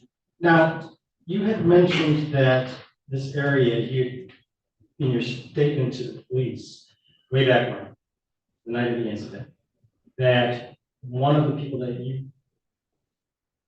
saw, if I'm not mistaken, catch her name, was a known prostitute in the area that you thought the car was driving around trying to talk to. Is that what you told them? Yeah. Who was that person? She went by the name of Khadijah. Khadijah. How'd you know Khadijah? Because she used to go to that gas station on 6 Mile of John Earth. How'd you know she was a prostitute? She walked around with her chest out and her bottom out. And late at night. Yeah, it's late at night, early in the morning, like if we're going to my grandma, you would see her. Walking the streets in an area that's a high prostitution area, is that true? We would normally see her by Woodward. Who's we? Everybody Who's everybody? that involved, anybody that stayed in the neighborhood. But speaking with just me, you would see her everywhere around Woodward, John R., 7 Mile, and everyone knew who she was and what she did. You on friendly terms with her back then? No, I didn't know her. Did you engage in that kind of activity? No, sir. You weren't trying to turn a trick on that particular No, street? sir. Trying to hook up with somebody that might be driving by? No, sir. But you walked alone, 11 o'clock at night, wearing, what again? I know I had on my scarf and a jacket. I don't remember the attire I had on, but it wasn't nothing provocative. I was fully clothed. It was November, so it was pretty cold out. Yeah, I was fully clothed.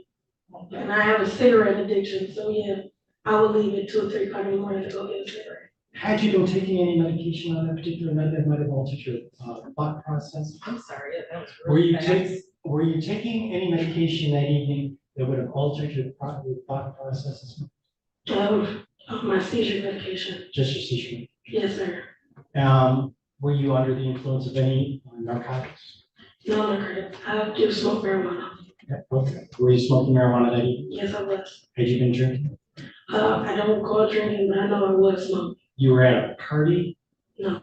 You were with some friends at your aunt's house? Yeah. And y'all were playing cards? Yeah, we were playing cards. They were cooking. It was like, just regular house stuff. How many people were there? Me, Dante, Corn, True, my aunt, and 3 other girls. You can say a name that maybe I'm missed here. True is Demetrius. I apologize. I got that. Are you saying Corn? Yes. C-O-R-N? Yes. That's a nickname, obviously. Yeah. Do you still stay in contact with all these people? No, I don't. You have any way of knowing where they are? No, I just remember the last residence they stayed at, and that was almost 9 years ago. During the course of the medical examination, the doctors asked you if you were not under the influence, but if you had any mental health issues, An correct? objection, Your Honor, to relevance. It goes to our ability to proceed, Judge. She already testified, Your Honor, she was only on seizure medication and just takes marijuana. I'm not asking about medications. I'm talking about something a little bit more detailed. There's nothing to do with medication. Counsel, we're gonna give it really short. Of course. Sure. Isn't it true that you told the doctors that you're bipolar and schizophrenic? Yes. And you just told us that you're not taking any medication other than for your seizures. Isn't it true? My seizure medication is Keppra. It helps with bipolar and seizures. Yeah, So, it sure does. yes. But I didn't, the doctors didn't prescribe me any schizophrenia medication because I was in a placement center and they evaluated me. So the only thing that I was able to take was my Keppra that helped with my bipolar 1 depression and my seizures. And schizophrenia is where you hallucinate and see things that aren't really there. Isn't that true? Objection, Your Honor. Okay, it's the same.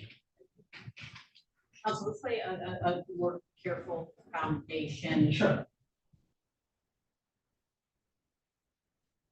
Just to be clear, one, to clarify which medication she was on. The plaintiff did indicate in her testimony that she was taking medication for her seizure. Yes. And would appreciate you asking to clarify, because then the question is whether or not if that particular medication manages the seizure only, or if it also manages bipolar condition otherwise. Sure. About that was, again, just to clarify. Right, you testified that the Keppra was dual prescription and a dual purpose route. Treated your bipolar condition and your seizures, true? Yes. Okay. And you said that for schizophrenia, they weren't prescribing you anything? Yes, the placement center, I had to be reevaluated because I was diagnosed with schizophrenia and bipolar by the justice system. It's a psychiatrist therapist place where I would go.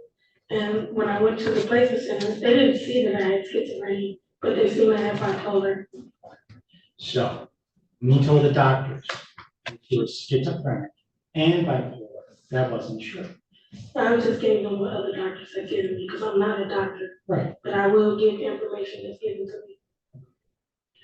And you said the Justice Center, is that criminal? Objection, Your Honor, to relevance as to whether or not she was. It's sustained, we need to move forward, so if anything that the plaintiff has indicated, the conditions that she's aware of, again, based on what she was informed of, and that's as far as that can go, and what medication she can.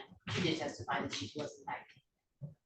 You've been convicted of a crime of theft, dishonesty, or false statement within the last 10 years?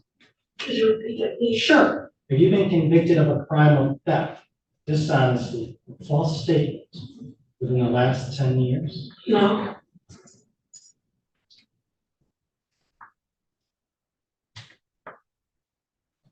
Yeah, just a minute, Judge.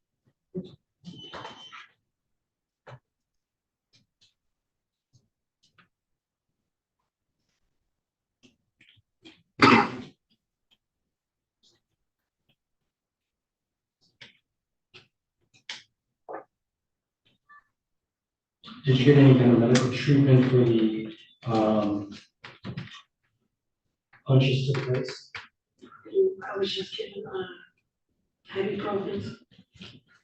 Did you do any follow-up with any doctors or anything like that there? No, How about the leg injury? Did you receive any treatment for that? just ibuprofen because it was no broken bones. Did you do any follow-up treatment after that? Sir.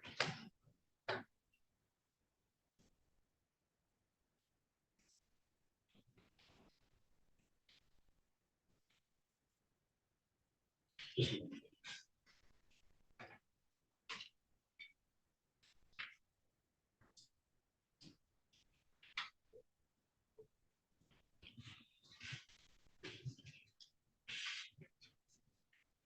And during the course of the sex between you and this other person, you said that you were unconscious, pretending to be unconscious. Yes, sir. And you recall making a statement to the police that you were actually screaming several times. I did let them know when I got out of the vehicle and I called for help. Yeah, I was frustrated. I didn't know what else to do. I never had that situation happen to me. Who was the first? I'm sorry. Who was the first person you told? My parents, they were the people that picked The people that picked you up. Yeah, And didn't the police try to find out who that person was? they picked me up. I gave them the information. And didn't you tell the police that they didn't want to be involved because they were only talking to the police? No, that was the second DNA that they found. It was a boyfriend I had at the time. Oh. They found, yes. So there was more than one DNA male contributors in the sample that was presented? Yes. Okay. And was that, you said it was a boyfriend? So Yes. Yes. at the time. And that was a partner of yours with whom you had intercourse with, correct? Yes. And how much time between this sex act and that sex act did you have? I don't recall. Oh, a couple of days? I don't remember. A couple of hours? I don't remember. Same day? Objection, Your Honor, she doesn't remember. There's different questions. Okay, well, they are in overall, specifically, these questions do go to, different time frames. So they are individual questions, so those will, begin. You remember telling the police that it actually was like a couple of days? No, I don't remember doing that.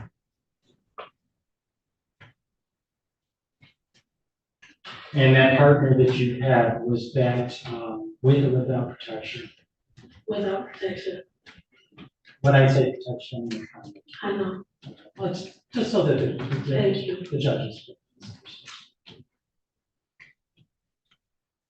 This person that the sex act in the car, did this person ever leave their name? Could you repeat that? Yeah, the sex act, did this person ever give you a name? No. Which direction did they lead after you were, before you called your friends and after you were out? Pulled off and turned right. What street did you turn? I don't know the side street or this street. I just remember the street I was on.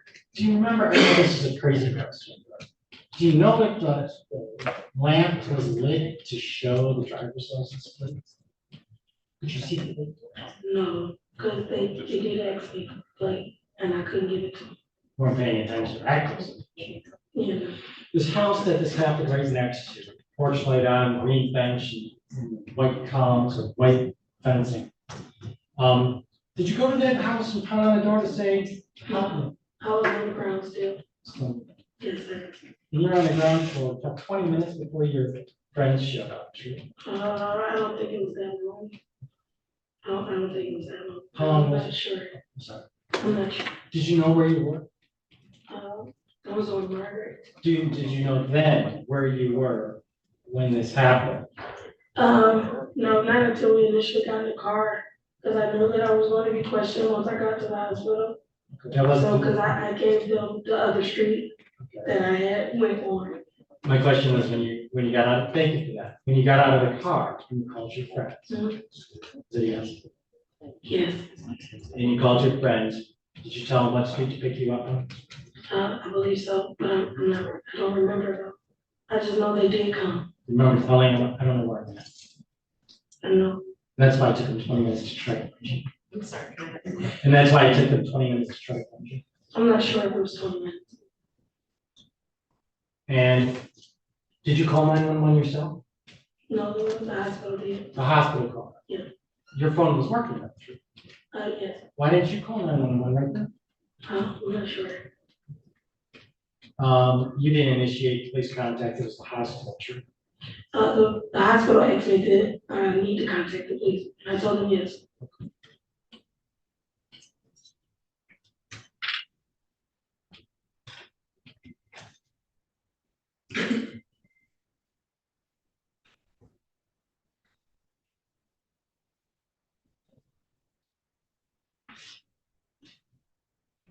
So this street where this occurred, you said it was, what street was it again? Margaret? I believe that's the street we were parked on. And where were you walking on, which street was it? I don't remember. I know that I was walking from January to Charleston. The gas station is where? The gas station was on 6 and January. 6 and January. Yeah, the only gas station that sells UCs around here. So 6 and January, and then you're traveling back towards your aunt's house, true? Yeah. Which is closer to 7, right? No, it's like in the middle. It's like in the middle. Well, is it, if I was to keep going north, well, that direction rather, would I eventually pass 7 Mile? No, you won't pass 7 Mile. So you're going south of 6 Mile? Oh. That's January, it was going towards Charleston. That's, I'm talking about your walk back to your aunt's house. Mhm. From the gas station, 6 and John. Okay, ma'am, we need to give verbal yes and no responses. So council, what was the question again? Yeah, so when you're leaving the gas station and you're on foot, Yes.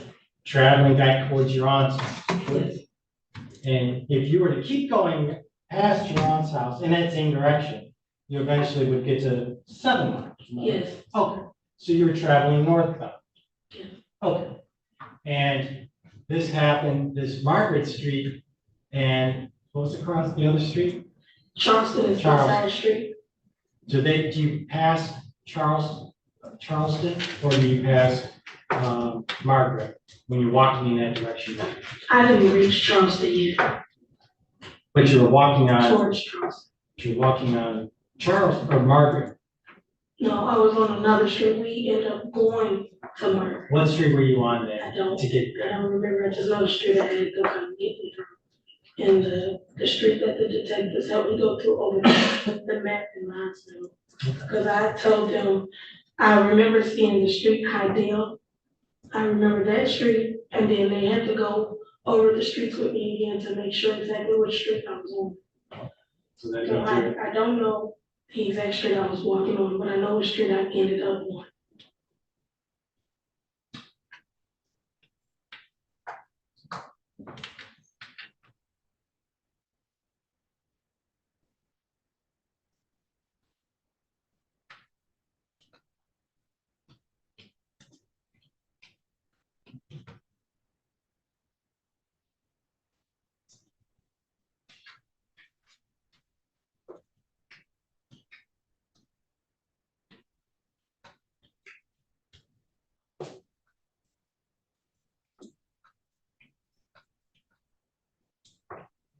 So the report, you told the police on Hilldale Street, that would be incorrect.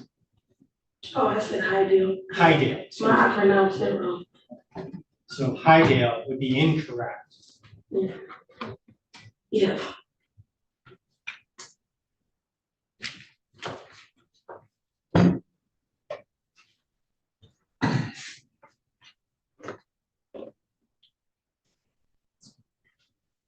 So.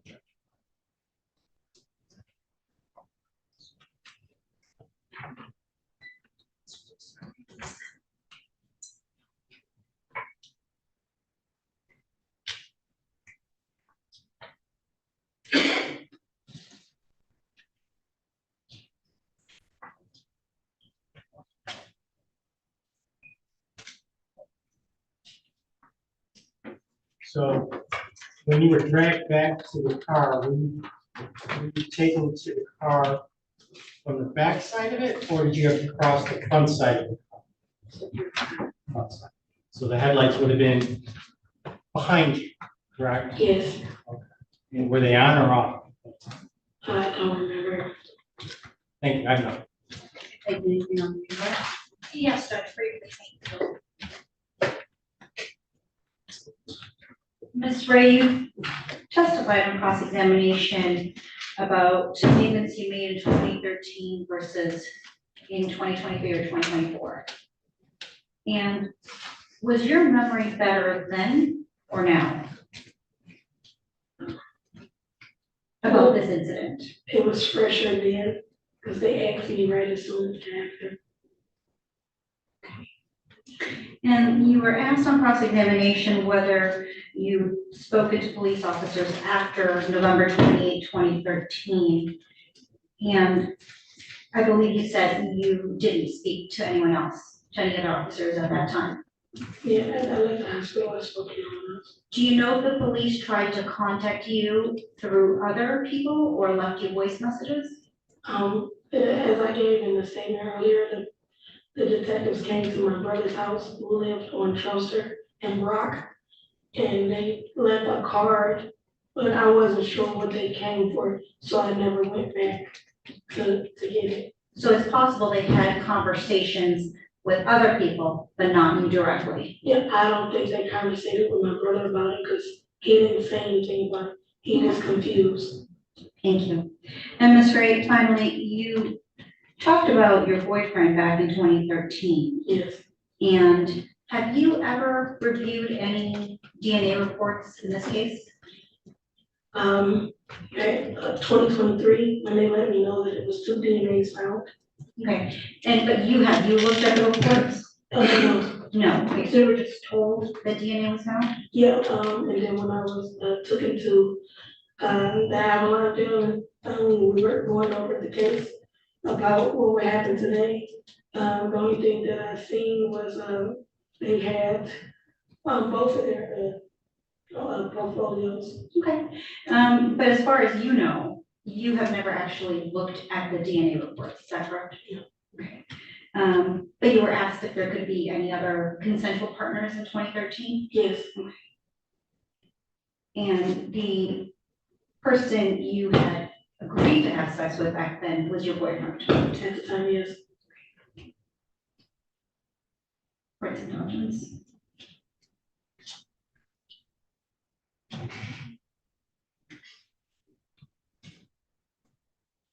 Last question, Ms. Ray. Do you know the names of the officers that worked on your case in 2013? No, I just learned them today. Okay, thank you, Judge. No further questions. Thank you. Anything Thank on you. the Based recalls on- again into the scope of the redirect counsel? So when you testified just a few moments ago, you didn't know why the police were trying to contact you, and they only spoke to your brother.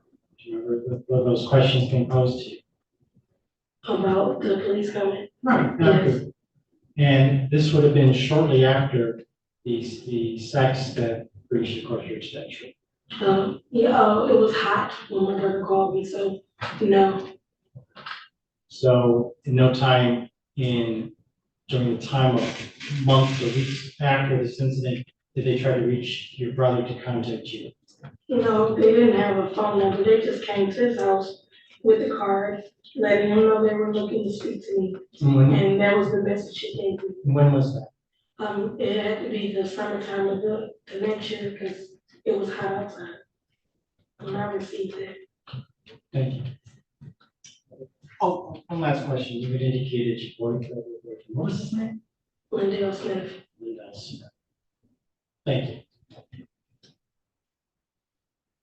Anything further on behalf of the people, your witnesses? No, no other witnesses have anything further. Okay, thank you. Ma'am, step down, please.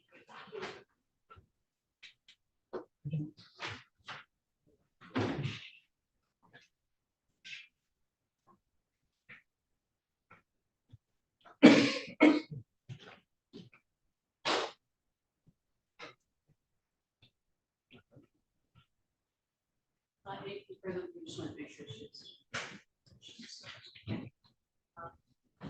from the people, any of the witnesses? No other people, sorry, no other witnesses, Your Honor. Thank you for the behalf of the defense. Nothing for the. Okay, thank you, prosecutor, no question. Your Honor, people in motion for bind over, as charging information and with request to add a count 5, no sexual contact in the first degree for the digital penetration and accompanying alternative theory of CSC3 force coercion for that penetration. So CSC 1 and 3 as an alternative.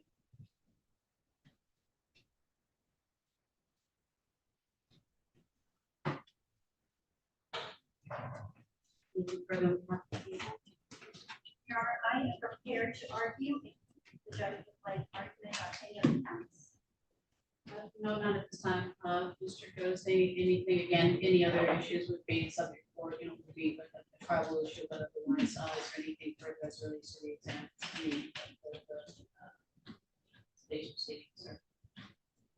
In terms of like any presentation of testimony from our. Yes, or anything for them? No, the defense isn't going to be making any, presenting any. No, all right. Thank you at this time. This was a preliminary exam, which to determine probable cause. First, that the allegation of that crime was committed, and that I'm sorry. With regard to the purpose of the criminal examination, it is a probable cause hearing to determine whether or not a crime was committed and whether or not probable cause exists to show that the defendant or the accused is involved in the commission of the counts alleged by the people. At this time, as it relates to counts 1 and. I'm sorry, forgive me, Judge. Yes. When you asked, was there anything else I wanted to present? I thought you meant in terms of testimony. I would like to make an argument to Yes, objection go to right finding. ahead. Yes. Forgive me. Okay. So what we heard was obviously a troubled young person who was out on this particular night, was alleged to have been assaulted by a stranger.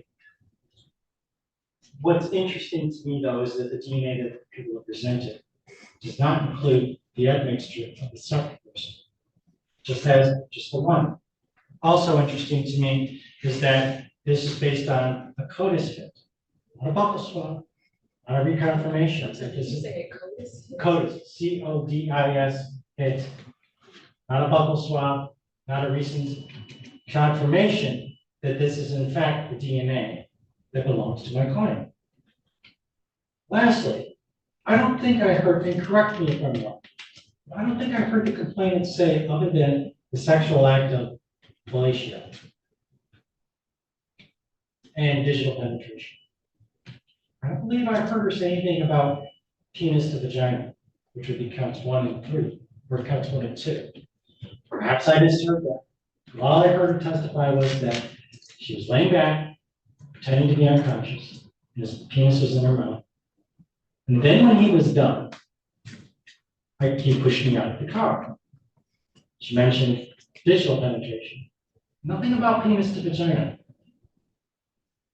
Now again, I could be mistaken. That's pretty much, well, almost exactly what she testified to. She did, then the prosecution asked the follow-up. How do you know that did he ejaculate? How do you know? There was semen on my legs. We don't know how it got there.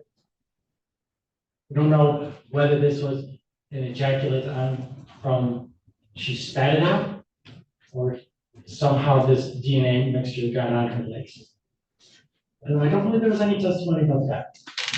So it relates to the counts of penis to vagina, I would make a move to dismiss, as they have not established any testimony that they in fact happened.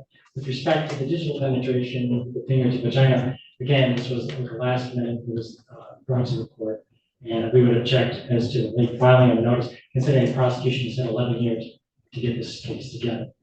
And lastly, as it relates to the oral sex judge fellatio, we would object without argument.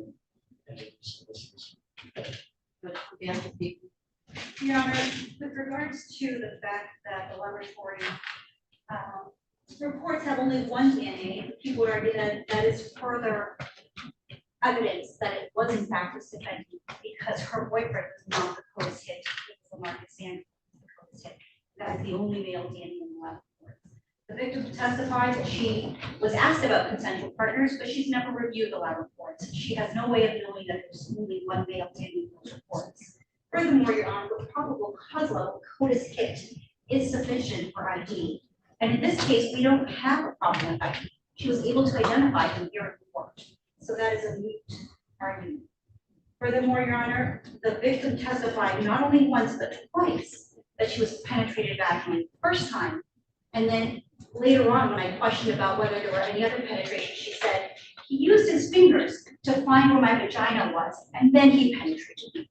He used his fingers as a way to guide his penis to her vagina. And also, Your Honor, the lab reports, which have been admitted for purposes of exam only, do show that the semen was found on the vaginal swabs, indicating that there was penetration, that his penis was on her vagina for that DNA to be found there.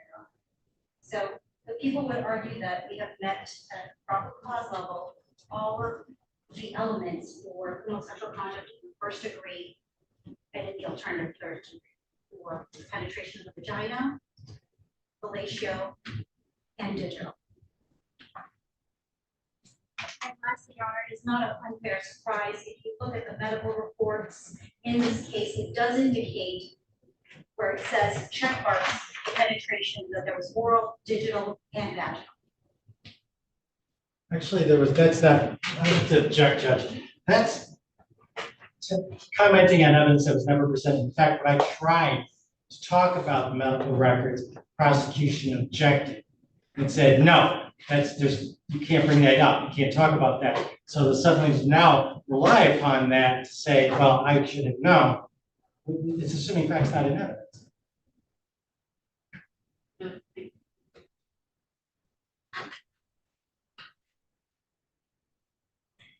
At this time, the testimony having been presented by people.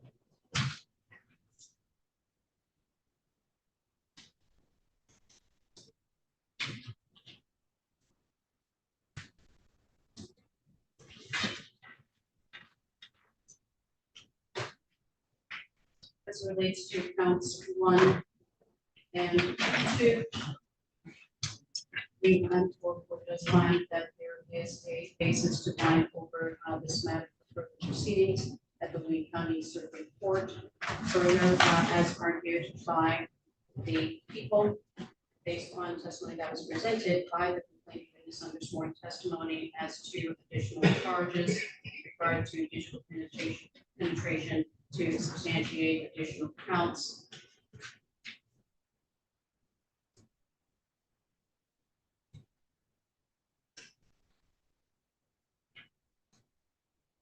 One as to the defense motion to dismiss counts 1 and 3, that motion is denied because there is enough sufficient basis that it's an issue of the trier fact at the Wynn County Circuit Court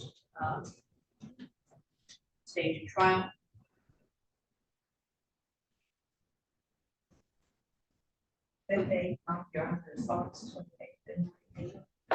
Court does find this basis to bind over. Court is now going to, at this time, decline to add any additional counts. What is the date for the original information? August 28th at 9 a.m. Your Honor, if there is another date, I will be out of the country all next week. I'm sorry. I'm going to jump in.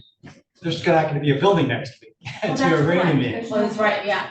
Okay, actually, which we saw quite a very housekeeping practical matter. Has there been any word either with the prosecutor's office or defense, anywhere with the defense bar, any word on what, if anything, is happening to future dates or where proceedings are happening, in which case we just push it further out? The courts will start to reopen first week of September. The third, I believe, is the first Right. date. Okay. So if we could put it over till 3rd, which would be the first date after Labor Day. And Judge, if I could request that as the first day of back to school, we could do any other day, 4th, 5th, or 6th. The 4th would be fine. We'll do it on my birthday. Okay. We can do the 5th, Your Honor. No, we'll do the 4th because I'm free then. Okay, so September 4. Okay, so September 4, Bond is continued at this time, so September 4, for further proceedings. Anything further on behalf of the people? Judge, I'm sorry, I wasn't clear on the added counts. At this time, the court doesn't find this based on not adding additional counts, so the proceeding as charged. At this time, the court is denying the motion to strike counts 1 and 3 from the defense, and at this time, simply finding over as charged. Thank you. The digital penetration will not. That's correct. So with respect to the bond, Judge, I did request a DSU report. His bond, if I'm not mistaken, is quite high on this particular case. Again, this is a 2013 case. My client, as the court is aware, it does have a criminal history outside of the state of Michigan, specifically in Arkansas. But what's interesting is that none of these offenses that he is prior to were assault of drugs and stolen property, but not assault in nature. I believe his bond is $1 million cash, if I'm not mistaken. I would ask the court to consider the reduction of bond. He was brought here from the state of Arkansas only because he was meeting with his agent and they indicated to him that he had an outstanding warrant, to which he turned himself in. And then he was extradited back to our state for answering these charges. He spent the better part of 30 days waiting for the transportation up here. So I would ask the court to consider a reduction in his bond. In fact, he's at a no bond status, which I understand the nature of it, but a bond should be established. I would ask the court to consider 100,000, 10% bond. Anything further from people? Your Honor, I would request that the judge hold the decision of the decision to get his report. There is a possibility that he may have pulled out of state, and he's also a flight risk since he had to be extradited here from out of state. He is a habitual court offender, and given the fact that under the statute of law, criminal sexual conduct of first degree is one of those crimes for which the court can remand someone, I would just ask that we look into a DSU report prior to changing his law. And to be clear, the court appreciates the additional information from both the defense and the prosecution in that Mr. Sanders is an out-of-state resident, and the court also appreciates that he did respond and turn himself in to face charges regarding this matter. That being said, the court will sign up on whatever paperwork is needed for that DSU report, so that the court has the additional benefit, as well as the people and the defense has the additional benefit of information verified pursuant to a DSU report. At this time, the court is going to set bond amended instead of bond at 1,010,000%. And again, it will be subject to amendments pursuant to the DSU report, which should be sufficient to satisfy the people to ensure that the gentleman is available for further proceedings, and also that addresses Mr. Gozi, your request to set a bond. But again, these are very serious charges, although they are old, however, they're very serious, and the court remains mindful of the gravity of the charges, also concerns that your client's an out-of-state resident. And then that's information that would be verified by a DSU report, so that's another concern as well. So that's the court's decision.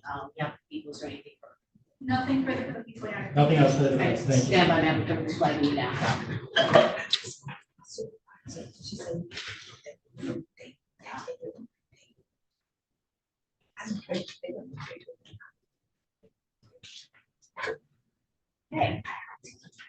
Okay. I just worked here. Here's what happened. We just received information, Madam Clerk's informed me that because of the practical matter of the fact that Frank Murphy's is not literally going to be the facility where further proceedings will be conducted, it's going to be another location. We're informed, Madam Clerk informs us that we have to keep that date maintained on schedule. So if anything, Madam Prosecutor, perhaps you could reach out and see if either as a practical matter you can find out what, if anything, is happening in future dates, because the likelihood is high, again, practical matters, we're going to keep that date. So at this time, Madam Clerk, would be able to use August 28th at 9. Okay, so August 28th, 9 a.m. Location to be determined. The likelihood is high that your officers will receive additional information either a future date, or we're going to have to stick with that particular date. In the meantime, thank you, Madam Clerk. Anything further on behalf of the people? Nothing. Nothing for the defense. Okay, thank you both very much. Thank you for your time and patience. Thank you.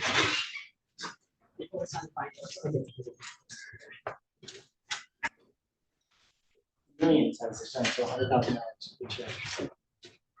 We'll see if we can get it for that.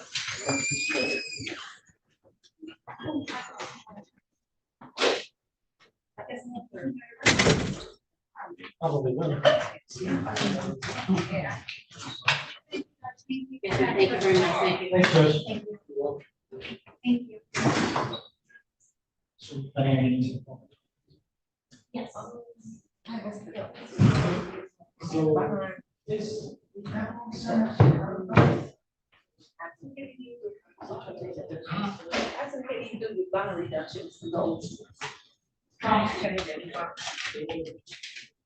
Question, I'm looking at,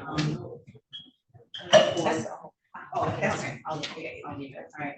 I signed the binder over here. It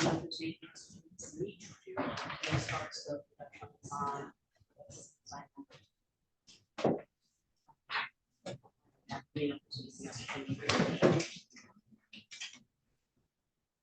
So, this, side down here, that's all. Oh, it's real good. And there's the sign. So, down here, right?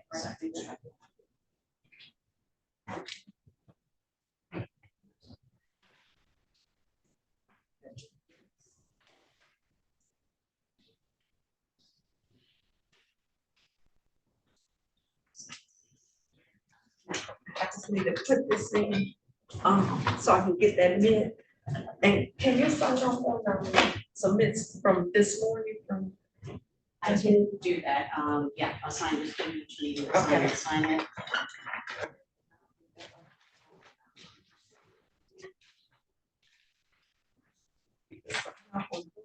It's from this morning.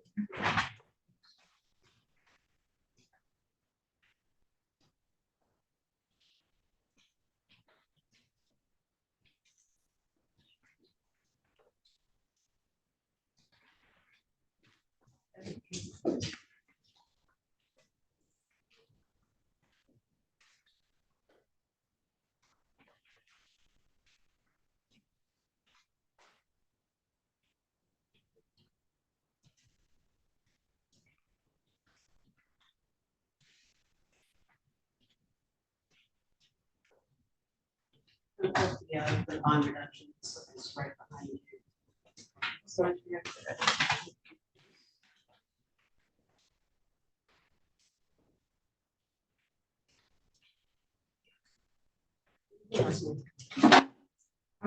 And then I need to do this one. And that's it. Oh, you get pink. The bottom doesn't, you get pink.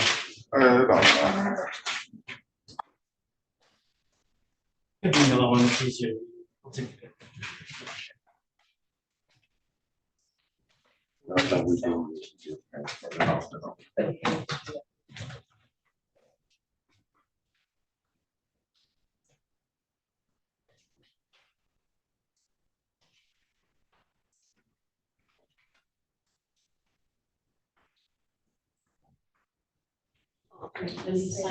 Any chance you're to be on the exam dockets?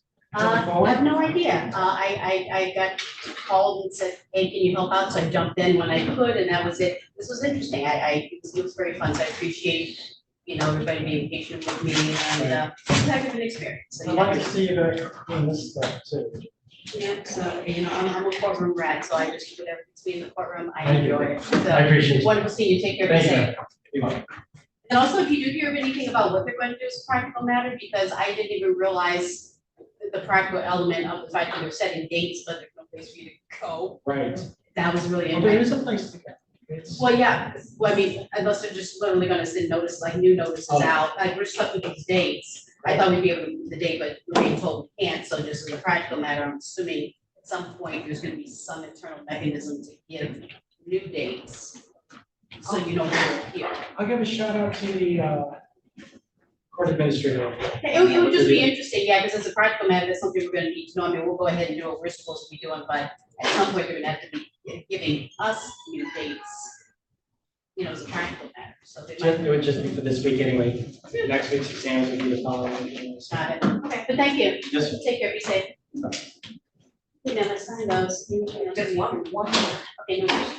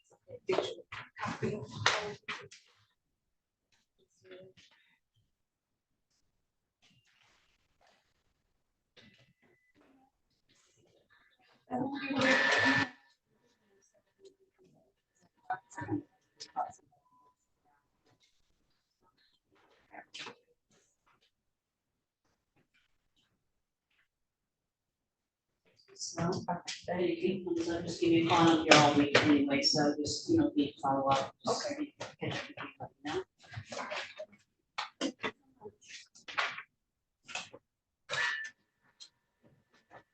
Thanks, David.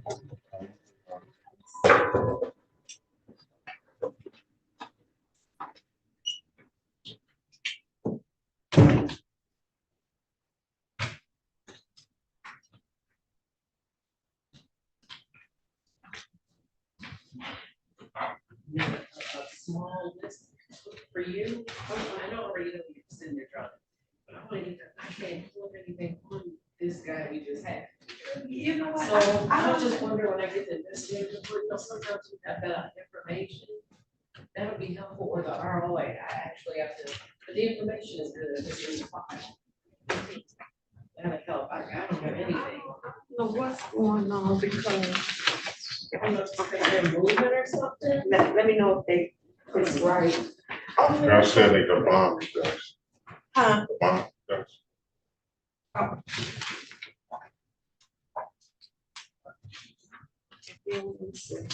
Did you? That's old stuff, that's, they Oh, left, they know. yeah.